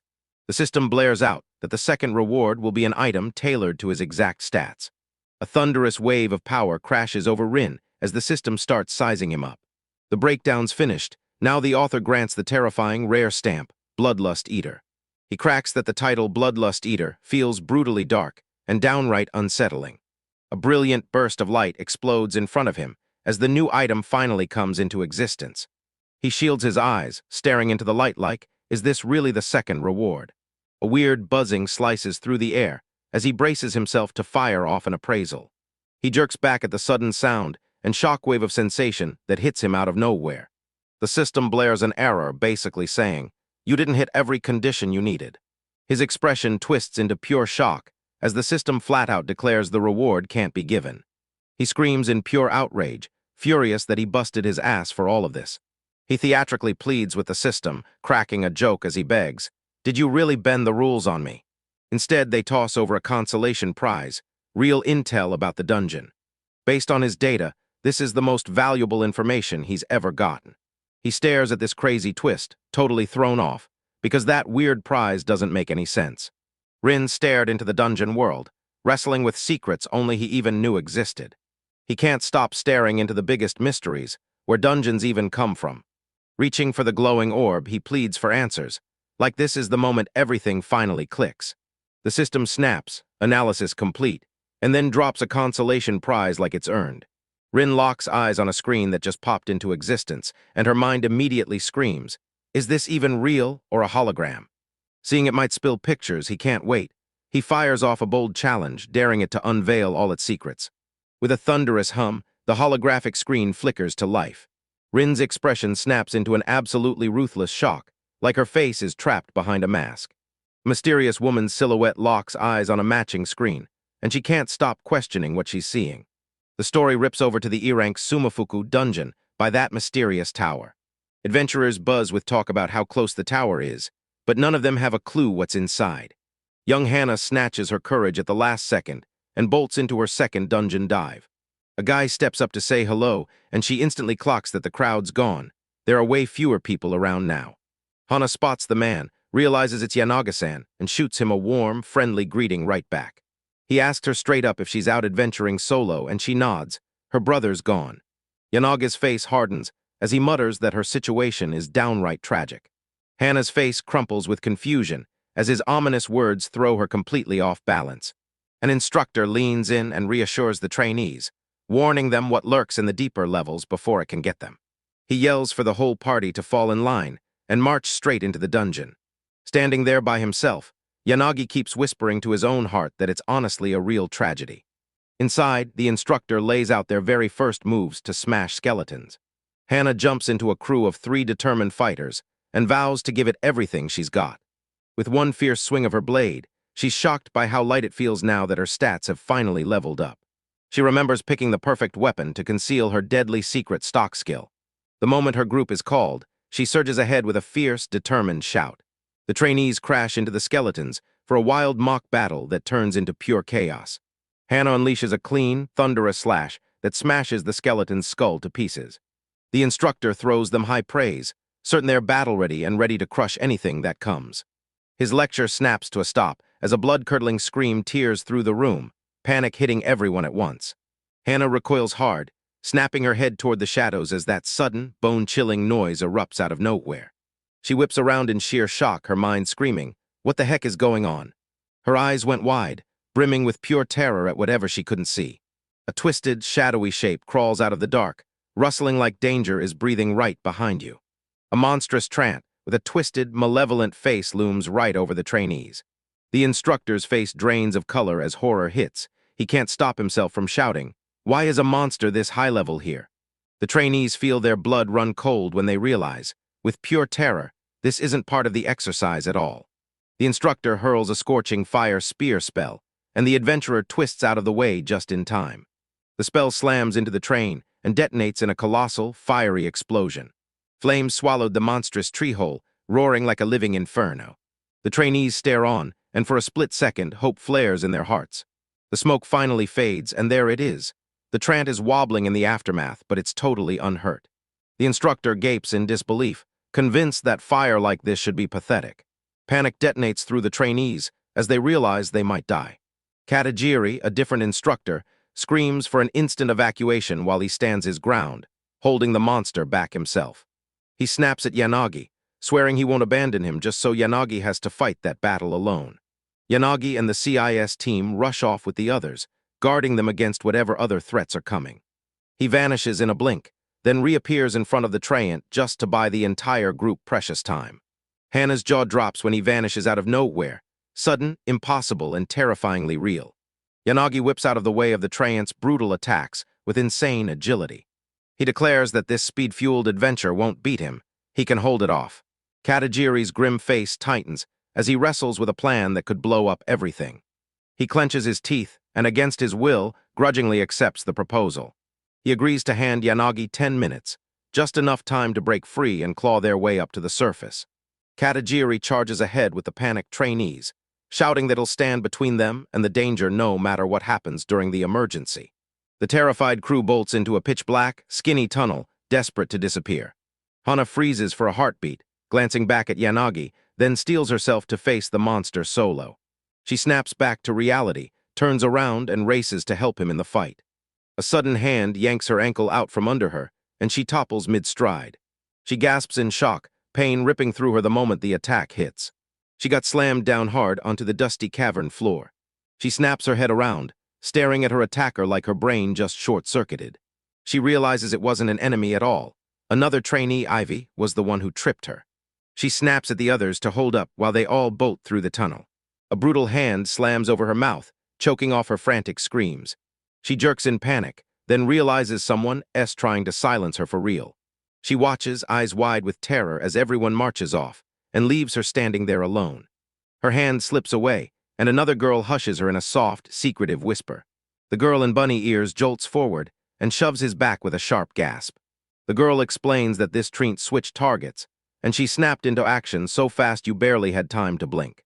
She blazes into Hana's space, urgently shouting for her to back away from the danger before it strikes. A shadowy tendril whips in and slashes the exact spot where Hana just stood. Hana shudders, realizing death was only seconds away. Her rescuer tells her the group is wiped out, and now it's just them, alone. The red-haired adventurer, Yanagi, whips around to face a girl named Amin. With a stone-faced stare, he tells you he's got a favor he needs from you. He begs to borrow Amin's one-of-a-kind skill so they can finally break free. Amin is left speechless by the sudden, wild, and utterly bizarre request. The bunny-eared girl can't shake this nagging doubt. Does the plan even work? Yanagi blurts out an apology, then tells Amani how he uncovered her secret hidden power. His intuition flared during that last practice run, warning him that someone was lurking and listening in. He caught Amani sneaking around and masking her real power with a secret hidden technique. Amin's jaw drops, because he already knows the one secret she protects with her life. Yanagi admits straight up that copying a level 1 skill has its limits. He says with zero doubt that his plan will run smooth, no problem at all. He swears he'll spill every detail of his strategy later. He begs her to copy her bullet skill, then thrusts his hand out like he'll seize the power himself. Amani's nerves spike as she gives a shaky yes, and Yanagi snaps his stock skill into action. A system window flashes, and it reveals the insane bullet LV 1-inch skill is in play. Yanagi makes it crystal clear. The skill's power doesn't care a bit about the user's stats. He crunches the numbers and realizes Amin can fire off a blast so much stronger than anything he can pull off. Amani realizes if this desperate plan collapses, everyone dies. With fierce determination, she nods and vows to pour everything she's got into it. Yanagi thanks her, and then that monstrosity of a tree looms as she hurls herself into another strike. He orders her to wait for his signal, then rockets ahead and charges into the fight. He charges the Tran and unleashes a furious storm of slashes. He grinds past his limit, refusing to stop until he carves out an opening. He barely slips out of the way as the monster's crushing blow whips past him. He snatches a Tran's tendril and yanks it with everything he's got. He yanks that massive creature out of balance with a single, crushing move. The monster's exposed and trembling, so he roars at Amani to strike right now.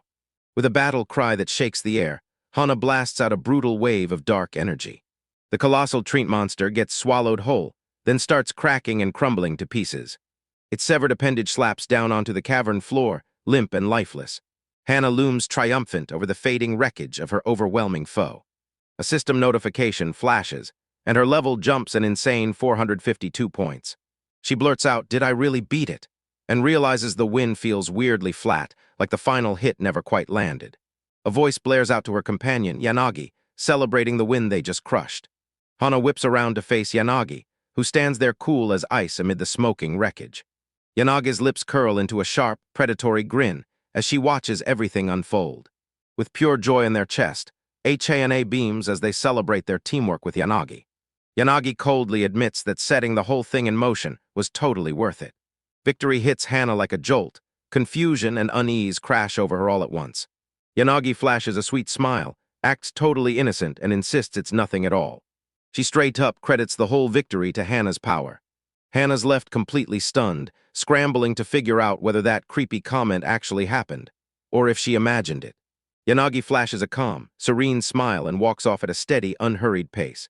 Her face stays calm, too calm, almost unnatural as she keeps moving. A surge of power hits Hana, and the moment it does, she knows something is terribly, deeply wrong. Adventurer Katajiri bursts into the scene, his footsteps booming as he blurts out how relieved he feels. Hana gasps the second she hears his footsteps coming closer. Katajiri barrels onto the scene and demands, "Are you two okay?" Yanagi's face hardens, and irritation flashes across it the moment that sudden interruption hits. Hana can't shake this gut-deep feeling that something is terribly wrong. Yanagi grins and slickly feeds Katajiri a lie, swearing the other is safe. Katajiri demands, "So how did you even pull off beating those monsters?" Yanagi flat-out says her magic couldn't do a thing, and hands all the credit to Hana. With a sharp, blunt grin, she drops the truth. Hana has a killer, one-of-a-kind skill. Hana freezes in pure shock and horror as her secret is suddenly ripped wide open. Yanagi bursts into laughter like, "Come on, Hana, did you hide that skill on purpose?" Katajiri is left totally stunned, because this fresh, never-before-reported info hits like a curveball out of nowhere. Hana's cheeks flare as she panics. She grabs Yanagi and demands to know why she'd say something like that. Yanagi waves off her worry like it's nothing, insisting she just knew it'd all turn out fine. With a calm, eerie smile, she seals her suspicion, like the quiet before the storm. Her eyes squeeze shut with suspicion, and she keeps talking under her breath like a warning is about to drop. She leans in and tells her companions, "Katajiri's about to die right now." That tiny ornate dagger slips from her sleeve and snaps into her gloved hand. With a blur of speed, she surges ahead and slams the blade straight into Katajiri's chest. Blood explodes from the fatal wound as the blade slams in. Katajiri coughs, frozen in stunned disbelief as that brutal betrayal hits out of nowhere. Hana can only freeze in place, staring with pure, broken disbelief as the attack hits.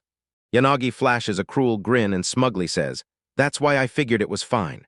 She tells Katajiri, "I'm taking your advanced magic skill with me, starting now." His eyes fly wide as the horrifying truth slams into him. She's got a plan, and it's deadly. He gasped in shock. She wasn't just attacking. She was zeroing in on him to rob him blind. His last moment hits like a wave of dawning terror, crashing in before he can breathe. He crumples to the ground, and his lifeblood spills out and pools around him. Hana lies paralyzed, and horror crashes over her as she realizes a murder just happened, right in front of her eyes. Yanagi casually plots to dump the body and pin the whole thing on a monster. She's distracted for a split second, then the moment clicks. She remembers the real goal she's been chasing. Her face hardens the moment she brings her main goal back to her mind. Hana recoils in pure terror the moment Yanagi's gaze snaps onto her. Yanagi calmly tells Hana, straight to her face, that she has to die too. Shaking hard, Hana blurts out, "Does Yanagi plan to murder her?" Yanagi beams and tells Hana, "I'm grateful you make your skills so easy to copy." Hana gasps in pure terror, blurting, "What do you mean? What could that possibly mean?" Yanagi unleashes her terrifying plunder power, snatching skills right out of the dead. Hana's eyes widen as the horrifying truth hits her. Someone is about to steal her gift. One lone tear, drenched in pure dread, slides down her cheek like a warning sign. Hana lashes out and accuses Yanagi of setting this whole mess up on purpose. She cracks the whole plan, pinpoints her target, and moves to isolate and kill her, just to get rid of that skill. Yanagi calmly agrees. Hana's accusations are 100% right. She shows off ruthless control over the dungeon, using her tamer skill. She admits she stole the tamer skill the hard way, by murdering its last wielder. Hana replays a news report in her head about Tamara's suspicious death inside a dungeon. Yanagi looks genuinely thrilled and honored that Hana finally made that connection. With a wild, manic grin, she admits, straight up, that she's the one who killed and stole the skill. Hana is left totally speechless after that horrifying confession. Yanagi beams at Hana and says her research was absolutely worth every second. She jabs her finger up and yells that it's time to slap on the final touches. A sharp system notification chimed, snapping Hana out of pure terror. She's hit with the shocking news. She's been picked as the plunderer's next target. Yanagi declares, loud and proud, that her preparations are finally finished. She tells him she can only hit people she's actually been face-to-face with. With the trap snapping shut, she turns to them and demands if they're ready to end this. Hana's survival instinct blares in her head, screaming, run or get killed. She bolts into a desperate full-speed sprint, refusing to go down as danger closes in. Out of nowhere, she surges with new power, and just like that, she levels up. Yanagi spots the girl and barks at her Tran to chase down the runaway. Dark, shadowy tendrils burst up from the ground, snapping toward Hana and pinning her in their grip. The attack lands dead center in her chest, and she reels like the world just yanked her off her feet. She snaps a bullet spell into existence, unleashing it in a last-ditch counterattack. Yanagi's jaw drops. She's convinced Hana should have already wiped the MP, and that mistake hits hard. She suddenly realizes Hana must have cashed in the MP boost from her level up. Yanagi spots his opening and lunges straight for the vulnerable Hana. She pops up out of nowhere in front of Hana and fires off a question. Where does she think she's headed? She rockets forward with blinding speed, smashing the distance in an instant. A brutal strike smashes into Hana, and she slams hard onto the cavern floor. Her HP bar just tanked. She's down to half her health from one single hit. She can feel it. If another shot lands like that, her life is going to snap right there. Yanagi watches Hana level up way faster than she ever expected. She decides to put her brand new skill to the test. A swirling orb of black fire flashes into existence in her hand. She reveals that this next-level magic was pulled from Katajiri's stolen skill. Hana watches in dead silence, and sheer dread tightens her face. Yanagi braces himself, ready to unleash his deadliest final spell. Hana sprawled on the ground, and she refuses to let death take her just yet. She sits there, staring into the truth, realizing she's got a small, chilling idea of what death feels like. Her mind rockets back years to the last place she called home, her family house. She remembers her brother's voice, right after he told her how their parents' plane went down. A brutal crash tore through the silence, because a dungeon on that deserted island collapsed and slammed down hard. A brutal memory crashes back. This tragic plane wreck was caused by flying monsters from a dungeon. She stares at a family photo and the memory hits hard. Her parents were declared missing, not dead. In her grief, she clings to memories of her older brother, her Oni-chan, who always had her back. She can't help but feel grateful because he always held her hand, staying right there when she needed him most. Guilt keeps clawing at her, because her endless crying feels like grief that won't let go. All she can think about is finally apologizing to him, the chance she's wanted for years. She clutches at the last shred of strength and whispers an apology into the void, begging it to stop the pain. Crying her eyes out on the cavern floor, she tearfully begs her brother for forgiveness for everything. The big ribbon that kept her ponytail tied snaps loose, then flutters down and lands on the rocky ground. One tear drops the moment the blow hits, then a crushing memory rips through her like lightning. Her gloved hand shoots toward the ribbon that had slipped loose and fallen without her even realizing. A brilliant bolt of light snaps, everything back to that crucial past moment. Hana's brother, Rin, is completely shocked when he hears her shouting his sister's name, his sister Hana. A younger, somber Hana quietly slips a soft good morning to her brother. Rin shoots back her greeting with a warm, affectionate smile that feels like a hug. She can still remember it, the first time she dared step out of her room after the tragedy. Her brother softly ushers her over and tells her to sit down at the dining table. He stands right behind her, deftly knotting the ribbon into her long, dark hair. Right after he's done, she whips her eyes to her reflection and blurts, "So what are you even doing?" Ren tells him the ribbon is a gift, then points out how much her hair has grown. He admits his styling's a total mess and asks her if she wants to fix it herself. A soft flush rises on her cheeks as she firmly shakes her head. No way, she's keeping things exactly as they are. She stares at her reflection and a soft smile blooms, like she's silently admitting, "Yeah, I really like what I see." Hana steels herself and tries again to finally say the apology she's been holding in for so long. He gently strokes her head, telling her she doesn't have to carry it all alone. She blurts out her confession, admitting she only ever cared about herself while he stayed there, backing her the whole way. He leans in and reassures her, soft and steady, with that look of deep understanding that tells her everything's going to be okay. Rin lays it out clear. Protecting your little sister is what a big brother is born to do. He wants her to know, No matter what, he'll never hold it against her for leaning on him. From this moment on, he's demanding she lean on him every time her heart starts to ache. He vows with steel in his voice that if she ever calls for his help, he will protect her, no question. He swears he'll level up again and again, because if he ever isn't strong enough, he'll get stronger until he is. Hannah's heart cracks open. His devotion hits her so hard her eyes go wide, teardrops fighting to break free. She whispers her thanks, and he answers with a warm smile, like helping her is just what he does.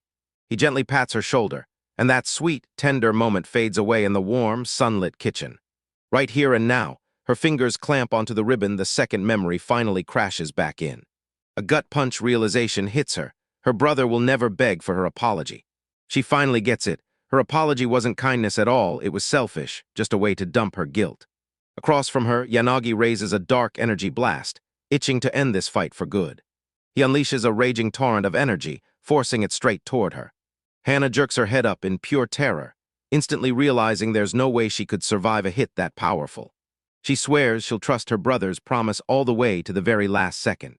Her brother's vow to protect her, if she ever calls for help, hits her like a lightning strike in her mind. She clutches her scarf and rips through the air with a desperate, heart-crushing scream for her brother. She shuts her eyes tight, bracing for impact as a blinding light explodes into the world. In the middle of the chaos, his calm voice slices through the panic and tells her to hand it over to him. Kneeling in the cavern's dark, she spots her brother's silhouette standing right in front of her. Rin's her brother, and now he's stepping in between her and Yanagi, sword fully drawn and ready to strike. Shock and relief slam into her at once, and she blurts her brother's name in stunned disbelief. Rin drags his mind back to the system's vision, everything it calls priceless, the info it thinks he can't afford to miss. He kept asking himself one burning question. Is that Hana fighting a traitor right this very moment?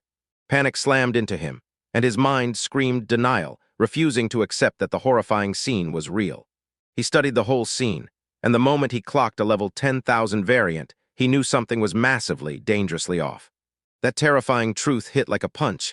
He had to bolt right now, or Hana would be in real danger. He spotted Yanagi slamming into Hana in the vision, and that shot of danger lit a fire under him. A cold, wrong feeling crawled through the air, but he shoved it down and kept moving. He roared at the system, furious, begging it to shove him to her side, right now.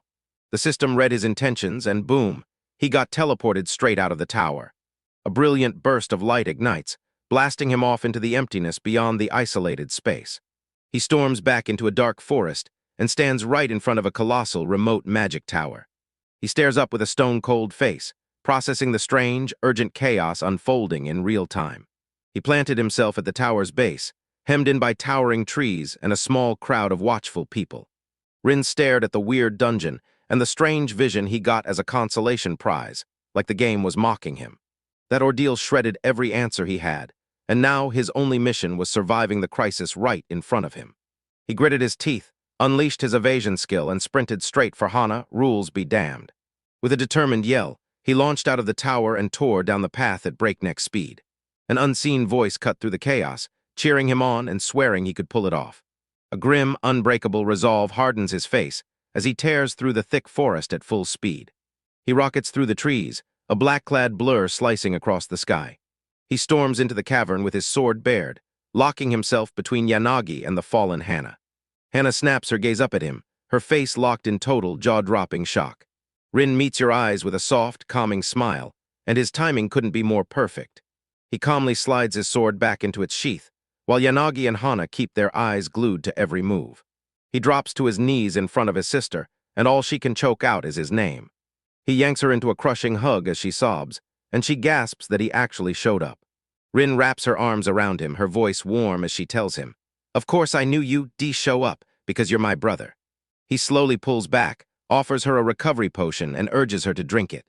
Hana snatches the vial, and her face lights up with pure gratitude and deep, overwhelming relief. He gently pats her head, like he's doing it every day, pure comfort in a familiar, steady touch. He praises her bravery, then reassures her she's safe now. Hana's breath catches into a sob as she leans into his comfort, while Yanagi watches from across the way, heart heavy. Yanagi shatters the quiet, snapping, "How did Rin get here?" He whips his question around, demanding to know why his spell crashed and burned. Yanagi blurts out Rin's full name at the top of his lungs, forcing her to answer his questions. Rin wobbles for a split second, then slowly whips around to face his opponent. His gentle expression evaporates, and a ruthless, icy stare takes its place.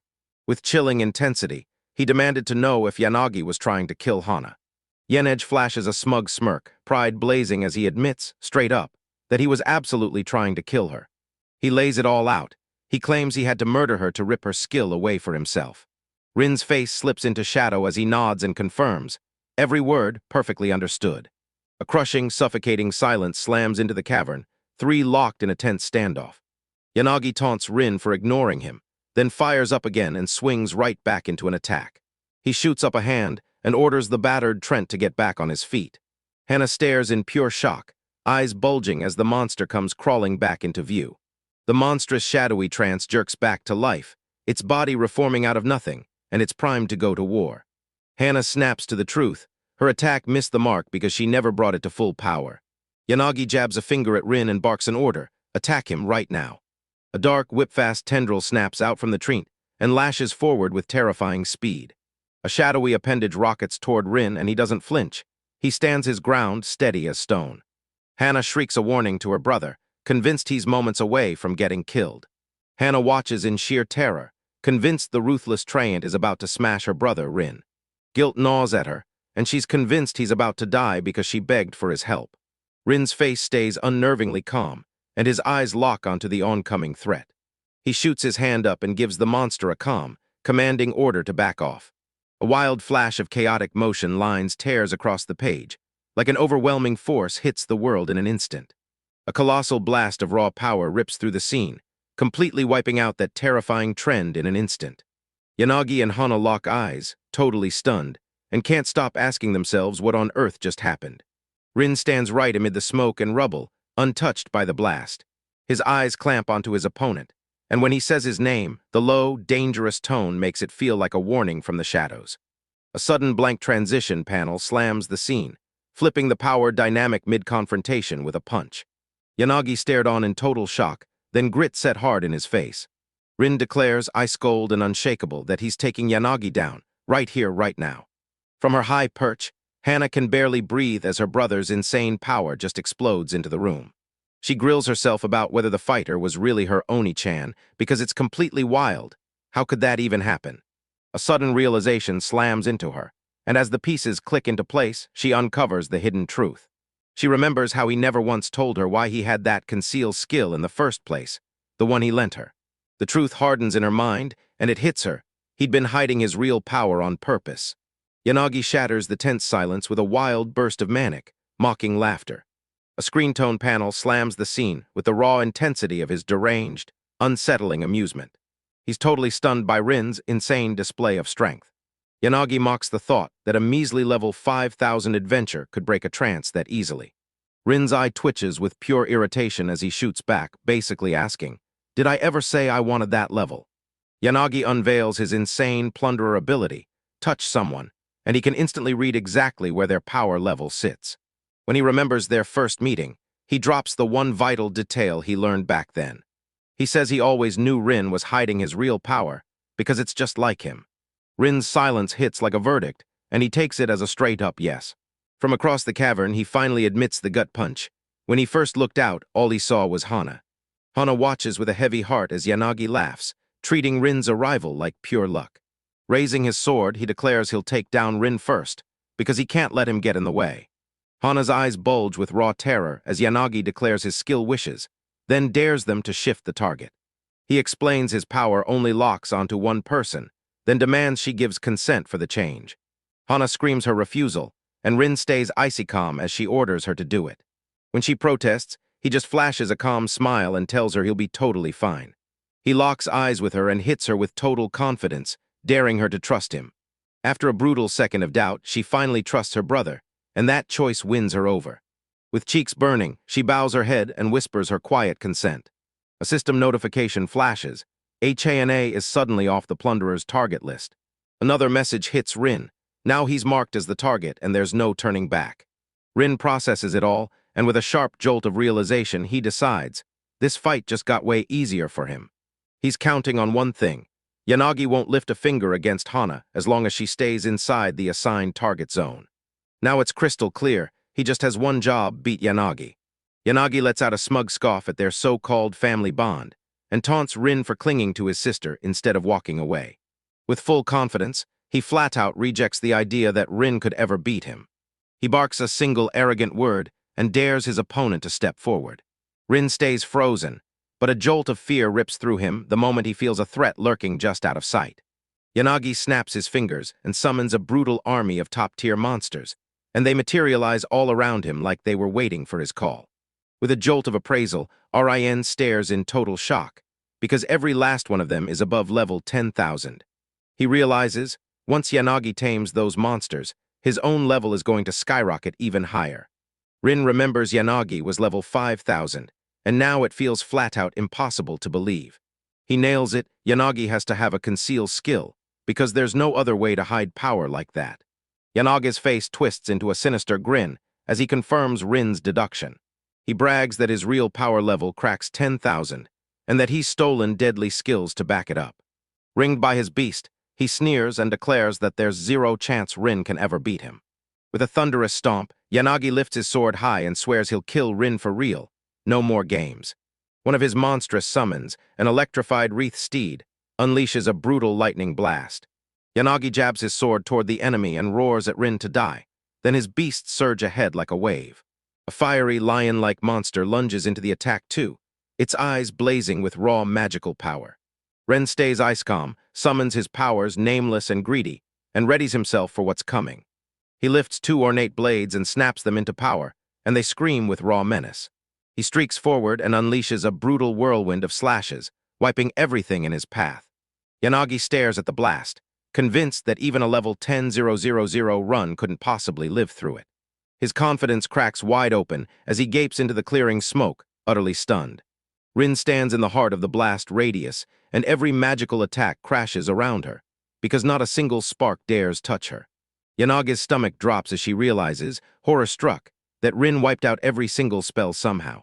He staggers back and realizes Rin's clothes are totally untouched. Right before Ren can even catch his breath, he explodes forward in a blur of pure motion. Yanagi gets blindsided by a sudden, aggressive move that hits him like a truck. He clocks that Rin's got some kind of magic defense, then snaps at his beast to slam the brakes and stop him. Rin's eyes sharpen as he weighs the idea of ditching his usual moves and going straight for a physical attack. Yanagi snarls at his Orc King to charge at Ren and rip into him in close quarters. That hulking beast swings its massive polearm down with brutal force. Yanagi's sure there's no way to block it. Rin stays totally unbothered, and as he shrugs off the attack, time itself starts to crawl. With one lightning flick, his blade slices clean through the Orc King's weapon and right into his torso. Yanagi's face drops into sheer shock, eyes bulging, jaw hanging open, as he stares at the display.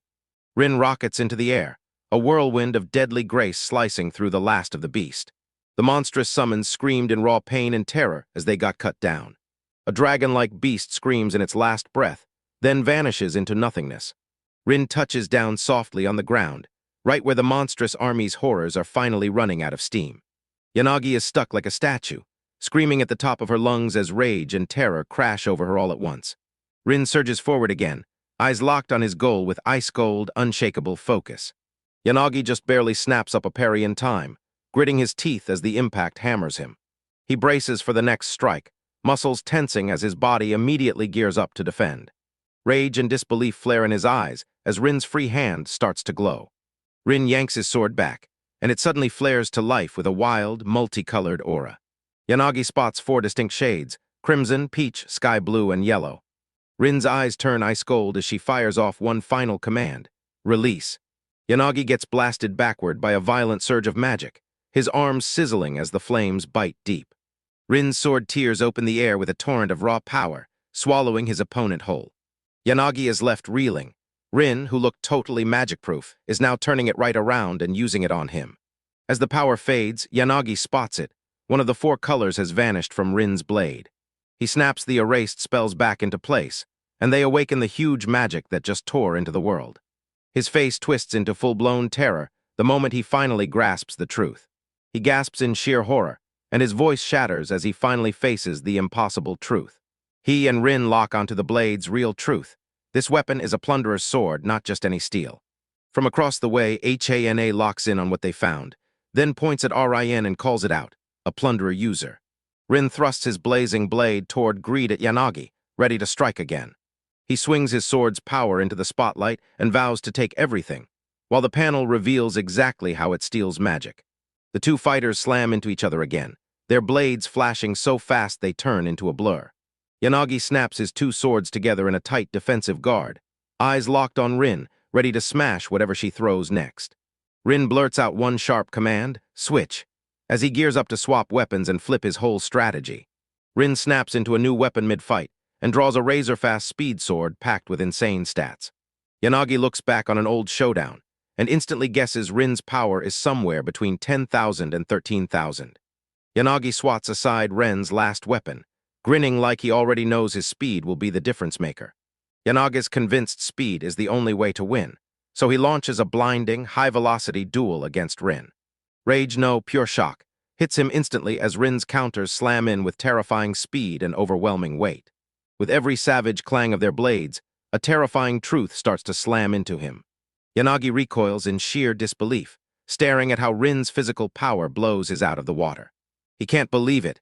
How did Rin's power jump to more than double in such a short time? A cold wave of despair slams into him as he realizes his doom is coming fast.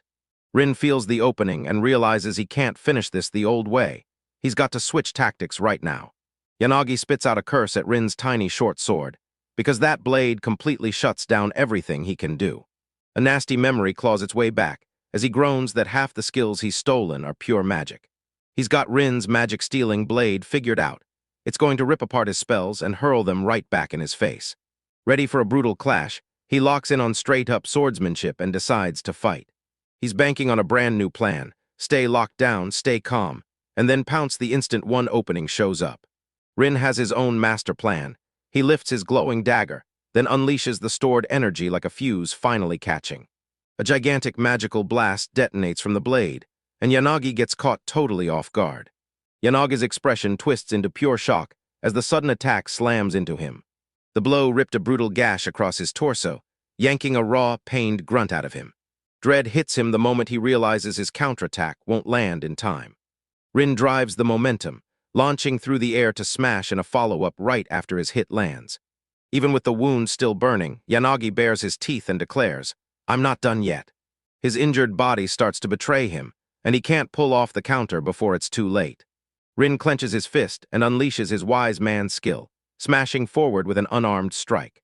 Yanagi is completely stunned by this sudden, wild switch in tactics that comes out of nowhere. Rin's glowing fist slams into Yanagi's midsection with a crushing, devastating hit.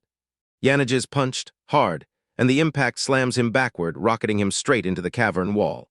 He crumples amid the wreckage, and that brutal impact slams his health bar down like a wrecking ball. He can't even wrap his head around the sheer, unnatural power of Rin's bare-handed punch. Rin barrels closer, and his mind spins out of control, stuck on one burning question: what on earth is happening? Rin rips his blade back into position, ready to slam in the final blow. He rockets across the space in an instant, closing the gap with a razor-sharp, no question about it move. Crushed under the rubble, Yanagi gasps, ribs pounding like they're shattered, barely able to move a muscle. He's terrified they'll rob him again, and that fear drives him to the edge of desperation. He finally understands this. If survival's on the line, he has to gamble everything. A fire of pure resolve flares in his eyes as he commits, putting everything on the line. A savage power surges around him as he slams his trump card, one-wing flight, into action. He fully understands how deadly this skill is, but there's no way out. He has to use it anyway. Rage rips across his face as he swears he'll kill Rin, no matter what it costs him. Driven by sheer desperation, he rockets forward like a bullet, so fast it all blurs. He's overflowing with confidence, convinced this one, ridiculously fast strike will end the fight and crown him the winner. His blade slices through the air, but an unseen force slams it to a stop, ting, sharp as a warning. Rin is completely stunned, blurting out in bewilderment at the sudden deflection that nobody saw coming. He suddenly feels it, an invisible wall, a brutal barrier, sealing him in and shielding him like it knew. Yanagi's shock snaps into pure resolve. He won't hesitate to smash through whatever stands in his way. He strides up and dares Rin, dead set on testing just how long that barrier can hold. He unleashes a furious, non-stop storm of slashes, hammering away at the invisible shield like it's about to crack. Rin digs in and holds his ground, but you can see the crushing weight of the non-stop attacks wearing him down. A razor-thin crack slices across the barrier, and you can practically feel it about to shatter any second. Yanagi flashes a smug grin, clocking that the barrier has a breaking point, and sets his sights on the final strike. His sword shoots up high, poised to smash the defense that's already crumbling. Right as he lunges in, Rin thrusts her magic-stealing dagger forward again. A razor-focused burst of energy slams into Yanagi, blasting him out of balance. Yanagi gets blasted so hard it feels like fire, but his resolve doesn't budge one bit. Ren can't believe it. This was a razor-thin escape, and now he's finally out of stolen spells. Yanagi figures there's only one move left, the killing blow, and he surges forward to strike. He surges forward one final time, roaring that this is it. Amanda Rin's nightmare ends now. As Yanagi barrels closer, he spots Rin frozen in place, unmoving as stone. Rin's mind is razor-sharp. He won't drop his guard for a second, and he's going all in with every ounce of power. Yanagi freezes for a split second when she locks eyes with Ren's cold, unshakable stare. Rin's piercing stare slams into him so hard that he freezes for a beat. He slams the feeling away, certain his final strike will seal the win. Rin realizes Yanagi's deadly mistake wasn't just bad timing. It was charging in without even understanding his own special skill. Once Rin hits level 20, he unleashes his real trump card, Time Zero. The world twists, and Yanagi is trapped in a storm of Rin's afterimages, landing all at once. Rin's expression turns into a cold, emotionless stare as he finally unleashes his ultimate skill. Yanagi shrieks in pure agony as a relentless, unavoidable attack batters him without mercy. He clocks the power instantly, chain teleportation with god-tier swordsmanship. The attack hits with brutal speed and raw power, and it leaves him staggering, stunned he can't even believe it. He instantly realizes this wild power is Ammoniron's hidden ability. Beaten to the bone and bleeding out, Yanagi snaps into a do-or-die survival mode, using enemy detection to stay alive. Rin clenched his resolve, determined to flip the odds, dreaming that if he played it right, Yanagi would burn his final spell. He slams his foot into the ground and steels himself for the next move. Yanagi stumbles backward, swearing through gritted teeth as he barely slips out of yet another lightning-fast lunge. Rin rockets forward in an instant, vanishing into a streak of pure motion. He yanks Yanagi's arm out of nowhere, and it floors him completely. Rin barks the command, release, and the hilt of his sword lights up, sparking with wild, buzzing power. Yanagi's eyes blow wide with pure shock at the sudden burst of power, like something just snapped, and then he blurts, "We need to."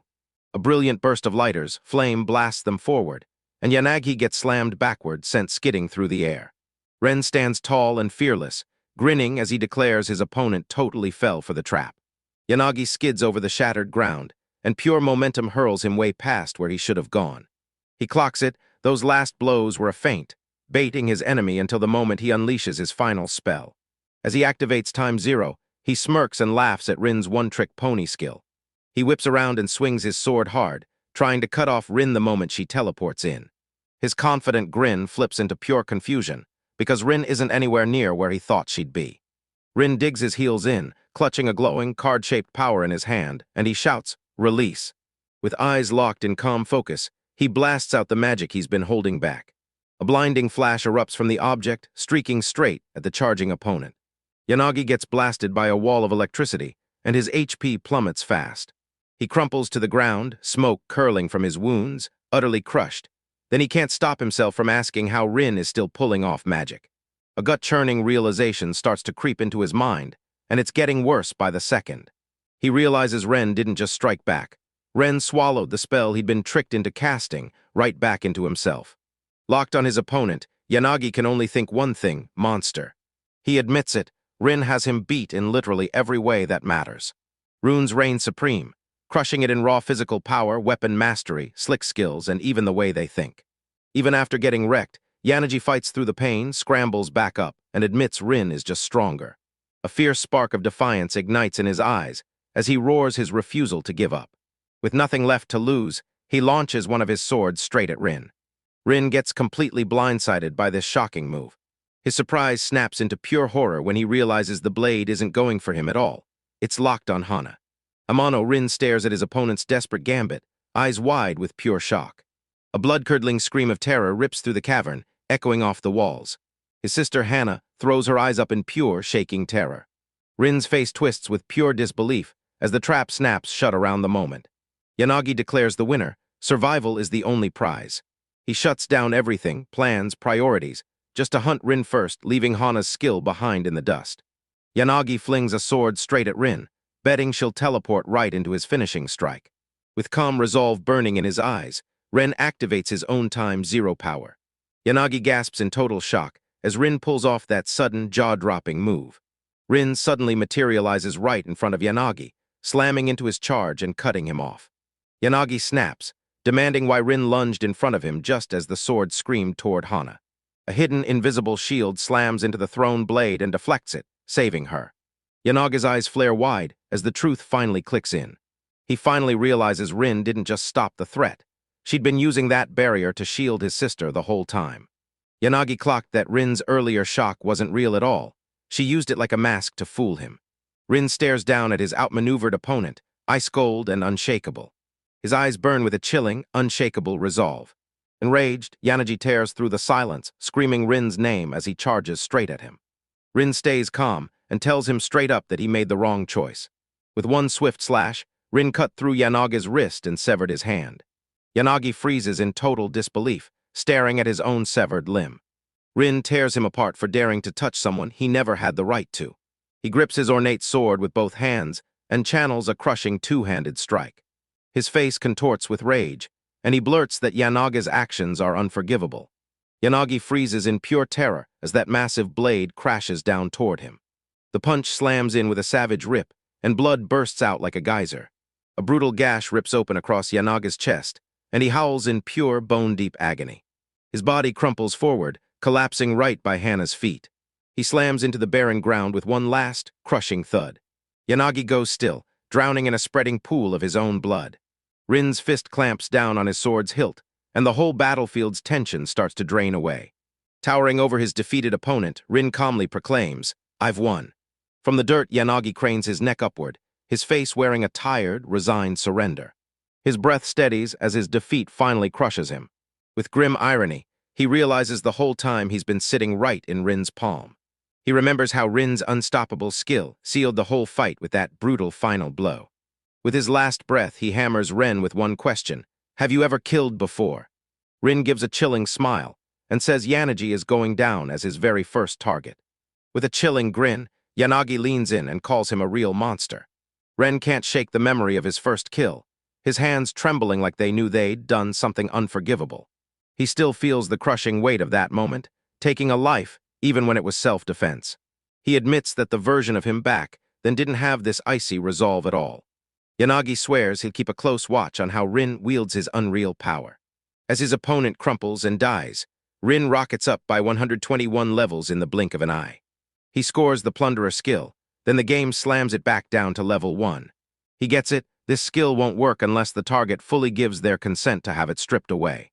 Rin realizes the dying Yanagi didn't just leave it behind. He must have chosen to pass the skill to Rin himself. Without a word, he turns from the fallen body and bows in silence. So even if he's got the same power, he swears he'll never turn into Yanagi. He realizes it looked like a cakewalk, but they shoved him right to the breaking point. He relives the two fresh powers that sealed his win, greed and time zero. Crashing both weapons together ripped through his MP so fast it left him reeling. He finally admits this opponent's intelligence is flat-out terrifying. He knows that one wrong move would have ended his life in an instant. Ripping himself away from those dark thoughts, he rushes up to Hana, desperate to make sure she's okay. Overwhelmed, Hana gasps his name and launches herself into his arms. She presses her face into his chest and finally spills the truth. She was terrified. He blurts out an apology for being late, but she snaps back and points to the real reason she's terrified. Tears spilling down her face, she blurts out that she was terrified he nearly died for her. Fear for his life crashed over her like a tidal wave, drowning everything else. Rin softly strokes her head and whispers her name, calming her like a warm lullaby. He tells her it's over at last, and with a heavy breath, he admits he's just relieved she's safe. He leans in and asks, "Tell me, did the thrown sword actually land the hit on you?" With a bright smile, she reveals that he shielded her, because that battle barrier he conjured was the one protecting her. That skill's description makes it clear. You can cast it on someone else, not just the one who owns it. Rin remembers the second he showed up. He slammed the barrier on her like it was the first thing he planned. Hannah adds that once the cooldown finally cleared, she recast it on herself right away. She stares at him like he's a legend, and she straight up says he's unbelievably strong. Rin drops his guard and rushes to apologize, admitting he kept his real power hidden from her. Hannah finally gets it, because she knows what it feels like to be targeted herself. He vows to spill every single detail the moment they get home, and she nods, agreeing without hesitation. He vows to spill every last detail, how he clawed his way into strength. For now, Hannah can only breathe out and cling to one thing, her safety. Rin stares at her, and a storm of emotions surges up inside him. He finally lets out his own deep, crushing relief. Kneeling at her feet, he blurts out how relieved he is that she's safe. The story cuts to a bunch of adventurers packed outside the Sumafuku dungeon tower, ready to storm in. The crowd buzzes with anxious whispers, terrified for the people still trapped inside. One adventurer starts to worry when Yanagi and Hana still haven't come back yet. Suddenly, a shadowy figure bursts out of the dungeon's pitch-black entrance. Hannah steps out by herself, utterly exhausted yet standing firm like she's got no choice but to push forward. The other adventurers bolted toward her, already relieved, yet they couldn't stop asking why she'd been left behind. Flustered to the bone, she blurts out her cover story, starting right there as her nerves rattle. She tells the full story, how that monster attack ripped her away from the rest of the group. Everyone turns to ask about Yanagi, the exact moment they shout Hana's name.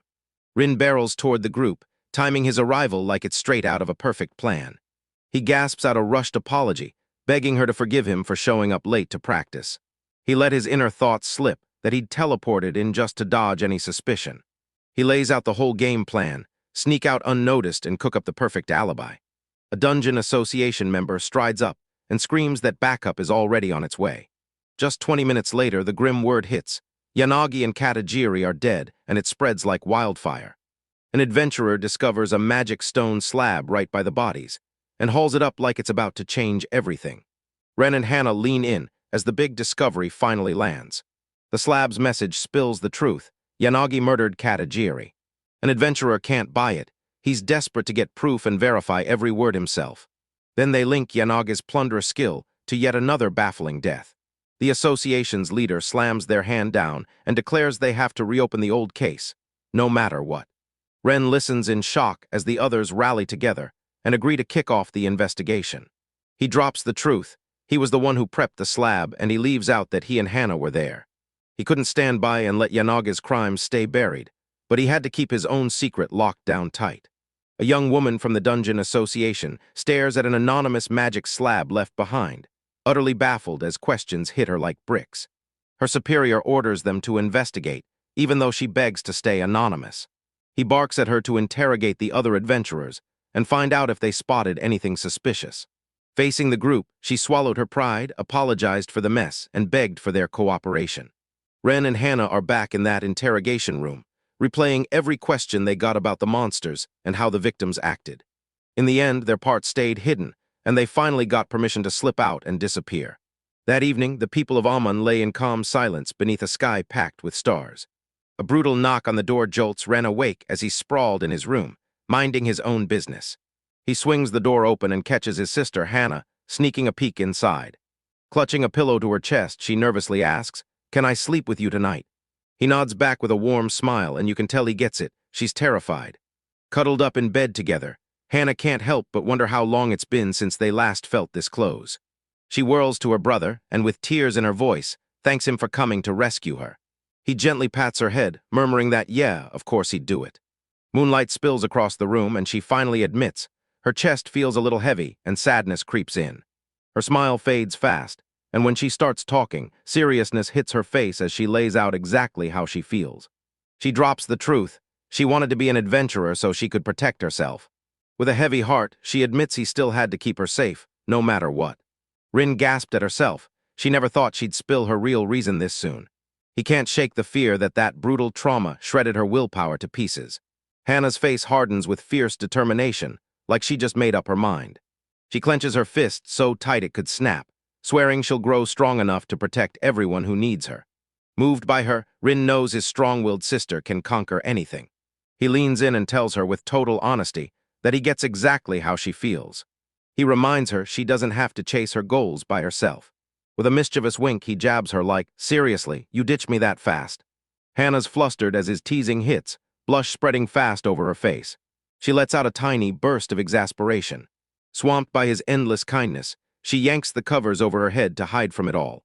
As the night stretches on, the room sinks into a cozy, peaceful silence. They trade sweet goodnights, then sink under the covers as the room finally goes quiet. The narration seals it. Everyone slept like the dead, and they didn't wake a bit until morning. A wave of nostalgia hits as we see them sleeping peacefully, exactly like the kids they used to be. A few days later, a foot crashes down on the grassy earth with a crunch. A massive, futuristic, remote magic tower towers in the distance, like it's about to swallow the horizon. Ren says it feels like ages since he was last there. Hannah stood against the tower wall and locked in, ready to blast into the dungeon with teleportation. She slaps her palm on the wall, and all she gets back is dead silence. Rin isn't shocked at all. She realizes this dungeon plays by its own brutal rules. His dungeon teleportation skill, LV 20 inches, lights up on screen, showing off its terrifyingly strong stats. He scratches his head, baffled as the skill refuses to trigger right through the 400-meter wall. He remembers this dungeon. Something about it has always felt off, like it's full of weird, impossible anomalies. Every level had its own sky, like someone ripped reality apart and stitched up a whole new world each time. That memory snaps into place, and suddenly a wild new theory hits him, one that shocks even him. He realizes the towers inside doesn't just connect to another room. It's trapped in a whole separate space altogether. That enormous structure is a dungeon, one that sits outside their world, waiting like a nightmare from another reality. That hits him like a brick. Now he's furious, because it means he won't be able to snag his third reward. He can't help but wonder how the system decided to feed him information about Hannah. The system read his soul and flashed the truth. Hannah was in danger right now. He remembers the system's voice, cheering him on and saying his name like it was meant just for him. That voice somehow hit me with wild nostalgia, packed to the brim with real emotion. He stares up at the sky, like he's demanding to know what the system is thinking. Clenching his fist, he snarls, demanding answers for why dungeons and levels were ever created. He lets out a frustrated sigh, realizing nobody's answering. Realizing this is a dead end for now, he whirls around and bolts out. He makes up his mind to slam the system for more answers later. His senses suddenly shriek a warning, and his eyes snap wide with alarm. A sharp swish snaps his focus. Something unexpected is suddenly right in front of him. A gorgeous blonde woman touched down with effortless grace, and that alone confirmed who he was, right down to the modern Rin. He whips around, and shock hits his face the moment the stranger appears out of nowhere. Claire walks up with a calm smile and introduces herself. In the middle of the field, she confidently tells him, "I came all this way just to meet you." The story suddenly snaps back to the day before, right inside the Yazuki Guildmaster's office. The moment Claire steps into the room, the Guildmaster welcomes her with a bright, warm smile. Claire freezes when she spots a photo sitting on his desk. That photo shows a young guy with dark hair, staring right at you like he's got secrets. Ren is caught in a crisp, crystal-clear shot. The Guildmaster leans in and teases her, pressing, "So, does this young man catch your eye?" He drags the photo across the desk and shoves it into her hands as a gift. Claire lets out an exasperated sigh, clutching the photo of the man like it's burning her hands. She blurts out, "Who's the young guy in this picture?" The Guildmaster leans in and tells Rin that his name has been turning heads, and now he's ready to recruit him. He ordered Claire to drag Rin straight to him. No delays, no detours. Claire slams the brakes on that thought, remembering the whispers that Rin just wasn't that strong. The Guildmaster straight up says, "That's just what it looks like on the surface." He slips out his real hunch. Rin's been masking his true power. Claire demands to know exactly what his assumption is built on. He slides a confidential document across the table, and she snatches it, letting out a soft, telling sound. She instantly realizes it's the report of the dungeon practice murder. The Guildmaster leans in and tells her this next bit is strictly confidential. Claire locks onto the guild's sleek exterior, taking in every detail like she's cracking a code. She's convinced it all clicks. Rin's sister teaming up is the reason he's even here. A flashback of Rin and Hana hits him hard, and that's what lights the fuse, why he sprints straight to the scene. The Guildmaster drops yet another jaw-dropping mystery. There's a magic stone slab right at the scene. Claire spots the object instantly and reads the carved words etched into it. The slab spells out the murder in brutal detail, turning the crime scene into a clue. The whole story pins Yanagi to the blame. because she wields a deadly skill called asterisk plunderer asterisk asterisk. So it points to the idea that someone struck down Yanagi right after he murdered Katajiri. Claire's mind races. Why would the killer drop proof like that and just walk away? The guildmaster admits it feels weird, because walking away with nothing left would be the safest move. He tells them Yanagi wasn't just involved in one case. He was already a suspect in other crimes just like it. The association finally realized the mystery killer had slipped out of the dungeon somehow. The guildmaster cuts in and reveals that Amani Rin shows up right before the investigation can even begin. He argues Ren might have slipped in and vanished using some special skill. With a triumphant wink, he grins and declares his theory is rock solid. Claire admits that if her theory is going to hold, Rin needs insane power. She starts wondering if he can really wipe out 10,000 plus enemies all by himself. Even with Rin's short time in the game, the guildmaster is 100% sure he had the fire to make it big. He drops the bombshell. Rin's special power isn't just magic, it's a teleportation style they've never ever seen before. Claire freezes in shock, realizing that this kind of ability would hand her power beyond anything she could have imagined. A hard-faced man breaks down his theory about a skill that used to be pointless, then somehow mutated into something powerful. From the shadows, he flashes a confident grin and insists this same person also crushed the Kenzaki dungeon boss. Claire snaps that his skill could have cracked the sealed boss room, then he confirms she's dead on. Staring at that man's photo, she finally gets it. This is why he'd have to hide a power like that. With a heavy, haunted look on her face, she confesses she knows firsthand how wreckage follows when power gets out of control. In the guildmaster's office, she straight up demanded to know why they handpicked her for the recruitment mission. The guildmaster can't stop gushing. He declares his daughter is the cutest thing alive, and she's way more convincing than some old man. Claire lets out a heavy sigh because it hits her. He has no intention of giving her a real, serious answer. With her curiosity sparking over the target, she takes the assignment, sending her father into pure delight. He shoves a document into her hands, and the paper spills the Amani family's address. As she snatches the paper, she can't help wondering just how effortlessly he uses his connections to get private information. Staring at the photo, she can't help but wonder what kind of person Amon Terrence truly is. Ammon jerks back in shock as a mysterious figure suddenly materializes right in front of him near the colossal tower. A gorgeous blonde woman suddenly appears on the grassy hill, and her presence knocks him completely off guard. He's left completely stunned, mouth shut, mind blank, as she suddenly appears out of nowhere. Claire locks eyes with him, her look sharp and suspicious, like she's confirming he's really who he claims to be. Ammon shot up, stammering, and asked who she was, then pressed her with, "Is something wrong?" She tells him they can drop the formalities since they're the same age, and asks him to call her Claire. He lets out an awkward yes, and she answers with a proper Amani-san, all formal and smooth. Ammon's mind is rattled as that strange tempo of their conversation keeps going, and her formality won't budge for a second. He leans in and asks what she wants, then points out the obvious, she must have tracked him down to find him here. Claire reels at how instantly he spots everything, and her hand flies up to her mouth in pure shock. She shoots an apology his way for making him uncomfortable, then promises she'll be quick, right as he asks her what she wants. With a hard, determined stare, she lays out her reason, recruiting him into her guild. He's stunned by her offer, and she seals it with a nod. This isn't casual talk, it's a proper guild negotiation set up by her guildmaster. His thoughts spiral at full speed. Why would a top guild suddenly show up and scout him now? She drops the bombshell. She's with the Yazuki Guild, and their HQ is right here in this city. Amani spots the name and instantly remembers Yui, because that guy had stormed into Japan's top guild. Claire hands him a formal invitation and drags him straight to the guild's headquarters to meet the guildmaster. He wrestles with the pros and cons in his head, wondering if that guild support is worth the price he'll have to pay. But he's got zero plans to join a guild. He'd rather grind and level up all by himself. A jolt of pure wrongness screams through his mind, like something in this moment is screaming to be fixed. He knows he's been hiding his real power, and the moment a top guild comes knocking, that offer starts setting off alarm bells. Convinced he had to rip the truth out of her, he steels himself to hear her side. No more guessing, just answers. Even with all his logic, his gut is screaming that something bigger is going on. A wild, unexplainable pull hits him, screaming that he won't let this slip away. With his decision locked in, he shoots back a clear, confident yes. He agrees to meet and talk, and Claire's face lights up as she thanks him from the bottom of her heart. A slick white car screeches up, and she waves him toward the passenger seat like it's about to change everything. Once he climbed in, he slid in next to Claire, and the whole car seemed to tighten with tense anticipation. He immediately feels a cold, invisible hostility blasting from the driver up front.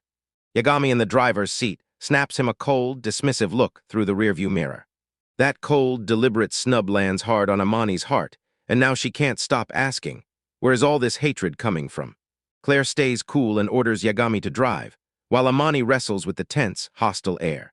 He tries to swat the feeling away, telling himself it's all in his head, while the car stays dead silent.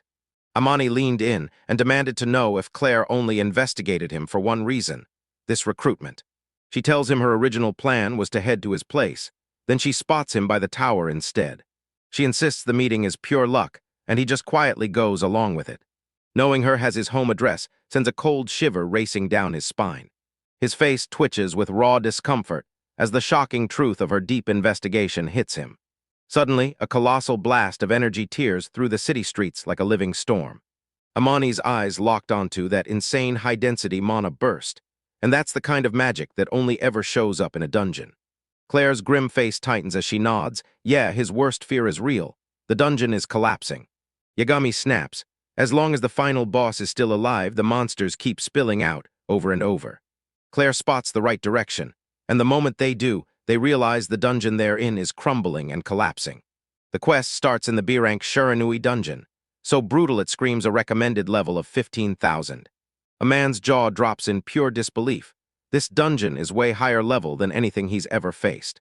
Claire throws out an apology, saying their meeting has been pushed back because they're rushing to the scene. He's stunned she's dead set on fighting, and she shoots back that yes, she's going to. Ammon studies the threat and realizes this rule. When a collapse hits, the monster's power doubles. He knows exactly which move to make to slip out clean, because if he fights, everyone would finally see his real power. Even with the dangers staring back, a razor-sharp determination ignites in his eyes as he clenches his fist. Claire locked eyes with him, and in that moment, resolve slammed into him. He boldly declares he's going too. She's hit with shock. His decision comes out of nowhere, and her eyes go wide in pure disbelief. A sudden flashback rips open Amon's plans from just a few hours earlier that day. Back at home, he geared up for an experiment, packing his bag like he was about to plunge straight into a dungeon dive. He aimed to yank himself back into the magic tower of isolation by using dungeon teleportation. He braced himself for a brutal fight, knowing he'd have to prep hard for a grueling multi-day showdown.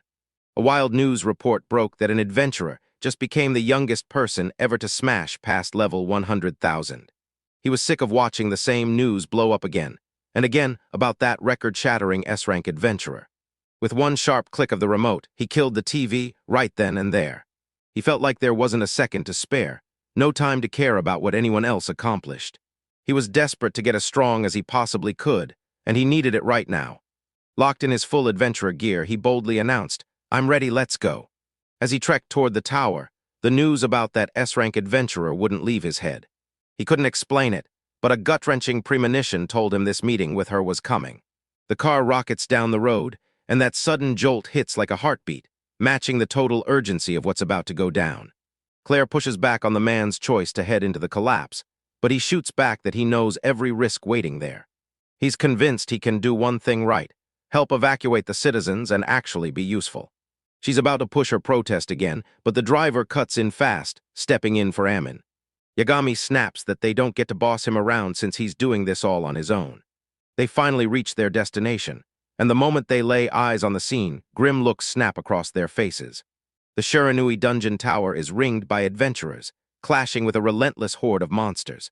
Amon exhales in relief, because this razor-thin defensive balance is holding, barely. They rush up to the defenders to jump in, and straight up demand a status update. A fierce female adventurer bursts in and tells everyone the monsters won't stop. More and more keep pouring out, with no end in sight. She says everyone's burning themselves out just to keep them from breaking through. Claire asks if anyone's finally made it to the last boss, but the truth hits hard. No one's come back yet. Ammon knows the protocol cold. When a B-rank collapse hits, you're gonna need an A-rank adventurer to handle it. With a whopping 20,000 needed, this situation turns way more dangerous than it looks. A sickening realization hits him, and his hand snaps into a hard, clenched fist. Suddenly, the earth erupts in violent shaking. yanking the adventurers off their feet. Amani catches those familiar tremors from a past collapse, and she knows it can only mean one thing. A dungeon wall blasts outward in a violent burst, hurling stone and dust through the air like shrapnel. A gigantic, muscle-packed monster bursts into view, an enraged, one-eyed beast crowned with vicious horns. The moment it erupts into existence, adventurers get slammed into a full-blown panic sprint, scattering every which way. Through the chaos, Ammon calmly slams his appraisal skill into action. The results are terrifying. Cyclops level 40,000. Amani is completely stunned by the sheer number. His eyes bulge with pure disbelief. All the other adventurers froze in despair, stunned. How are they even supposed to fight something like this? In the middle of the chaos, the monorail snaps and declares that he can't just stand there while others are dying. He steels himself to fight, ready to bear his real strength so that monster can't wipe out anyone ever again. Doubt hits him like a tidal wave. Can he really stand up to a foe this powerful?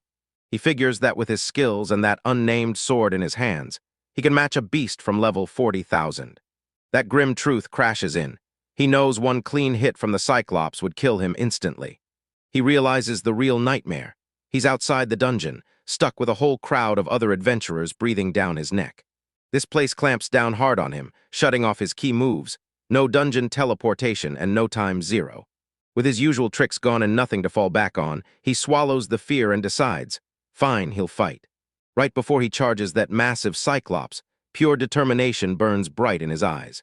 Clutching his sword with a death grip, he charges into the overwhelming foe with a full-throttle lunge. A calm voice slices through the chaos and urgently tells Amani to stay back. Aman slams to a stop, and his face twists into full-blown shock and total confusion. S-rank adventurer Claire steps right in front of him, calm on the outside, but her resolve is ironclad.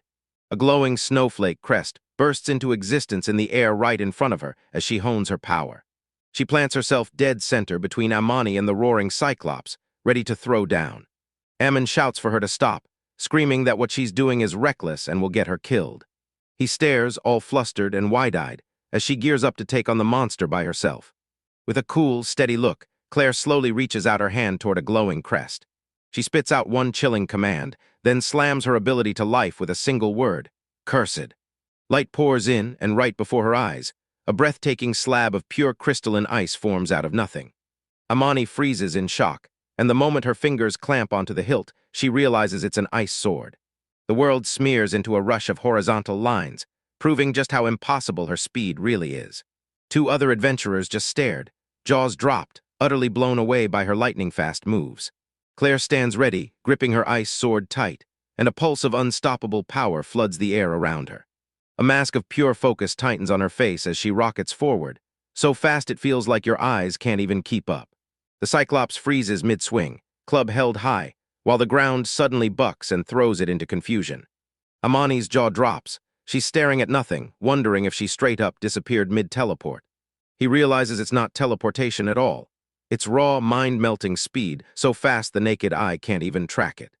Before the Cyclops can even blink, a vertical blade of light slashes it in half.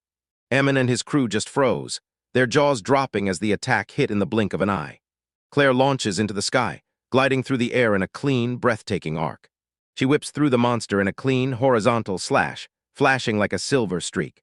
Her eyes lock in, and with one impossibly fast, ruthless strike, she ends it before anyone can blink. She drops to the ground in a quiet landing behind the Cyclops, her move finished. With her back to the monster, she launches a razor-sharp trail of icy energy straight through its body. The Cyclops' head splits wide open, crackling with biting ice as its whole form gets torn apart. The colossal monsters, too, have slammed into the ground on both sides of her, shaking the air. Ammon and the other adventurers gawk with wide eyes, completely stunned by the sheer, overwhelming force blasting in front of them. His mind rockets back to that news report, showing her smashing through level 100,000 like it was nothing. He stares at her, the truth slams into place, so now he's wondering if she's really Claire. A long ago, calmer chat with her crawls back into his mind, like it's trying to steal the present. He remembers her saying she didn't give him much about herself, just that she was with a guild.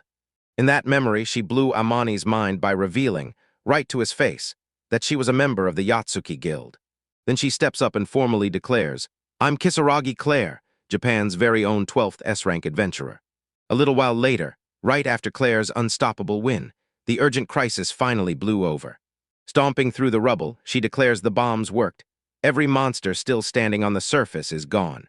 Another brutal run shakes out the truth, wounded, but no one's dead, and Claire finally exhales in relief. Ammon shoots the monster a thankful look, realizing that if he'd faced it alone, everything would have ended in disaster. The moment Dungeon Association officials roll in, Claire slips aside and fires off the whole situation. Ammon watches Claire close up, and unlike him, she doesn't even try to hide that massive power simmering under her skin. He can't believe it. How on earth does she, just 19 years old, wield strength like that? He starts guessing that showing up at Yuzuki's guild is the key. Maybe that's where the real reason behind her insane, rapid growth is hiding. Claire wraps up the conversation, snaps her head up, and declares that it's time to leave, right now. When she tells him to lead the way, Amani's brain stutters for a second. Then he snaps into it and agrees. Before they step out the door, Claire snaps that there's one thing she has to do first. She rushes up to the fallen reptilian giant, ready to strip it for every valuable material. After a beat, she's done, wipes off the proof of victory, and rises up from the fallen beast. She flashes a soft smile at Ammon and asks, ready to go. Their destination is finally revealed, the huge, modern headquarters of the Yasuk Guild. Pulling up by car, Ammon slows down, stunned by the massive building that screams Top Guild the moment he sees it. Claire strides with him into the grand lobby, pushing past those smooth automatic glass doors. As they stride through the pristine corridor, their fellow guild members come running over to greet them. A woman with a ribbon woven through her hair smiled and greeted Claire with a sweet, polite good morning. Another bubbly pigtail girl pops up and cheerfully shouts to Claire-chan. Amani clocks something wild. This top-tier guild is packed with young people, way more than she expected. He's realizing the craziest, most powerful adventures don't usually come from kids. They come from people in their 30s and 40s. Watching everyone greet her so warmly, he can't help but notice just how wildly popular Claire is. She shrugs off the hype and says her fame is just because she's the guildmaster's daughter. Amani's jaw drops in total disbelief, because this is the first time he's even heard a word of it. Claire drags him to a pair of double doors, blurting that this is the guildmaster's room, knocks included. A voice beckons them inside, and they step into the office. Amani's nerves are on full display. His gaze snaps to the man behind the desk, and for a second, bam, recognition flashes like a spark in his mind. He can't shake the feeling that he's seen that strict, authoritative guildmaster somewhere before. He just can't place it. Claire steps up in front of Guildmaster Kisaragi Daishuk and breaks the bad news. A dungeon collapse hit right when Amani arrived.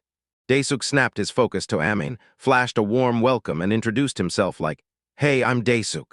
He leans in and asks Amani if he remembers that old recruitment attempt, and that question instantly sparks a flashback in Amin's mind. In a flashback, a sharp-suited man shoves a card into his hands, and Amin freezes, pure shock slamming through him. He suddenly clicks. Guildmaster himself had tried to recruit him a full year ago, right after he ditched the King of Unique.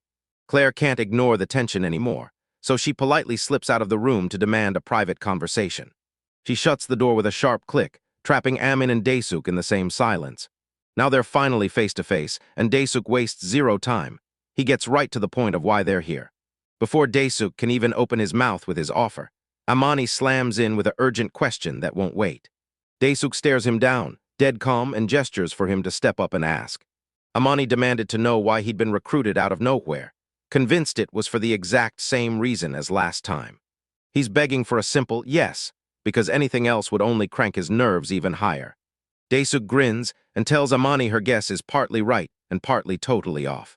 He nods to Amon's skill, but he's convinced his peak is already reached. He throws in a dramatic pause, then finally lays out his true verdict on Amani's power. His face turns razor-sharp, and he fixes the man straight in the eyes as he speaks directly to him. Daisuk drops a shocking accusation, demanding to know if Amin's been secretly hiding his power from everyone. Flustered, Amani demanded the proof behind Daisuk's claim, because she knew he couldn't just throw it out without evidence. Daisuk's confident smirk seals Amin's worst fear, because he's got the kind of proof that leaves no room to breathe. He throws out two names like loaded guns: the Kenzaki dungeon collapse and the Sumofuku dungeon murder incident.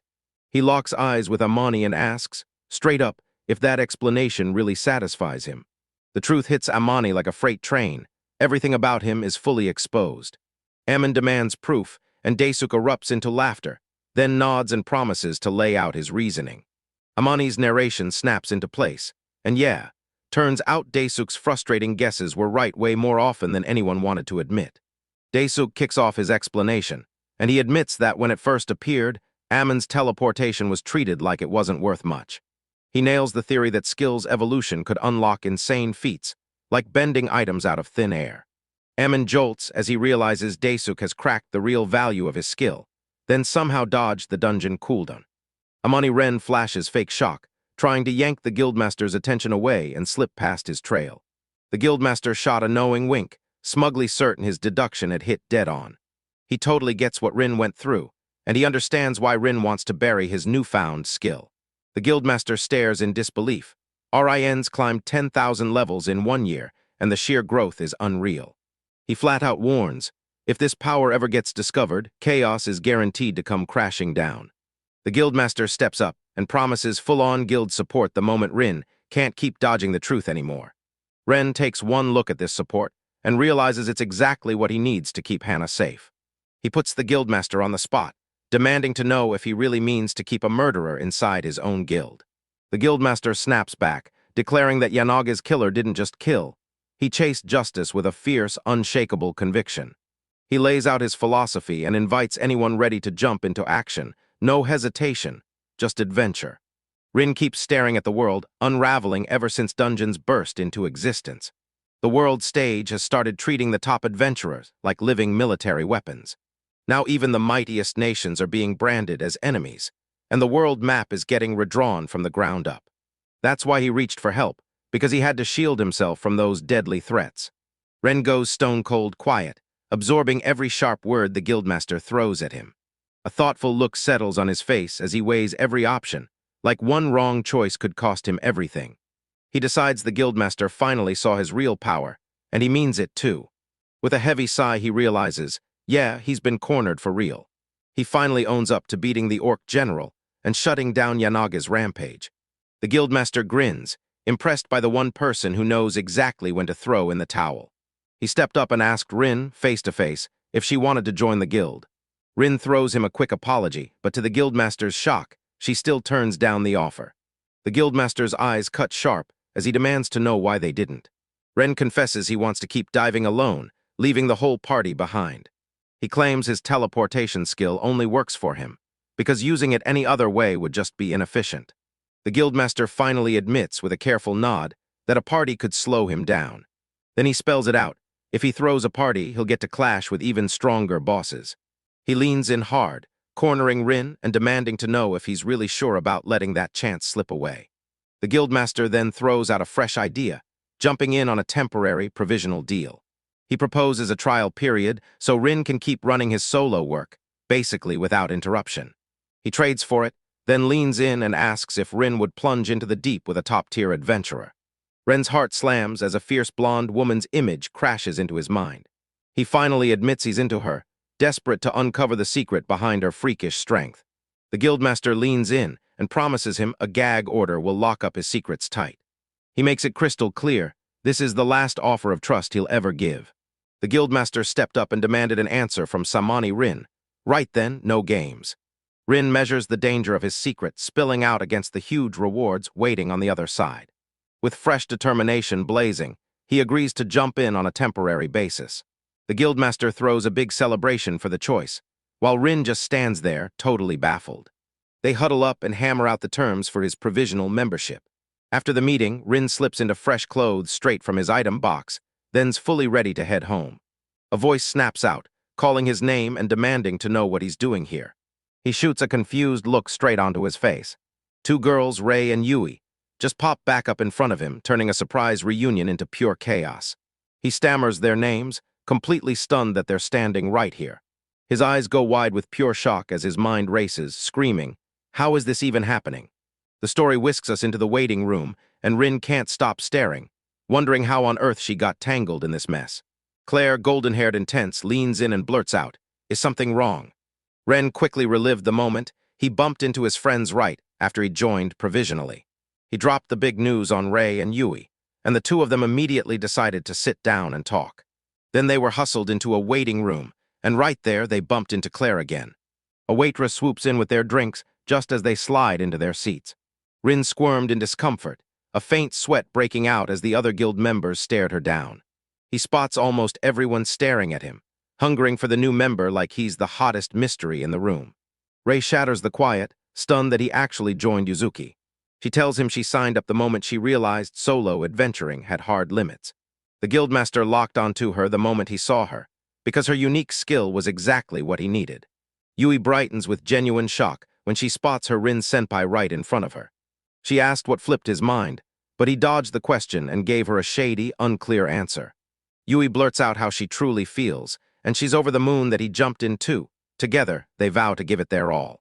She admits that when she first started adventuring, Rin swooped in and saved her life. Claire pieces it all together and realizes Rin is the senior Yui has been looking up to. Yui's cheeks burn, she panics and begs Claire, "Don't say that out loud." Seeing Yui panic, Rin snaps into focus. Claire's words have to be real. He's feeling that warm buzz like Yui's been hyping him non-stop all over the guild. With a sweet smile, Rin grabs a tiny bite from his own plate and hands it to Yui like a kind little secret. Ray pouts hard, grumbling that it's not fair at all. Only Yui gets a treat. She blurts out a panicked, breakneck chant praising Rin's every single good point. She keeps pouring out non-stop praise as she digs in and eats. Rin's had it, she shuts her up by slipping her a piece of food. Ray cut her chant short, cheeks puffed as she kept munching. Rin spots something adorable, like a tiny creature chowing down happily, all bliss and cuteness. Yui snaps, "Are you okay?" since he hasn't eaten, and he panics his way into some quick excuse. With a huge grin, he proudly announces that he's on a diet right now.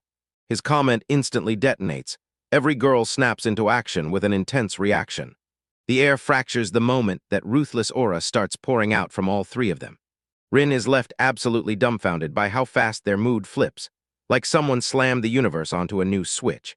Yui and Ray practically demand he devour their sweets, bragging that they love nothing more than watching him enjoy them.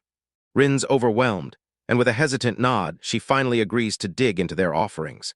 He shoots a quick glance at Claire, but she stays locked in silence, watching every move. Claire leans in and studies the delicate sweet sitting on her own plate, like it's suddenly the most precious thing in the world. She tilts her head up for a split second, and that look on her face screams pure thought. Her eyes snap back to the dessert, and you can tell she's made up her mind. She raises her plate, and a soft blush spreads across her cheeks like it can't be hidden. She inches the plate of sweets toward him, slowly, like she's building up the courage to steal his attention. With a straight face, she shuts him down. No, she's not handing him those. Rin is completely stunned by the sudden, totally unexpected reaction that flips everything on its head. Overwhelmed to the bone, he shovels the other sweets down in a frantic rush, trying to calm the storm in his nerves. He drains his drink with one last sip, then declares loud and proud that he's full. He throws back a long drink from his cup, trying to steady his nerves. He releases a trembling breath at last, and that hard-earned relief finally crashes over him. Once the rage finally cooled, the group kicked back and slid right back into their casual chatter. After a brutal whirlwind of non-stop chaos, the hectic day finally crashes to a stop. The very next day, Rin stands right in front of the C-rank cousin dungeon, locked in and ready to take on whatever's waiting. Grim determination hardened his face, as if he'd already decided what happens next. He decides to double-check everything, then taps his way to the status screen to see where he stands. He scrutinizes his dungeon teleportation skill, clocking every limitation before he dares to use it again.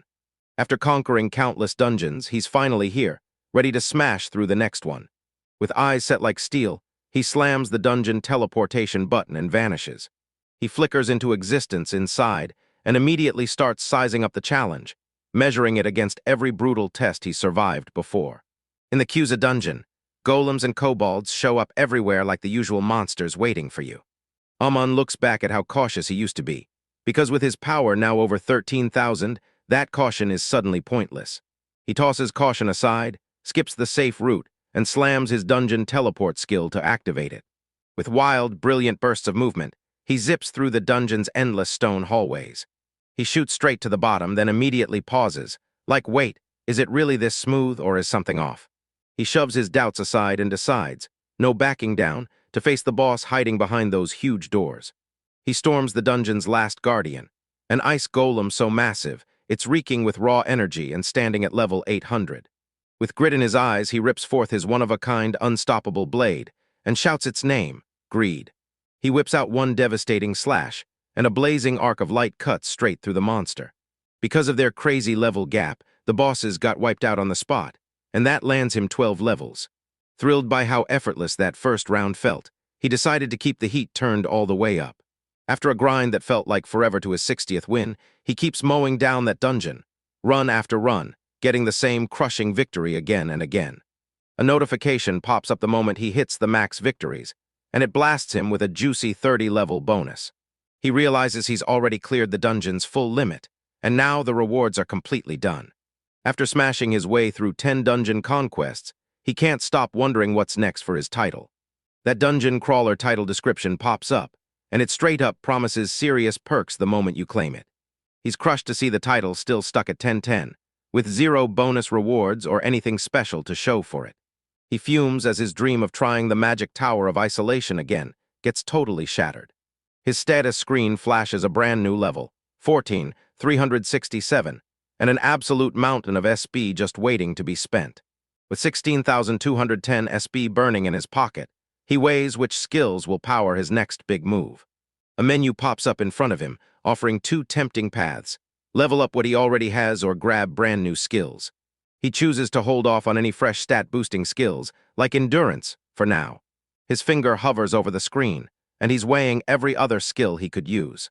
He figures out his utility skills aren't meant for speedruns. They're built for brutal, difficult dungeons. He remembers when his item box was nothing but a plain backpack in its very first level. At level 5, it unlocks the power to stash weapons, and even haul off priceless monster corpses. With a fierce stare, he commits. Putting his item box first is the move he's going all in on. He snaps his focus to his 2 most priceless tricks: dungeon teleportation and a battle barrier that can hold the line. The battle barrier skill gets called an essential defensive monoshield. He can't stop replaying his clash with Yanagi. He knows the barrier has to get stronger or everything falls apart. But he holds off for now. He's planning to level up later when he starts grinding those safe dungeons. With every door closing, he realizes he's got no choice left but to go forward. He can't stop thinking about that crazy high SB cost for his teleport skill, and it has him wondering where that power is headed next. With 0 hesitation, he commits. His finger taps the screen to lock in the upgrade. A system message blared that his dungeon teleportation hit LV21, and the change ripped through. The skill's condition has changed for the better. Now it lets him teleport through every dungeon without limits. His face twists into full-body disbelief, like this game-changing revelation just yanked the world out from under him. He realizes he can now barge into dungeons he's never even seen before. Amani can't stop grinning. He finally realizes he doesn't have to sit around waiting for cooldowns to hit new dungeons anymore. He checks the distance. Nothing's shifted, so that means the magic tower won't help at all. With his last scraps of SB, he powers up his item box, blasting it from level 5 to level 6. He clenches his fists and swears he'll use this evolution to level up even faster. A skill description spills the details of his brand new, unrestricted dungeon teleportation power. Amani now clasps his sister Hana's hand, and you can feel it. This is the start of a brand new chapter for them. He asks if she's okay, and she shoots back that she's fine, totally good. He can't shake the fear that she's been so traumatized, she'll never be able to keep adventuring. Seeing her resolve settle in, he finally exhales. Pure relief hits him hard. Side by side, they face the Nimi dungeon, pumped and ready to tear it down and come out stronger. He tells us he came back to this dungeon to finally understand how Hana has grown. He leaned in and begged Hana to tell him about her latest showdown with the adventurer Yanagi. He found out that when they finally crushed that brutal monster, Hana's level shot up, like exponential growth you could feel. This mind-blowing news lit a fire in him, and he blurted out that he had to see her status screen. The screen blasts her insane stats at you, level 521, stacked with multiple devastating skills. He's stunned. She piled up more levels in just days than he managed in an entire year. He can't stop wondering if his sister is secretly one of the fastest levelers on the entire planet.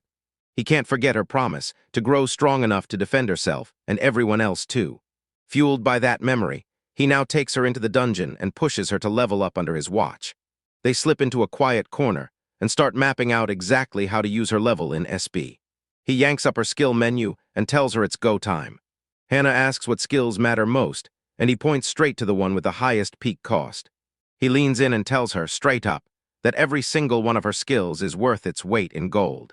He tells her to slam body strengthening up to LV10 and unlock 3 deadly passive skills. To use her skill copy to its fullest, he leans in and insists she needs real close-quarters combat skills. A notification flashes. She just dumped 490 SB into body strengthening and slammed it all the way up to LV10. Then he snaps the spotlight to why her core skill, how easily it can be copied, matters so much. Hana knows that once she masters it, she'll be able to take down opponents way stronger than her. He calls out its current limit and tells them to target copying skills all the way up to LV5. He tells her to bump it up to LV2 for now, just so she can see the difference. With that determined stare, Hana nods and slaps the screen to lock in the upgrade. A notification pops up and tells her skill copy, just unlock the power to copy 2 LV2 skills for a full 20 minutes. Hana shoots her question, is this balanced growth really the right move? And he grins saying, yep, this is the ideal path. His praise hits, and her whole face lights up with a massive, unstoppable smile. He decides to catch her in battle first, then he'll spend her last remaining SB. A few minutes later, they finally hit the dungeon's first obstacle, an opponent waiting for them right there. A menacing, wiry goblin, level 400, slashes into view right in front of them. Hana's expression flickers with raw fear and stubborn resolve as she locks eyes with the monster. Amani asks if she can pull it off, and she shoots back with total confidence. I've got this. She steps forward without flinching, ready to take on that high-level monster all by herself. He handed her a short sword, then had her copy his skills. Hana blurts a battle cry and charges in, slipping past the goblin's first swing with deadly precision. Amon leans in, eyes locked, as she whips into a dizzying fight with the goblin. He's convinced she'll steamroll this, until the goblin suddenly unleashes a crushing, power-packed attack. Ammon's eyes blow wide with pure shock as he realizes the attack is about to land. A goblin's club crashes into Hana, blasting her sword clean out of her hands. The goblin grabs the opening and lunges in hard, trying to end this fight right now. Hana stumbles backward, weaponless and exposed, staring down the monster as it charges straight at her. Ammon froze mid-breath, the danger hitting him hard, like he might have to step in and stop whatever's coming. From that tiny point of view, all I can see is a brick wall crushing the dungeon corridor in front of us. He's totally stunned. Hana doesn't panic for even a second. She doesn't grab a weapon. She barrels into the club with bare fists, smashing it to pieces. Amani's jaw drops completely as she witnesses a shocking, mind-blowing surge of power she never saw coming. He watches, drenched in nervous sweat, as Hana looms over the fallen goblin. With a bright grin and a peace sign in the air, she spins toward him and declares, loud and proud, that she just won. As Hana hums to herself with pure joy, Amani can't help but think, she's got nerves of steel. She tells him she slammed a battle barrier onto her fist to erase the damage. Amani's jaw drops. She never once thought of turning a defensive skill into an offense, but now it's all she can think about. He clocks that Hana has a real gift. She thinks lightning fast in battle, and it's always the unconventional play that turns the tide. He's convinced Hana would crush it at a party, nothing like his own solo vibe. If she wants to level up her skill copy the right way, she'll need strong allies with real abilities. There's no fixed party she can rely on. He decides the smartest move for her is to slip into a guild. He decides that for Hana's future to shine, joining the Yuzuki Guild isn't optional, it's a must. He's sure the guild master will go after Hana, but one thing still keeps nagging him. The guild's worthiness just doesn't feel trustworthy. Hana spots her brother locked in intense thought, then blurts out, "What's wrong?" Snapping back to himself, he waves off her worry and insists it's nothing at all. He steels himself to help her, because in the end, only her choice decides which guild she joins. With fresh fire in his eyes, he urges them to hunt down a new monster, and Hana lights up immediately, agreeing without hesitation. An hour later, we're shown the wreckage and glory left behind by yet another hard-won victory. When he clocks that Hana's running out of steam, he pushes for a stop, calling it quits on monster hunting for the day. Then he clocks how jam-packed her high school schedule really is. Realizing how brutal that long trek back would be, he decides, no way, he's clearing the dungeon first. He whips his head toward Hana, and a bold new plan ignites in his mind. He pitches the idea to wipe the entire dungeon, and teases that there's something he's dying to try. Hana's jaw drops at his sudden, wildly ambitious suggestion. Before she could even answer, he yanks her by the arm and shouts that they're going, right now. 30 minutes later, he lands one crushing hit and one-shots the boss, and Hana instantly rockets up another 12 levels. With the Nemi dungeon finally cleared, Hana tiptoes to the edge and nervously calls out to her brother. Now in casual clothes, Hana pouts, and he can't help but think it's secretly adorable. She tears into him for dragging Princess straight into the boss room without a single warning. He realizes she's genuinely having fun, so her little complaints don't bother him one bit. Hana releases a heavy, tired sigh, and the frustration finally starts to drain out of her. He's thrown off. Her sudden shift in attitude leaves him genuinely puzzled. She lets it go, realizing he did it all just to protect her. With a dazzling smile, she reaches out her hand and dares him to walk her home. He glances back at her, and that soft, warm look says everything. He clamps his hand around hers, firm, steady, and bursting with reassurance. Side by side, they stride down the city sidewalk, hands locked like they own the night. After lunch, he strides Hana all the way back to their home. The afternoon's still fresh, and he decides to hit the road again. Now he's headed to a brutal new destination, one that's way more dangerous than anything he's faced before. A trio of relentless, top-tier adventurers strides forward in battle-ready formation. The ruthless crew pushes on, driven by unshakable determination. Every one of those elite guys looks like they're about to crash into a serious fight any second. He stumbles in, eyes wide, stunned by the crushing aura of the veteran adventurers. The whole place is buzzing with a wild, electric energy. He's standing right in front of the brutal B-rank Suzuka dungeon, level 10,000, and it's daring him to step in. It feels like he finally found his place, like he's part of their crew now. He stares at his upgraded dungeon teleportation skill, grinning because it lets him slip into brand new dungeons like it's nothing. He braces himself to unleash his one-of-a-kind skill and kick off the next deadly challenge. With a fierce leap, he braces himself and charges straight into the B-rank dungeon. An infographic breaks it down. The harder the dungeon, the wider the levels get. The Suzuka dungeon is a hulking 50-floor maze that usually takes days to beat, if you're lucky. He flat out says he won't go after it the usual way. He's been blasting through level after level, warping ahead with his teleportation skill. In just a few minutes, he rockets straight up and lands on the 30th floor. As he keeps moving, a razor-sharp hissing sound slams into his ears and yanks his attention. He snaps his head around, every nerve screaming as he locks onto the new threat. He storms up to a level 8,000 rock lizard, whose scales are so brutal and tough they feel almost unbreakable. He lets out a breath of relief. At least this is the first monster he's run into so far. He decides to crack his way through anyway, determined to keep his combat skills perfectly even. He calls forth his one-of-a-kind weapon, the magic-stealing sword, Greed. He weighs his nameless swordsman title, and that name supercharges the power of his blade. Eyes locked on the target, he steels himself and gears up to unleash on the beast. He lunges ahead, and his sword flares with raw power held on a razor edge. A rock lizard lunges in and clamps down on him with a vicious, bone-crunching bite. He slips out of the way so smoothly it's like the attack missed him on purpose. Too slow, too late. He rockets forward in blinding speed, turning into nothing but a wild blur. He pops up right behind the creature, and his blade is already arcing through the air. The lizard snaps around to sink its teeth in, but he's already springing away like a blur. He catches a weak opening between the monster's neck scales, right where it leaves itself exposed. He roars with raw power and smashes his blade down into the weak spot. The lizard shrieks in agony, and in the same breath, he sets his sights on the exposed flesh for his next strike. He's stunned as the wound starts glowing right before his eyes. A wild surge of energy detonates from the healing wound, blasting the air with pure power. He punches the switch to time 0, and the whole world locks up, perfectly still, so he can study the situation. He can't believe the monster regenerates, so it shrugs off the damage and leaves itself totally unprotected. Then it hits him. One perfectly timed strike should have ended everything. He watches the wound seal up fast, and those scales snap back into place like nothing happened. The regeneration finished clean, erasing every last trace of his attack. Realizing it can regenerate, he swallows his fear and admits there's nothing left to do. He steels himself, ready to unleash a sharper, more decisive plan. He locks in, commits to wiping it out with one killer two-step combo. He pours raw power into his fist, snapping a battle barrier into action. With time 0, he rockets high above the rock lizard that's already healed. With a savage grin, he dares the beast to take his attack. He yanks his glowing fist up high, poised to slam down from above.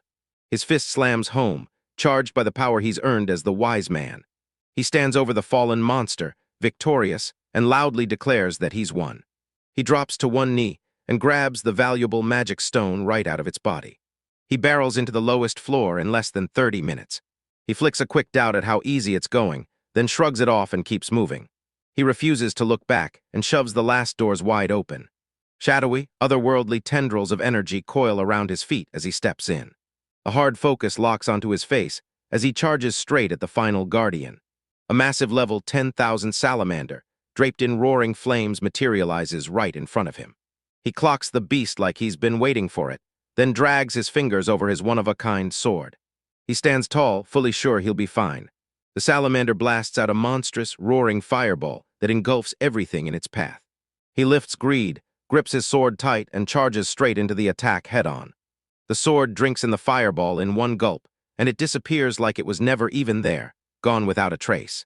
The salamander jerks back, its one blazing eye snapping wide with pure shock. His sword flares with bright light as the magic gets sucked straight into the blade. He barrels forward, hungry to smash his opening and seize the upper hand. His eyes flare wide as a new, terrifying strategy sparks in his mind. He can't stop wondering, can greed gulp down the very flames that are burning him alive? With a battle cry ripping through the air, he drives his sword straight into the creature. The monster's flames get ripped away and poured straight into the blade. He rockets back and tears the beast free of that blazing fiery cloak. He glides in with effortless grace and lands the final crushing blow. Rage blazing in his eyes, he slams forward, salamander grills exposed as he closes in. Its eyes blaze with hatred, and the rage coming off it feels brutally real. Springing over a hulking beast, the adventurer jerks in shock, blurting out, "Whoa." A tight close-up catches his ornate blade mid-swing, slicing through the air in one wild burst. He drops in like a blade, slicing a rapid arc straight through the monster. A lightning-fast slash rips across the screen, signaling a hit so brutal it feels like it could shatter the world. The beast screams one last, gut-wrenching cry as its life slips away. He stands there, grinning like he just won the whole world, as notifications pop off and announce his level up. A huge, satisfied grin flashes across his face as he celebrates finally crushing the dungeon. Staring at the fallen boss, he smirks and says the fight was way easier than anyone expected. His almost dead MP bar screams the crushing magic price he paid just to win. He realizes he has to micromanage monster-triggered magic, or he'll burn through his MP in seconds. He rips a huge glowing magic stone from the dead beast. With his loot locked in, he just waits for the dungeon's main reward to finally drop. His mind snaps back to the mana amplification stone he's sure he'll get, pure value in his grasping thoughts. He clenches his fist, eyes blazing with excitement at the massive fortune trapped inside that stone. His excitement for that priceless, powerful reward keeps swelling higher and higher. He stands in the chamber now stripped of everyone, staring around like, where the hell is my prize? As he studies the weird delay, a deep, thoughtful look spreads across his face. A brutal, chilling realization crashes into him like a punch to the gut. His eyes bulge with horror, like he's seen this exact nightmare play out before. A system message pops up and makes it crystal clear. He's the first challenger to ever step into this dungeon. More notifications rolled in, proving his solo takedown wrapped up in under 60 minutes. Every last requirement for the Hunter of Divine Speed title is checked off and ready. Panic twists his face as the system spits out an extra boss. He whirls around on the spot, sword up and ready to smash the new threat. A terrifyingly magnificent griffin drops from the sky, wings blazing wide as it descends. That status screen lays it all out.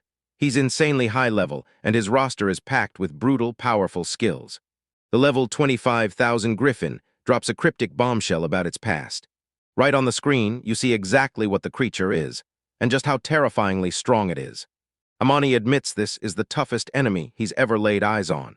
He squares up, and iron determination grips him, even as it trembles at the edge of the fight. With fear nowhere to be found, he yanks his mighty, nameless sword into his grip. His fingers clamp down harder on the ornate hilt, like he's ready to explode into battle. Power surges through him as he flips the switch on his strength and speed skills. With his body fully charged and humming with power, he's ready to smash into the fight. A bold grin snaps onto his face as he declares, "All right, let's start." He launches skyward and charges straight at the griffin like a missile. An invisible force slams into him out of nowhere, and his face twists into pure shock. He gets flung backward, and as he catches his breath, he realizes the beast is wrapped in brutal, powerful wind armor. Touching down in perfect control, he stares straight at the griffin, cold, unmoving, right in the eye of the storm. He's thinking about unleashing his greed skill to snatch the victory straight from the start. He shuts the whole idea down fast, because the MP cost is way too brutal to even consider. The griffin lets out a bone-chilling screech, then snaps into its own counterattack. The beast unleashes a brutal blast of force that tears the ground apart right beside it. Knowing he has no time to waste, he slams into action and taps his expensive greed skill. He thrusts his sword forward and snaps his focus into the trigger, unleashing the power. The griffin jerks back in shock after he manages to snatch a chunk of its power.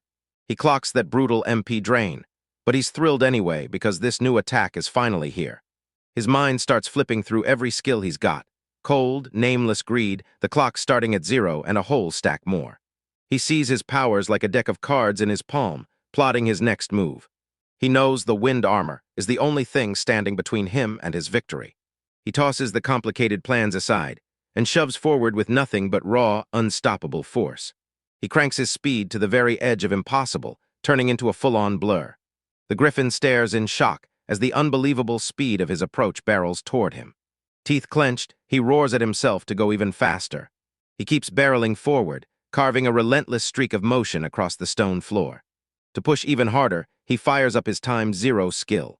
He vanishes out of thin air, snaps back into place again, and chains teleport after teleport while sprinting like he's unstoppable. With every step, his forward momentum surges, and each new warp slams that momentum even harder. His impossible speed keeps escalating, and every move burns bright, leaving a trail of afterimages in his wake. The griffin tilts its head, utterly baffled by the sheer, unprecedented speed. He breaks down how his teleportation doesn't just save his kinetic energy, it turbocharges it. With grim determination, he realizes even this still isn't enough. With every bit of momentum he'd been building, he bursts forward in one last, unstoppable final charge. He turns into a living missile, blasting straight at the griffin's head. The beast unleashes one last terror-stricken shriek as it barrels closer. His sword drives straight into the griffin's eye, and that's the fatal blow. A monster's eye flashes into view, smashed by the strike, pierced and bleeding. Jolted by the hit, he calmly watches himself tumble, totally out of control. He hits ×0 one final time, snapping his trajectory back onto the right path. He hits the ground on perfect feet, just as the beast starts to crash down.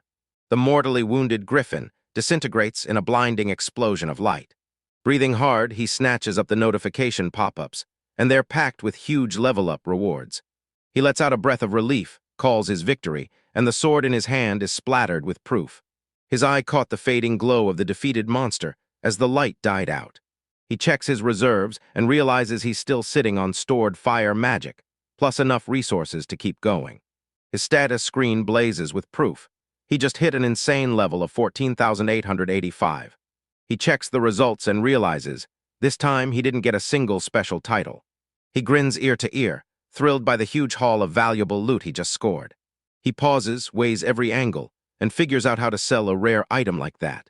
His face says it all. He's worried about the storm those questions are about to unleash. He stuffs the griffin's carcass into his item box, for now. So that means he has to crank his item box capacity up to level 8 first. Back in the return area, he checks himself and realizes his stamina is still roaring strong. With the street finally empty, he charges back for round 2. He teleports straight into the boss room, staring down the salamander again. He remembers that his old strategy burned through MP way too fast. He decides to fire up his battle barrier skill for a totally new game plan. With his barrier up, he charges straight into the boss fight and wipes him out, while somehow saving every last MP. A wild montage of notifications flashes. He keeps spiking to 50 levels over and over again. With every single successful run, those insane level-up rewards keep piling up, stack after stack. After pulling off 9 perfect clears, he steps up to the Suzuka dungeon like it's his next battlefield. That same night, he's back at his old, familiar home like he never left. In his room, he leans in and starts counting his massive stash of 10,210 skill points. He smashes his battle barrier skill upward, pushing it all the way to level 2. The skill menu flashes one brutal fact. Upgrading either skill will set you back 10,000 SB. He can't believe the teleportation upgrade is so wildly cheap. Curiosity drives him to boost the teleportation skill right away, just so he can watch it evolve in real time. He locks it in, then drops the full 10,000 SB without a second thought. The skill's teleport range just jumped, Now you can vanish up to 200 more meters away. He's totally deflated because his SB investment gave him a lousy return. Amani Rin snaps with disappointment because even after leveling his skill up to 23, the upgrade still demands a full 10,000 SB. Right when he decides to focus on his battle barrier skill, Hana snaps his attention and calls his name. With a grin that lights up the room, Hana pops in wearing a star-patterned apron and cheers that dinner's ready. After devouring the meal his sister made, Rin's day finally hits its end. The very next day, he's back in the Suzuka dungeon, mowing down salamanders non-stop. He mows through that dungeon again and again, over 30 runs, then shoves his item box full of rare, valuable monster carcasses. He cashes in his saved skill points and boosts his battle barrier to level 2, right on the spot for the test. By intentionally getting smacked, he proves the barrier's strength has nearly doubled. With a smug smile, he declares that the 10,000 SB investment was absolutely worth every single bit. His endless sprint finally ends the moment he hits the dungeon's victory limit, and boom, a massive bonus crashes down on him. He clenches his fist and lets out a triumphant roar. He's maxed out the Suzuka dungeon. With a proud grin, he pops open his status screen to savor every bit of his insane progress. His status flashes his brand new level, 17,455, and it's packed with maxed out skills everywhere. Even though it's still early, he's like, nah, and chooses to head home instead of charging into another dungeon. As he strides through the city, he can't help but grin. He's already cleared most nearby dungeons below B rank. He starts daydreaming about taking on long-term expeditions. Then suddenly the chatter nearby rips him out of his thoughts. Two young guys strolled by, practically bursting with excitement, gushing about the gorgeous girl they'd just seen. They toss around theories that she could be some kind of model or the like, and it hooks his curiosity hard. Rin snaps his eyes toward them, and when he recognizes who it is, a spark hits his face. He spots the back of a young woman with long, flowing hair as she strides away, vanishing into the distance. The woman halts in front of a crane game, her back still facing him. Rin's face snaps into pure shock and total disbelief the moment he realizes it's her. His eyes snap to the woman's profile, and he can't believe it, Kisaragi Claire. He remembers she's a Yuzuki Guild member, a ruthless S-rank adventurer who can't be taken lightly. Frozen in indecision, he grapples with whether to step up to her or quietly slip past. He watches as she drops a coin in, and he can't help wondering what prize has her so hooked. His gaze locks onto one specific plush toy trapped behind the machine's glass. He jolts as he spots the prize, and a faint blush creeps across his face. A wolfen plushie sits there, this edgy little mascot straight from the show Magadan. Magical Dungeon Girls is a kids' show that blasts onto TV every Sunday morning. It follows a crew of girls with an insane special gift who dive into danger and rescue people from monstrous threats. A dungeon caves in, smashing that guaranteed. It happens every episode, moment right on cue. The show's absolute fan favorite is that razor-cool, edgy wolf mascot, Wolfen. Wolfen's crude jokes turn kids away, but somehow they've made him a cult favorite with certain adults. Rin still remembers sitting with his sister, Hannah, every Sunday morning, getting totally hooked by that unexpectedly deep show. He even remembers Ray, another buddy of his, who's absolutely obsessed with the show. Right now, Claire leans in with laser focus as the crane game's claw roars to life and starts spinning. Rin watches her try with a smirk, eyes sharp, already guessing exactly how this will turn out. Claire's face twists with pure shock as her attempt teeters on the edge of disaster. Her fingers hammer the buttons with fierce, laser-focused concentration. A claw snarls downward toward the wolf and the plushie, buzzing with intent as it lines up to snatch them. It snatches the prize from the heap of other toys and hoists it up like it just won everything. For one wild moment, victory feels guaranteed as the claw grips the plush with crushing certainty. But the machine's grip buckles instantly, proving it can't hold on. The claws snapped open in a flash, and the prize burst free from their grip. Claire lets out a quiet little sigh of disappointment, and frustration burns across her face. The wolf crumples backward into the pile of prizes, and her big attempt just collapses into a total fail. The toy flips end over end and crashes into the pile of prizes at the bottom. It drops to the bottom of the case right there, just out of reach. Claire's relentless push just crashed, total absolute failure. Ren counts her failures, at least 10, and still refuses to quit. He can't bear to stand there and watch her struggle, but fear tightens his chest and holds him back from stepping in. He figures she'd be mortified that he's taking a stupid little game this seriously in front of everyone. He figures that since she's a wealthy S-rank adventurer, She could buy out the whole arcade without breaking a sweat. Nervous sweat blooms on his face as he fumbles through the brutally awkward mess. He decides to brush her off until she finally yells his name and makes him stop. Tension snaps into the air as he whips around to face her. Claire's face turns bright red as she blurts, "How long have you been standing there staring at me?" Rin panics because there's no way he can ever confess that he'd been watching her from the very beginning. He frantically scrambles for a way out, trying to escape that painfully humiliating situation. With a fake grin slapped on his face, he decides, right then and there, to cut the topic and dodge the whole thing. He points out that the arcade prizes are all under 800 yen. Claire snaps, "Why are you bringing that up?" because she knows she already spent more. Two of them lock eyes, and in that split second the air turns heavy with awkward tension. Rin realizes his clever deflection has blown up in his face completely. Claire lets out a frustrated sigh, admits she should have noticed him, and then praises him for his razor-sharp perception. She basically says, "I just wish you'd spoken up sooner." Rin, choking on guilt for staring in silence, swore to himself that from now on he'd give it everything. He shoots back that he's not apologizing at all. He's got a request he needs her to hear. He tells her to scoot aside so he can grab the next turn at the game. He pops a 100 yen coin into the machine slot, grinning like he's about to hit the jackpot. He stares at the prize, then locks in a winning strategy, thinking it through down to the last move. He swats away the usual tricks, like yanking the arm, because he calls them wasteful, costly, and totally inefficient. He notices the plushie's tag, and suddenly he realizes there's a way to win that prize far better than he ever thought. His fingers danced with total confidence over the controls, lining up the claw with razor-sharp, expert precision. The claw snaps into place, and Claire watches it all with eyes narrowed and doubts blazing. She blurts out that there's no way he can lift that plushie like that. With a sly, confident smirk, Rin tells her straight up that his weird method is totally fine. Wolfen's claws hooked clean through the paper tag on his ear. The claw snatches the plushie clean off the ground by the tag, proving his plan was dead on. Claire Gaff snapped her eyes wide, stunned by the unconventional brilliance of his method. The prize gets carried over, then thumps into the chute with this super satisfying clunk. Puffed up with pride, Rin smirks and declares his win was so cool and so perfectly executed. When he grabs the prize, Claire can't help but gasp. She's shocked by how insanely good he is at these games. He tells you how he used to play non-stop, until his sister begged him to stop. He blurts out how shocked he is that she likes Wolfen, and she practically bounces, asking if he knows the character. The sweet scent of her shampoo hits him as she leans in so close it steals his breath. Still rattled by how close she was, he blurts out that he watches the show every week with his sister.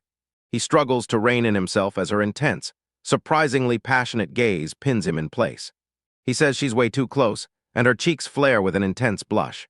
Claire snaps back to reality, lunges back into place, and blurts out a full-on apology for overstepping. Rin stands there stunned, torn between feeling relieved that it's over and disappointed that she couldn't push it further. She admits she lost her cool because she doesn't have many people to talk to about Wolfen. He reassures her, then thrusts the wolf plushie toward her like a gift just for her. She asks, voice trembling, if that prize is really meant for her, and he nods, confirming it's hers. He tells her straight up that, as a fellow fan, his own principles won't let him take anything from her. With a bright, warm grin, he pushes her to take the prize, claiming that's the real way she'll help him. Claire's heart visibly hits hard. She stares at him, eyes shining with deep, real emotion, like she's being genuinely moved by his gesture. With cheeks burning, she nervously nods. If he really insists, she'll take the plushie. With pure joy bursting through her, she snatches the plushie and squeezes it into a tight, tear-jerking hug. Claire, a young woman with kind eyes, cradles a gray wolf plushie in her arms, her face calm, soft, and deep in thought. Her eyes stay glued to the stuffed animal, and a small, tender smile slowly blooms on her lips. Joy floods her as she yanks the wolf and the plushie in close and squeezes them into a tight, heartfelt hug. Amonyorin stares at the screen, eyes blazing wide as the whole display grips him in pure, stunned fascination. Claire grins at Amani, beaming with gratitude as she tells him, straight from the heart, just how happy she truly is. Amani's head is spinning under his blinding smile, and his heart is hammering like it's about to burst. Her phone blares to life, and she shoots a quick excuse to slip away and answer her dad's call. The guildmaster's voice slices through the room, demanding her opinion on something that matters more than ever. She steps back and tells her father with total confidence that there's absolutely no problem, she can handle talking. Her smile fades the moment it hits. She knows that Guildmaster's call can't be anything but urgent. When her father suggests hiring a nanny, she shuts him down fast. She insists there's no need. Claire then blurts out that she's right there with Imani, instantly rattling her father to the core over the call. Her father's furious thoughts spill out, showing just how wildly overprotective he is of his sweet, adorable daughter. Aman notices her father cares way too much, and she snaps that it's just good all overprotective behavior. Striding down the street, Amani demanded, "What's the call about?" after hearing his name. Claire brushes off his question and snaps the talk right back to the problem they're dealing with. She snaps him back to their promise. Together, they'll clear that dungeon, and his membership will be on the line. With a hard, focused gaze, she finally drops the news. She has the dive invitations at last. She holds up 2 fingers and says there are 2 problems. First, the date hits out of nowhere. Claire spots a man and demands to know if he's on a dungeon cooldown right now. Aman flashes a confident grin and insists he's totally fine, right after he just wiped out that dungeon. He plots to use his upgraded teleportation skill to slip into unnoticed without anyone seeing. He can't believe how brutal the next day dive is. Most parties still need a full week's notice. Suspecting something bigger was at play, Amani presses for answers and digs into the other complication. Claire uncovers the second issue, then drops the real bomb. A brand new dungeon has just appeared out of nowhere. Amon's eyes go wide with pure shock when he hears a brand new dungeon is coming. They reveal a brand new dungeon, totally uncharted, wildly deadly, and unlike anything anyone's ever survived. For safety, the top-ranked guild adventurers always sprint in first to take on whatever waits ahead. The elite Yazuki Guild is stepping up to crush this brand new challenge. Amin wrestles with his thoughts, weighing whether to take this terrifying, high-risk offer. He realizes it doesn't matter that he's got 0 answers. His mind was already locked in.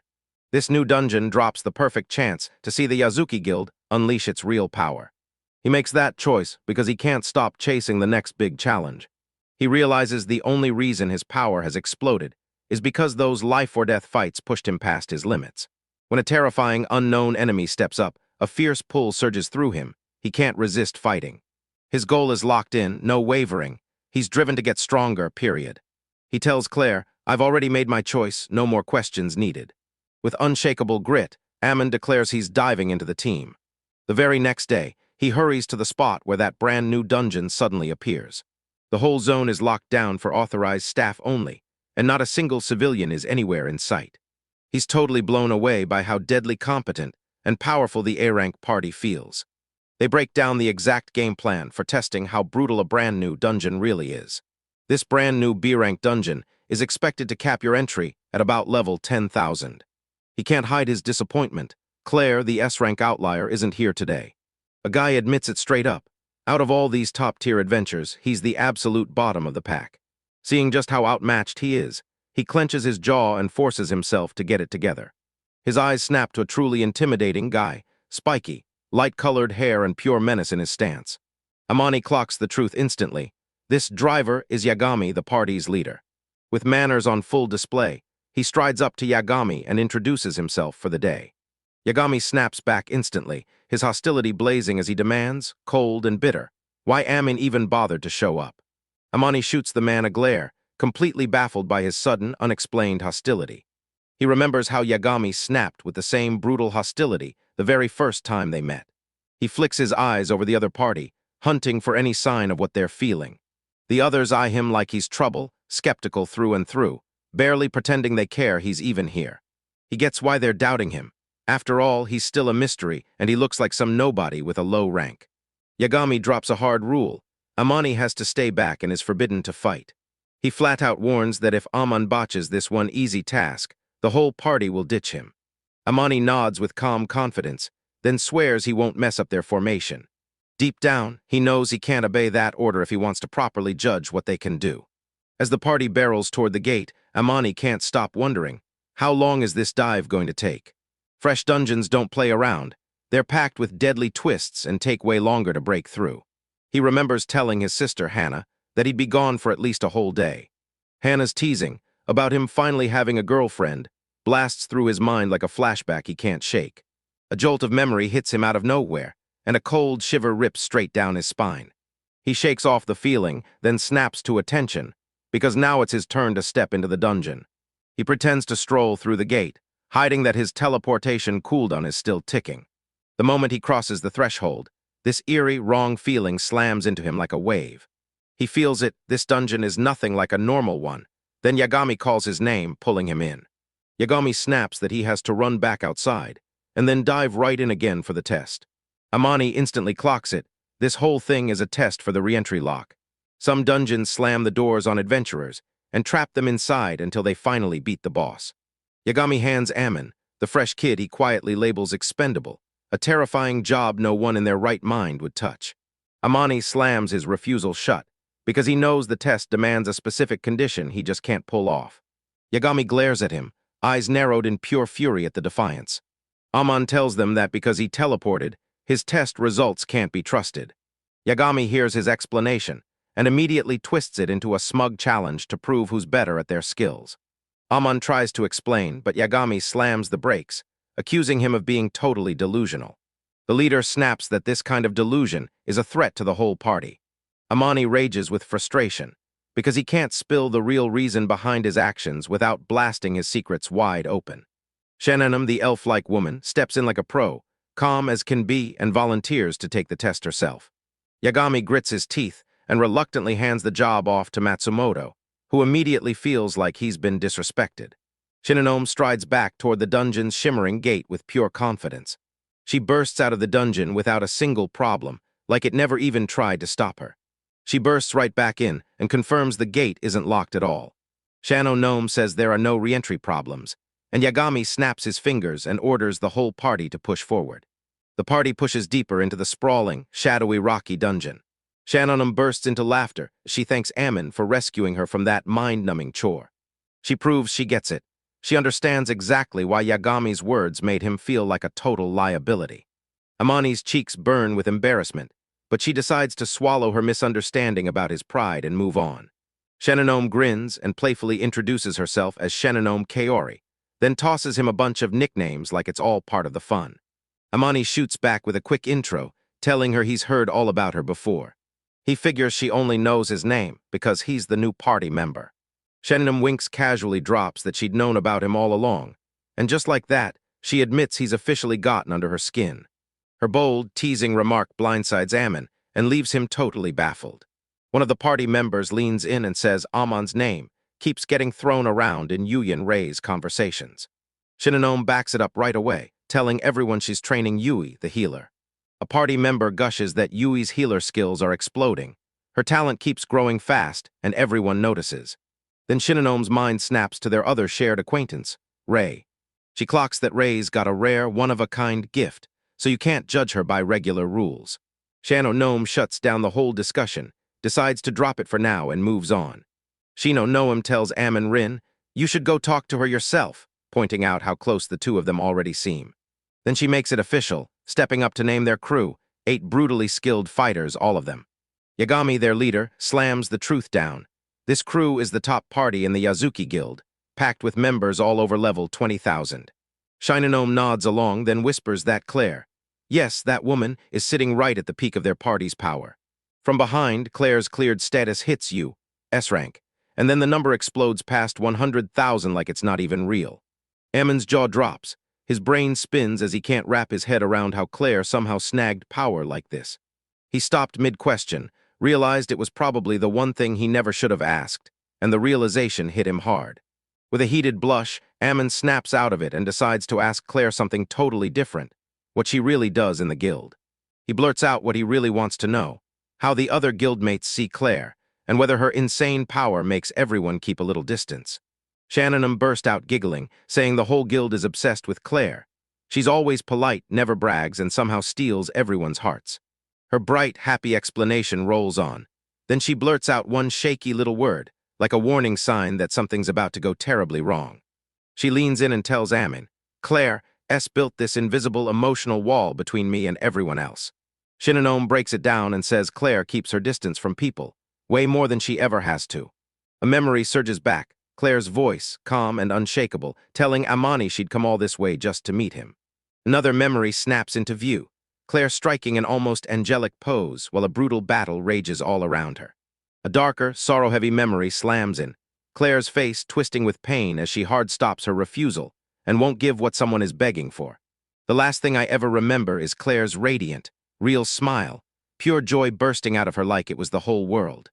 Amani is stuck in his own head, wrestling his memories of Claire with Shinanome's cold read, that she's emotionally untouchable. Shinanome grins and teases Amin, asking if Claire's got his attention, then swoops in like, "Don't worry, I've got your back," for his romantic push. Mouth dry, heart racing, Amin realizes the talk has spiraled into an absolute, jaw-dropping disaster for him. The scene flips over, and shifting light and shadow crawl across the screen, signaling the vibe is about to change fast. Yagami, their party leader, snaps at them to shut down the chit-chat, because monsters could crash in any second. Shinanome pouted hard, wildly ticked off that Yagami had cut in on her teasing right when it was about to get really good. 5 minutes later, the party creeps down a long dungeon corridor lit by flickering torches, and the whole vibe turns deadly serious. Yagami snaps to it, something, moving outside their own steps, and he roars at everyone to scramble into their battle positions. His eyes burn with focus as he snaps orders for everyone to gear up for the threat coming any second. The moment things turn bad, the party snaps into a defensive line. Armored warriors heft their shields and lock in perfect unison. Amani yanks out his speed sword, a beast of a weapon that demands level 7,000 and supercharges his core stats.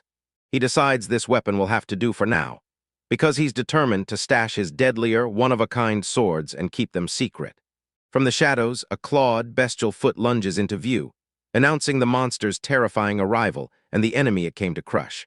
A pack of terrifying level 8,000 werewolves bursts out of the darkness, their eyes burning with pure aggression. Amani stares at how huge and human-like they look, while Shinanome shrugs them off like they're no real threat to their A-rank party at all. The party's vanguard barrels straight into the werewolves, their blades snapping against the monster's vicious claws. Amani is right in the chaos too, flashing across the battlefield at breakneck speed to dodge every brutal hit the monster throws.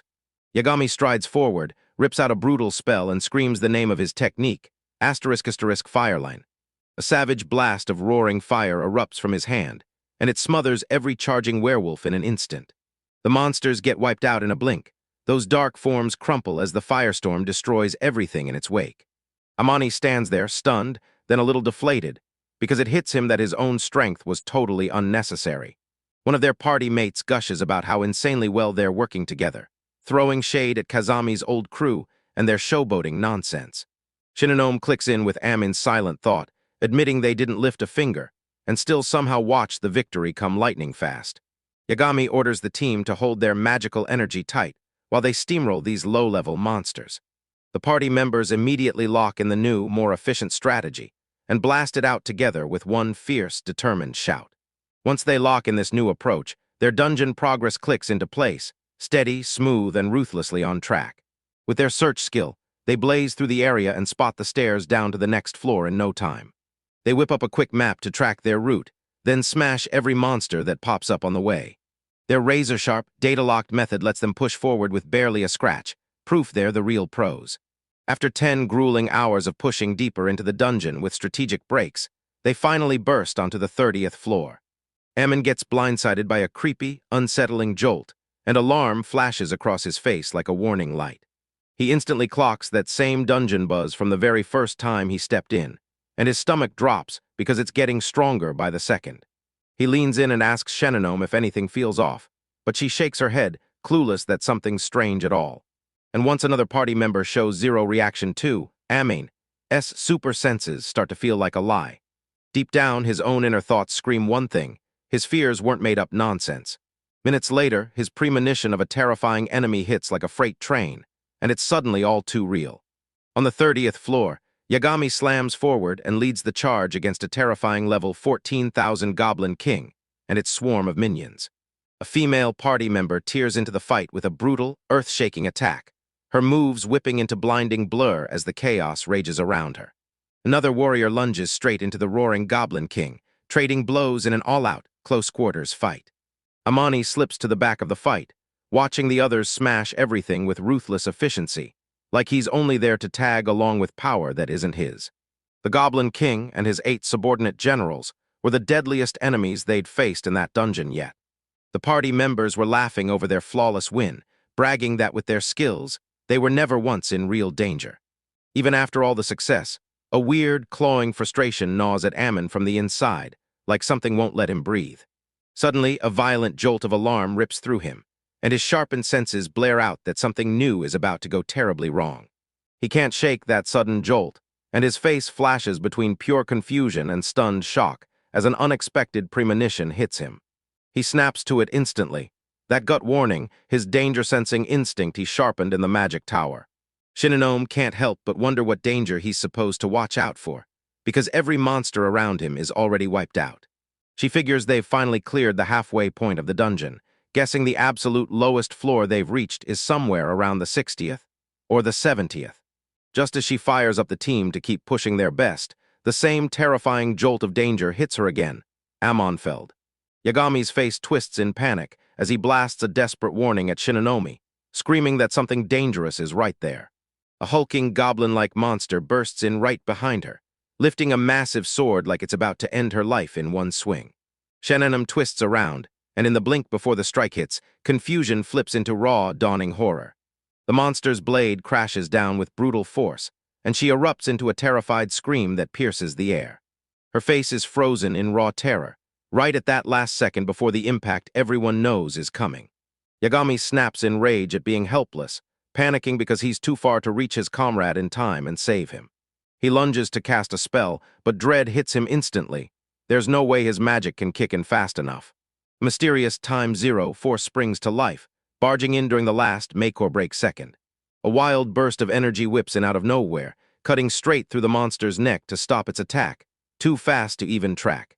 Shinonome freezes in stunned disbelief, until a sudden, shocking rescue yanks him back from certain death.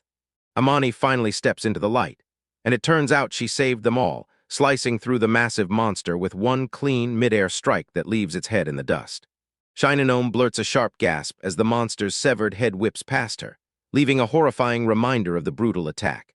Ammon carefully helped her back on her feet, asking if she was okay, his entire world locked on keeping her safe. She stares up at him, her breath snagging in her throat as shock and fascination crash across her face. Another party member deadpans that Shinonome's totally fine, watching that sweet moment like it's no big deal. Amani grabs the still-dazed Shinonome, hauling her up to her feet beside the corpse of the monster he just cut down. The rest of the party bursts in, and Yagami immediately faces Amon, pressing him for answers about how he pulled off that insane speed. Yagami is still reeling, staring in stunned disbelief as he blurts out what kind of impossible power that was. Ammon blurts out a shaky, flimsy excuse. He claims he's all about speed and stealth, spinning it into an illusion that looks exactly like teleportation. Yagami can't stand how flimsy the explanation sounds, but for now he swallows his doubts and lets it go. Amon's face twists into a grimace when he realizes the party leader didn't buy his lie for a second, and now he's completely flustered. Yagami's whole vibe flips instantly. He turns to Ammon and with real sincerity thanks her for saving his friend, pouring out every bit of heartfelt gratitude. Amani freezes when the thanks hit him, then stammers out a clueless reply, cheeks burning red. Yagami, cheeks burning from his own outburst, wipes the emotion off his face and charges right back to the mission. He begged Saman to team up with the party, and to help crack the mystery of how that monster kept moving even after it got killed. Amani nods with calm satisfaction, thrilled that Yagami finally gives him a little acknowledgement. The whole crew packs in together, freaked out and buzzing as they dig into this brand new, terrifying phenomenon. They just saw monsters regrow from nothing. After digging through every single incident, Yagami finally breaks the news. This time, they've uncovered the real reason the reanimations are happening. He reveals a brutal truth. If you leave their magic stone sitting inside their corpse, the monsters come back, straight-up regeneration after they're defeated. Shinonome drops a huge detail. Turns out the monster's level makes regeneration way more likely to kick in. She points to their last showdown with the Goblin General and uses it as proof for this brand new theory. Yagami snaps that only two things can truly save the day now: decapitate them or rip out the magic stone. This fresh challenge drags the adventurers into the grind, and it's wrecking their wallets too, since their whole living depends on hunting magic stones. Yagami's face turns grim as he realizes just how dangerous this could get for the rest of their quest. A twisting staircase drops straight into blackness, screaming one brutal truth. As you go lower, monster regeneration is going to hit again and again, way more often. Yagami, the party leader, calls for a tactical retreat, straight to the safer upper floors, so they can get a long rest and come back ready to crush the hard conquest ahead. Amani's face tightens with focus as he nods along with Yagami's smart plan to regroup, quietly but with full conviction. He sits back and realizes just how brutal it is to battle monsters that keep coming back to life, and finally admits he needs to rest right now. Alone, Aman admits to himself that he would have charged straight ahead without a single doubt. Suddenly, the whole dungeon erupts in violent tremors, and the surprised party members gasp and cry out in pure panic. The tremors slam harder and harder, yanking the adventurers off their feet while terrified shouts explode, and dust and debris rain down from the ceiling. Ammon hears that strange sound and feels the shaking. It's nothing like a normal dungeon collapse, and he knows this time the danger is something far worse. A light-haired party member lunges toward the long corridor, pointing wildly, terror twisting his face as he screams for everyone to look. Ammon's face twists in pure horror the moment he spots the incoming danger, and he blurts out a shocked, "No way." Way down the hallway, a colossal, writhing pack of shadow monsters barrels toward them like a tidal wave of pure darkness. A brutal close-up shows the nightmarish monsters packed inside the charging swarm, their eyes blazing with pure malice. Amani blurts the phenomenon's name as that endless swarm of creatures barrels toward them. Monster Parade. It's a terrifying, rare event, when a huge wave of monsters bursts in all at once and swarms everything before anyone can react. Amani reels off every trigger for the Monster Parade, like how one wrong step can accidentally hit a hidden spawn point and set the whole night off. He realizes he never once treated this like a personal crisis, because his weird special skill basically hands him an effortless way out. Ever since day one, his dungeon teleportation power has been his ultimate lifeline. He can vanish out of any disaster the second danger shows its face. But he knows that for a normal adventure, even an elite A-ranked party like this could trigger an event that spells certain death. Yagami snaps into command right away, his voice cracking like thunder as he orders the heavy armored tanks straight to the front line. The tanks snap into a shield wall, digging in as the monstrous horde crashes down with an earth-shaking, unstoppable fury. A tank tells them the tight passage is dragging the monsters' push, but their defensive line won't last forever. It will crack. Yagami spots yet another horde creeping up behind them, and the trap snaps shut, pinned in a brutal pincer as the situation spirals out of control. Amon's stomach drops as he realizes this two-pronged attack is anything but a normal monster parade. Yagami barks the order for a tactical retreat, hunting for an open patch of ground where their mages can unleash massive wide-area magic. A diagram lays out their retreat line, and Yagami rides in the back with a tank, ready to slam the brakes on whoever comes chasing. Monsters swarm in from every side, cutting off the other roads, and they're forced to bolt down the only clear passage at the fork. Shenonim charges ahead through the open corridor, shouting at the party to stay right on her heels. The map of the maze spells it out. They were being herded on purpose, straight into the one single path still left. Amani's unease twists into a gut-deep warning, screaming that something is seriously off about everything that's going on. The path ahead looks way too perfect, like someone laid out a secret escape route just for them. It finally hits him with a cold jolt. This isn't an accident. They're being lured into a trap on purpose with surgical precision. Even with his suspicions creeping higher, he realizes they're out of options, so they barrel forward with the fleeing group. Shinonome sprints at the head of the party, spots something down the corridor, and shouts for everyone to look. She lights up and declares that huge room is exactly where they should make their last stand against the monsters. The rest of the party, finally seeing a safe haven in the distance, barrels toward the open doorway. Amon slams to a halt. The ground feels like it splits under his feet, because the trap has just snapped shut and he knows it. His eyes snap wide with pure horror, and a sharp gasp tears from his throat as the awful truth hits him. The other party members are left scratching their heads as a massive door suddenly appears right in the middle of the room. Amon yanks his companions toward the door, barking at them to burst out of the corridor. Right now. Yagami snaps at them for grilling Ammon, insisting they'd never make it alive once they're out in the open. With a thunderous boom, the massive double doors slam shut, locking the whole party inside that eerie, mysterious room. Amon, grim as stone, declares to everyone that his predictions were dead on, and warns them to look behind them right now. The party whirls around, gulping air, faces twisted with pure confusion, and a sharp, uneasy fear. With a bead of sweat sliding down his face, Ammon smirks and confirms the situation is exactly how he'd expected it. From the pitch-black corner of the room, A gigantic, shadow-drenched monster slowly starts to crawl into view. A monstrous high ogre with blazing horns rips open the air and steps out, gripping a massive sword as a gut-deep growl floods the chamber with pure dread. The adventurers freeze in shock, staring at this boss like it's impossible, and the second they realize he's here, they start suspecting a trap. Amon calmly snaps his appraised skill on, digs into his handout stretch, and pins down the brand new threat that's about to crush everything. His eyes widen a notch, and tension tightens across his face as the appraisal results flash into view. The system blares it out. This monster is a level 40,000 Hyogre, the Onizuka dungeon's extra boss. A blonde party member stares, her face swallowed by shadow as that monstrous giant looms over her. She remembers that same level of Cyclops she once barely got lucky enough to steer clear of. Like a nightmare she's praying won't come back. Now dread slams into her, because their luck has finally run out and they're trapped in a fight to the death. Yagami explodes in rage, screaming that this makes no sense. Why is it happening if they aren't even at the bottom of the dungeon? He tells them he's been using an enemy sense skill the whole time, and now he's sure there are more floors still lurking beneath them. He rages and demands to know why the boss room is shoved right in the middle floors, like some direct slap in the face to the dungeon rules. While his leader spirals into panic, Amon calmly drops the truth. He already knows the answer to that very question. Yagami snaps the pieces together and it hits. Those monster parades weren't a coincidence. They were a calculated trap meant to lure them straight into something nobody's ever faced before. He stares into the Hyogre's snarling jaws and wonders if they even stand a chance against a monster this brutal.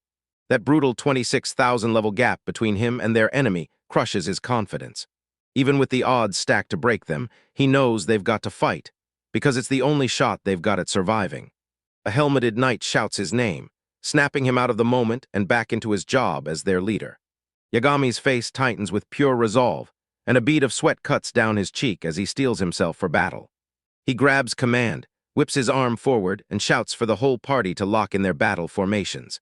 The whole party bursts into one loud, yes, because they're done talking and ready to train for real, taking over as they gear up to smash the unstoppable enemy. Yagami's eyes lock on Amin, standing off by herself, quiet as a mystery no one saw coming.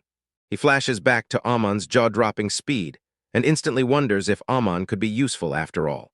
He shuts that idea down in an instant, refusing to bet everything on an unproven newcomer when the stakes are at their highest. A knight nods and says, there's no way a dagger-slinging brawler could ever sync up with the front line. Amon feels the danger closing in and decides, no more guessing. He'll keep his eyes open and wait before he risks everything. The party's vanguards, quick on their feet, eyes blazing with resolve, charge into battle and slam the first blow on the high ogre. They dart and weave around the colossal beast, a blur of ruthless, perfectly timed speed as they smash through its space. Their blades whip through the dim chamber light, hunting the high ogre's joints for any scrap of exposed flesh. With every brutal shift of its massive body, the ogre slams the ground so hard the stone beneath it trembles. The vanguards burst forward at the high ogre, darting in perfect sync to pull its attention away. The monster lets out a sharp, questioning grunt as their attacks finally strike that thick, dark hide. With sheer horror, they swung their blades, and snap. Sparks erupted as the cuts bounced off its rock-hard skin like nothing ever happened. Yagami crouches in stunned silence from the back, clocking the monster's brutal defense, harden, before anyone else even realizes what hit them. The Hyogre flashes a smug, toothy grin and basically declares, yeah, I've got it, because it just confirmed it can use a strength-boosting skill. Yagami sinks into thought, staring at the nasty, one-of-a-kind quirks of the other top-tier monsters he's already faced. He remembers lizards that crackle with heat, snakes that spit acid like a weapon, and gigantic tortoises so massive they can rattle the earth itself. Seeing the monster that specializes in defense waiting for them now, he clenches his hope and won't back down. He's determined to find a way through. He notices a shallow cut on the ogre's huge, clawed foot, and that tiny wound screams that this monster can be hurt. That tiny win hits him like lightning. Maybe, just maybe, he can beat the monster if he throws everything he's got at it. As the vanguards keep pounding through the chaos and crack an opening, Yagami clenches up and gets ready to unleash his ultimate attack. He fires off Prominence Burst, a deadly fire spell built to blast through defenses and detonate from the inside. The blazing spell slammed straight into Hyogre's chest with the full blast of its absolute maximum firepower.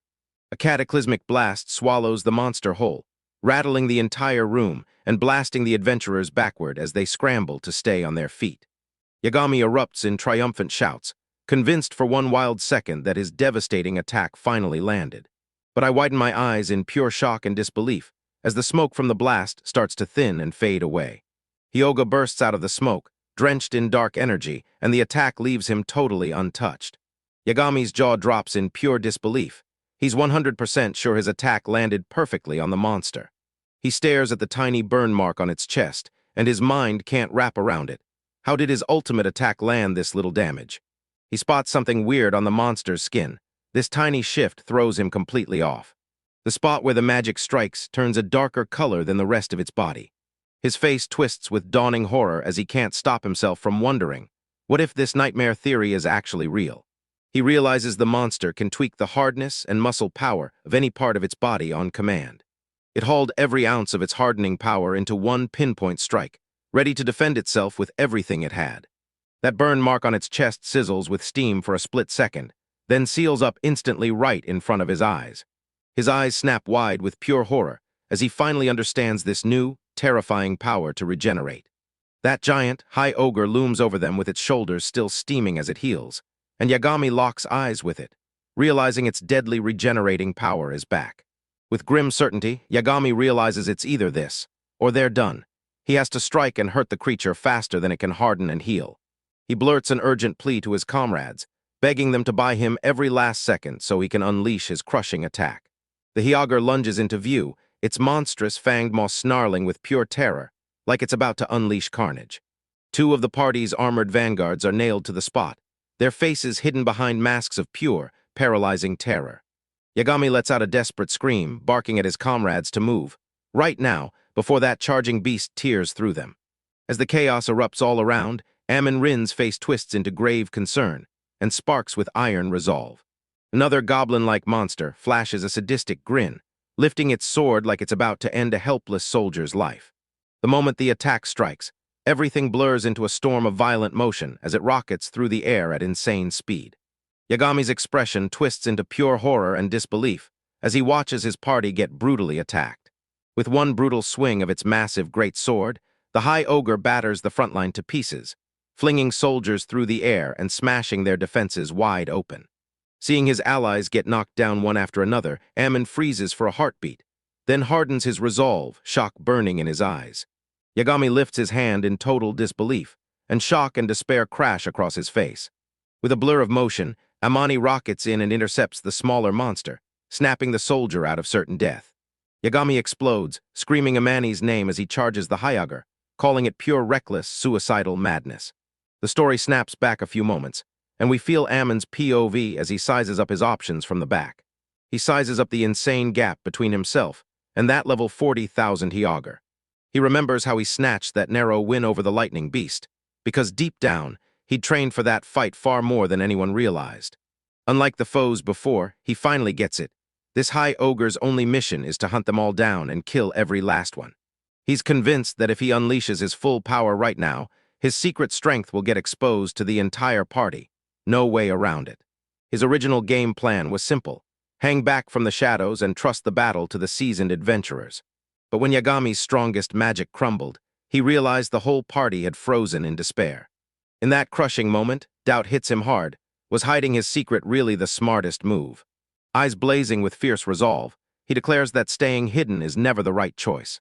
He realizes his secrets are worthless the moment he sees how much his new comrades' lives matter. Amon locks onto why he's really here, to clash with the strongest and walk away stronger than ever. He calls forth his nameless sword and vows he'll never let this priceless chance slip past him.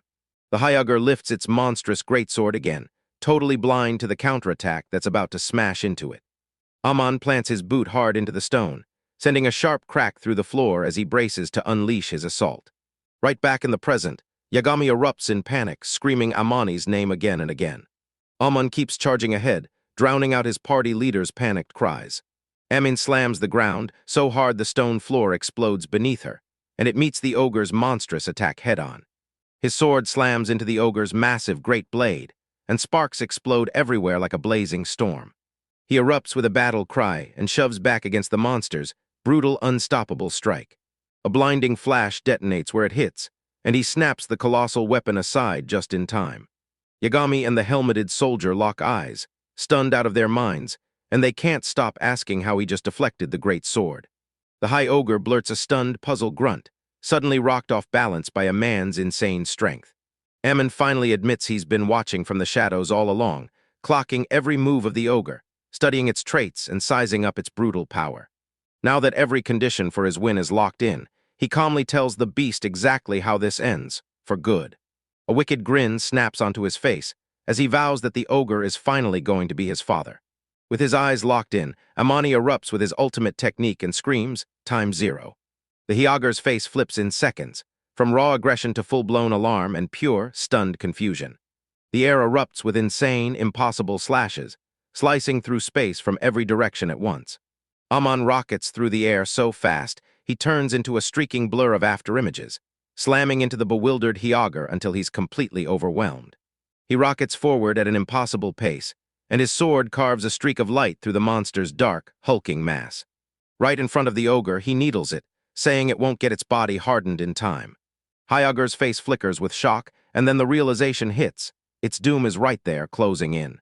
The monster scrambles to track its slippery enemy, getting utterly wrecked as teleport after teleport blinks its target out of reach. Manny breaks into a satisfied grin when he realizes his opponent has finally lost track of where he is. He rockets past the colossal monster, and his blade carves a streak of blazing white light through the chaos. He declares his road to victory, then drives his blade deep into the monster's side like it's already decided. Yagami and his crew stare at the duel, their faces frozen in pure disbelief as the impossible unfolds right in front of them. Yagami clicks through Samin's best traits in his head, her raw strength, her lightning speed, and that unshakable steel in her mind.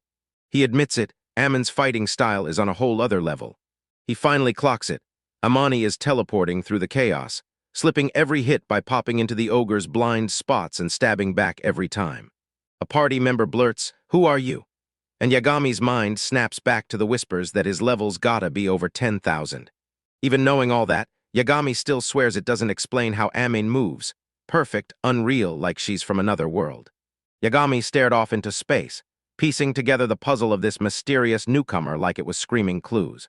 He stares at Amon's profile, 19 years old, just 1 year under his belt, and chasing the guildmaster's target like it's the only thing that matters.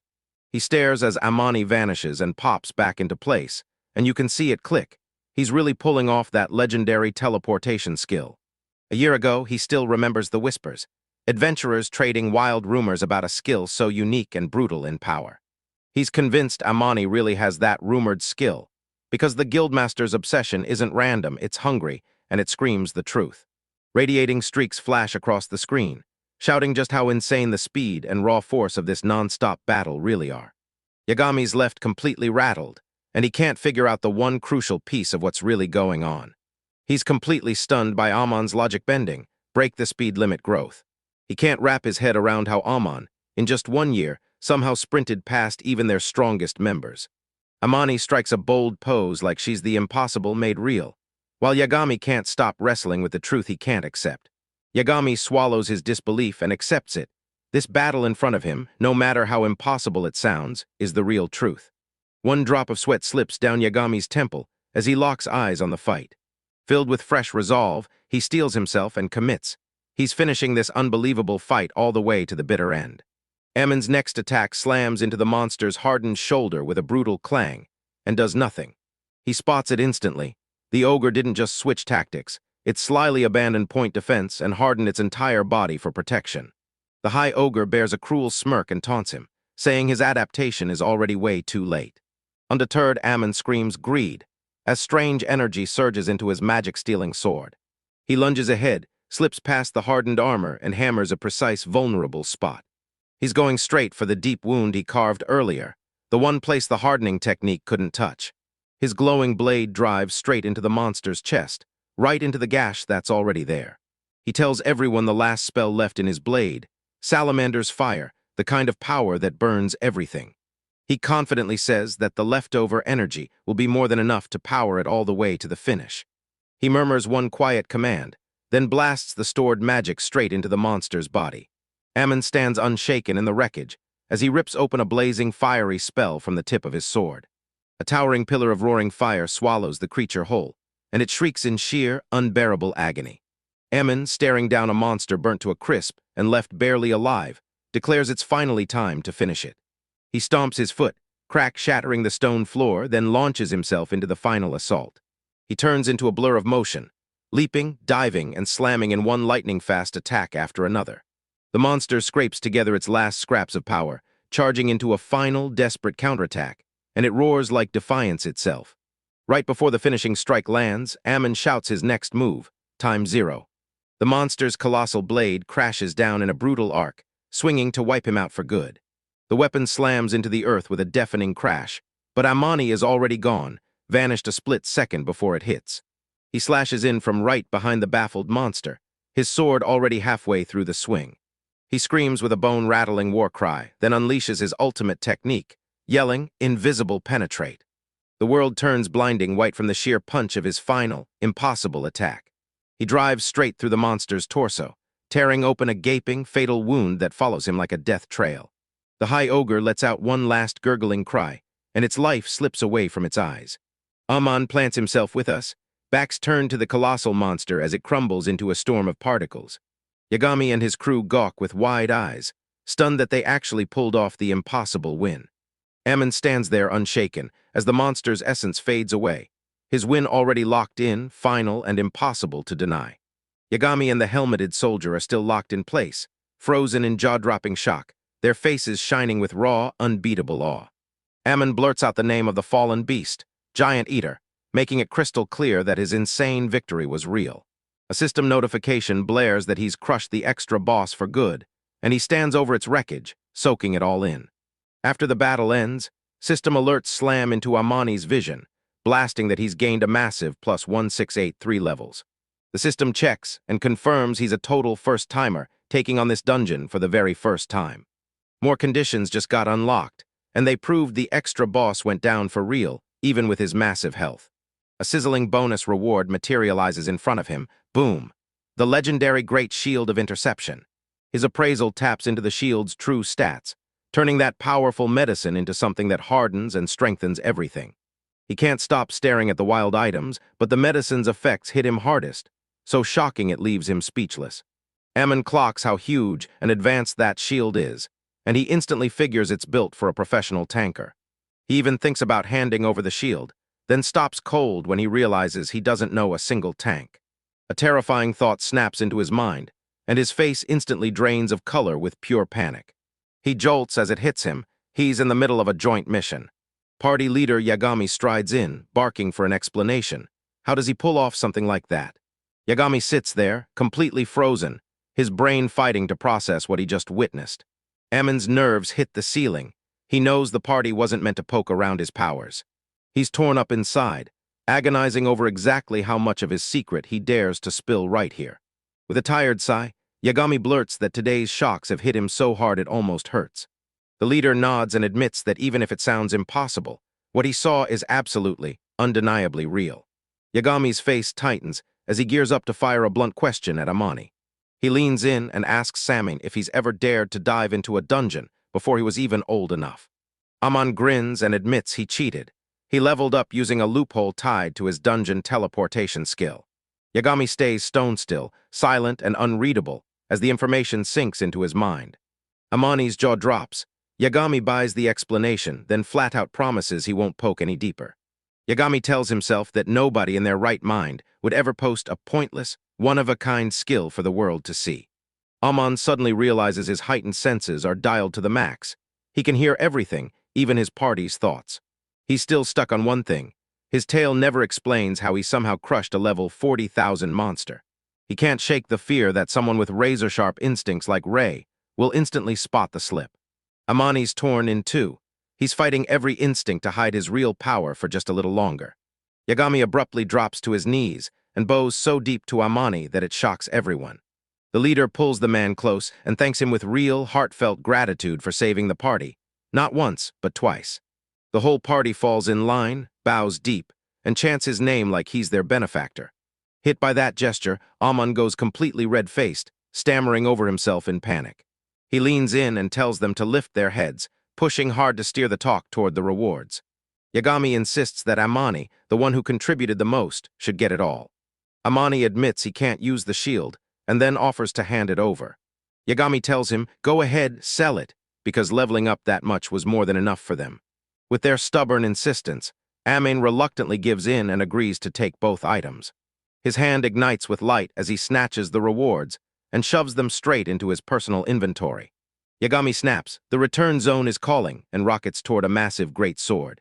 His party dives in and starts scavenging the defeated monster's body for every last item it dropped. Amani catches Shinonome staring off into space like he's lost in his own thoughts. Shinanome's cheeks flare deep red as she's totally zoned out, drowning in her own thoughts. He asks what's wrong, and it snaps her out of her daydream like lightning. She panics and swears everything's okay, claiming she just blanked for a second. Amani finally buys her explanation, but the look on his face screams, wait, what just happened? Because her reaction still has him totally thrown. Shinonome can't help but admit it. She was totally hooked by how cool he looked as he fought. A few seconds later, the teleportation finally kicks in, right as their deadly group dive pays off and everything snaps into place. That same night rolls in again. This time we're staring at the man's house from the outside. Amon sinks into his chair, staring at the table as his thoughts drift, and he quietly thanks the day like it just handed him a miracle. He flashes back to the party's solemn promise, swearing they'd never say a word about his powers. They even rolled out the red carpet, telling him to come join their ranks if that's what he wanted. Back then, he dodged the answer, and now he's stuck wondering what the heck he's supposed to do next. He stops and thinks, they seemed like good people, no big-shot arrogance, no smug attitude. But he can't shake the thought, was joining really worth it, just to unleash the terrifying hidden power he's been keeping under wraps? He's got zero doubt. When it comes to going solo, he's convinced he's better than every single one of them. His skills are built for solo dominance, so the whole idea of teamwork feels pointless to him. But he'll still admit it. He'd rather team up with Claire because she's already leagues ahead. He knew S-rank adventurers were the elite, but he'd never actually seen one unleash a fight.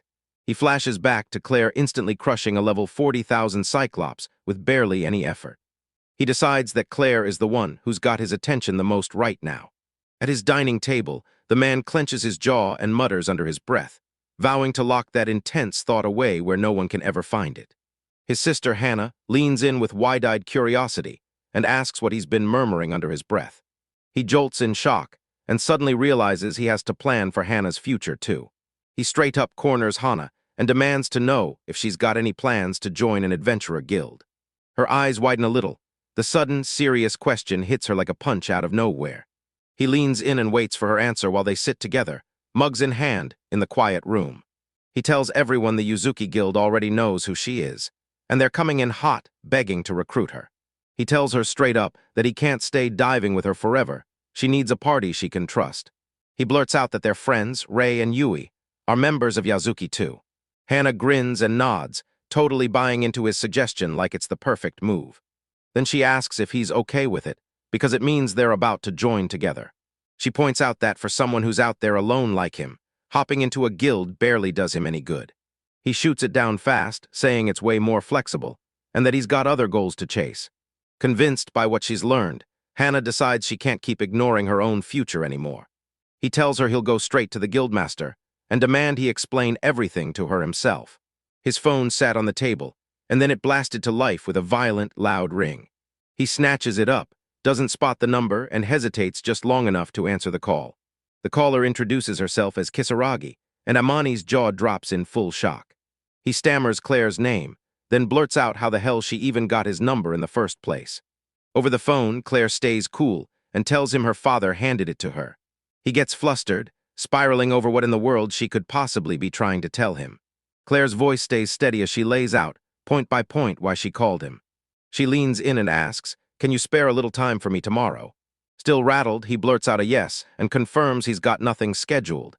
Exactly what she needed to hear. After hanging up, Hannah leans in with a low, suspicious voice and asks if that was really a woman. He confirms it was an acquaintance from Yuzuki, and that snaps Hannah's suspicions into overdrive. He blurts a shocked "ha" when she accuses them of being too close. Hannah's breath catches, and panic spikes as he wonders if this was the other goal he was chasing. The night crashes in just as that man's brutal, chaotic day finally burns out and shuts down for good.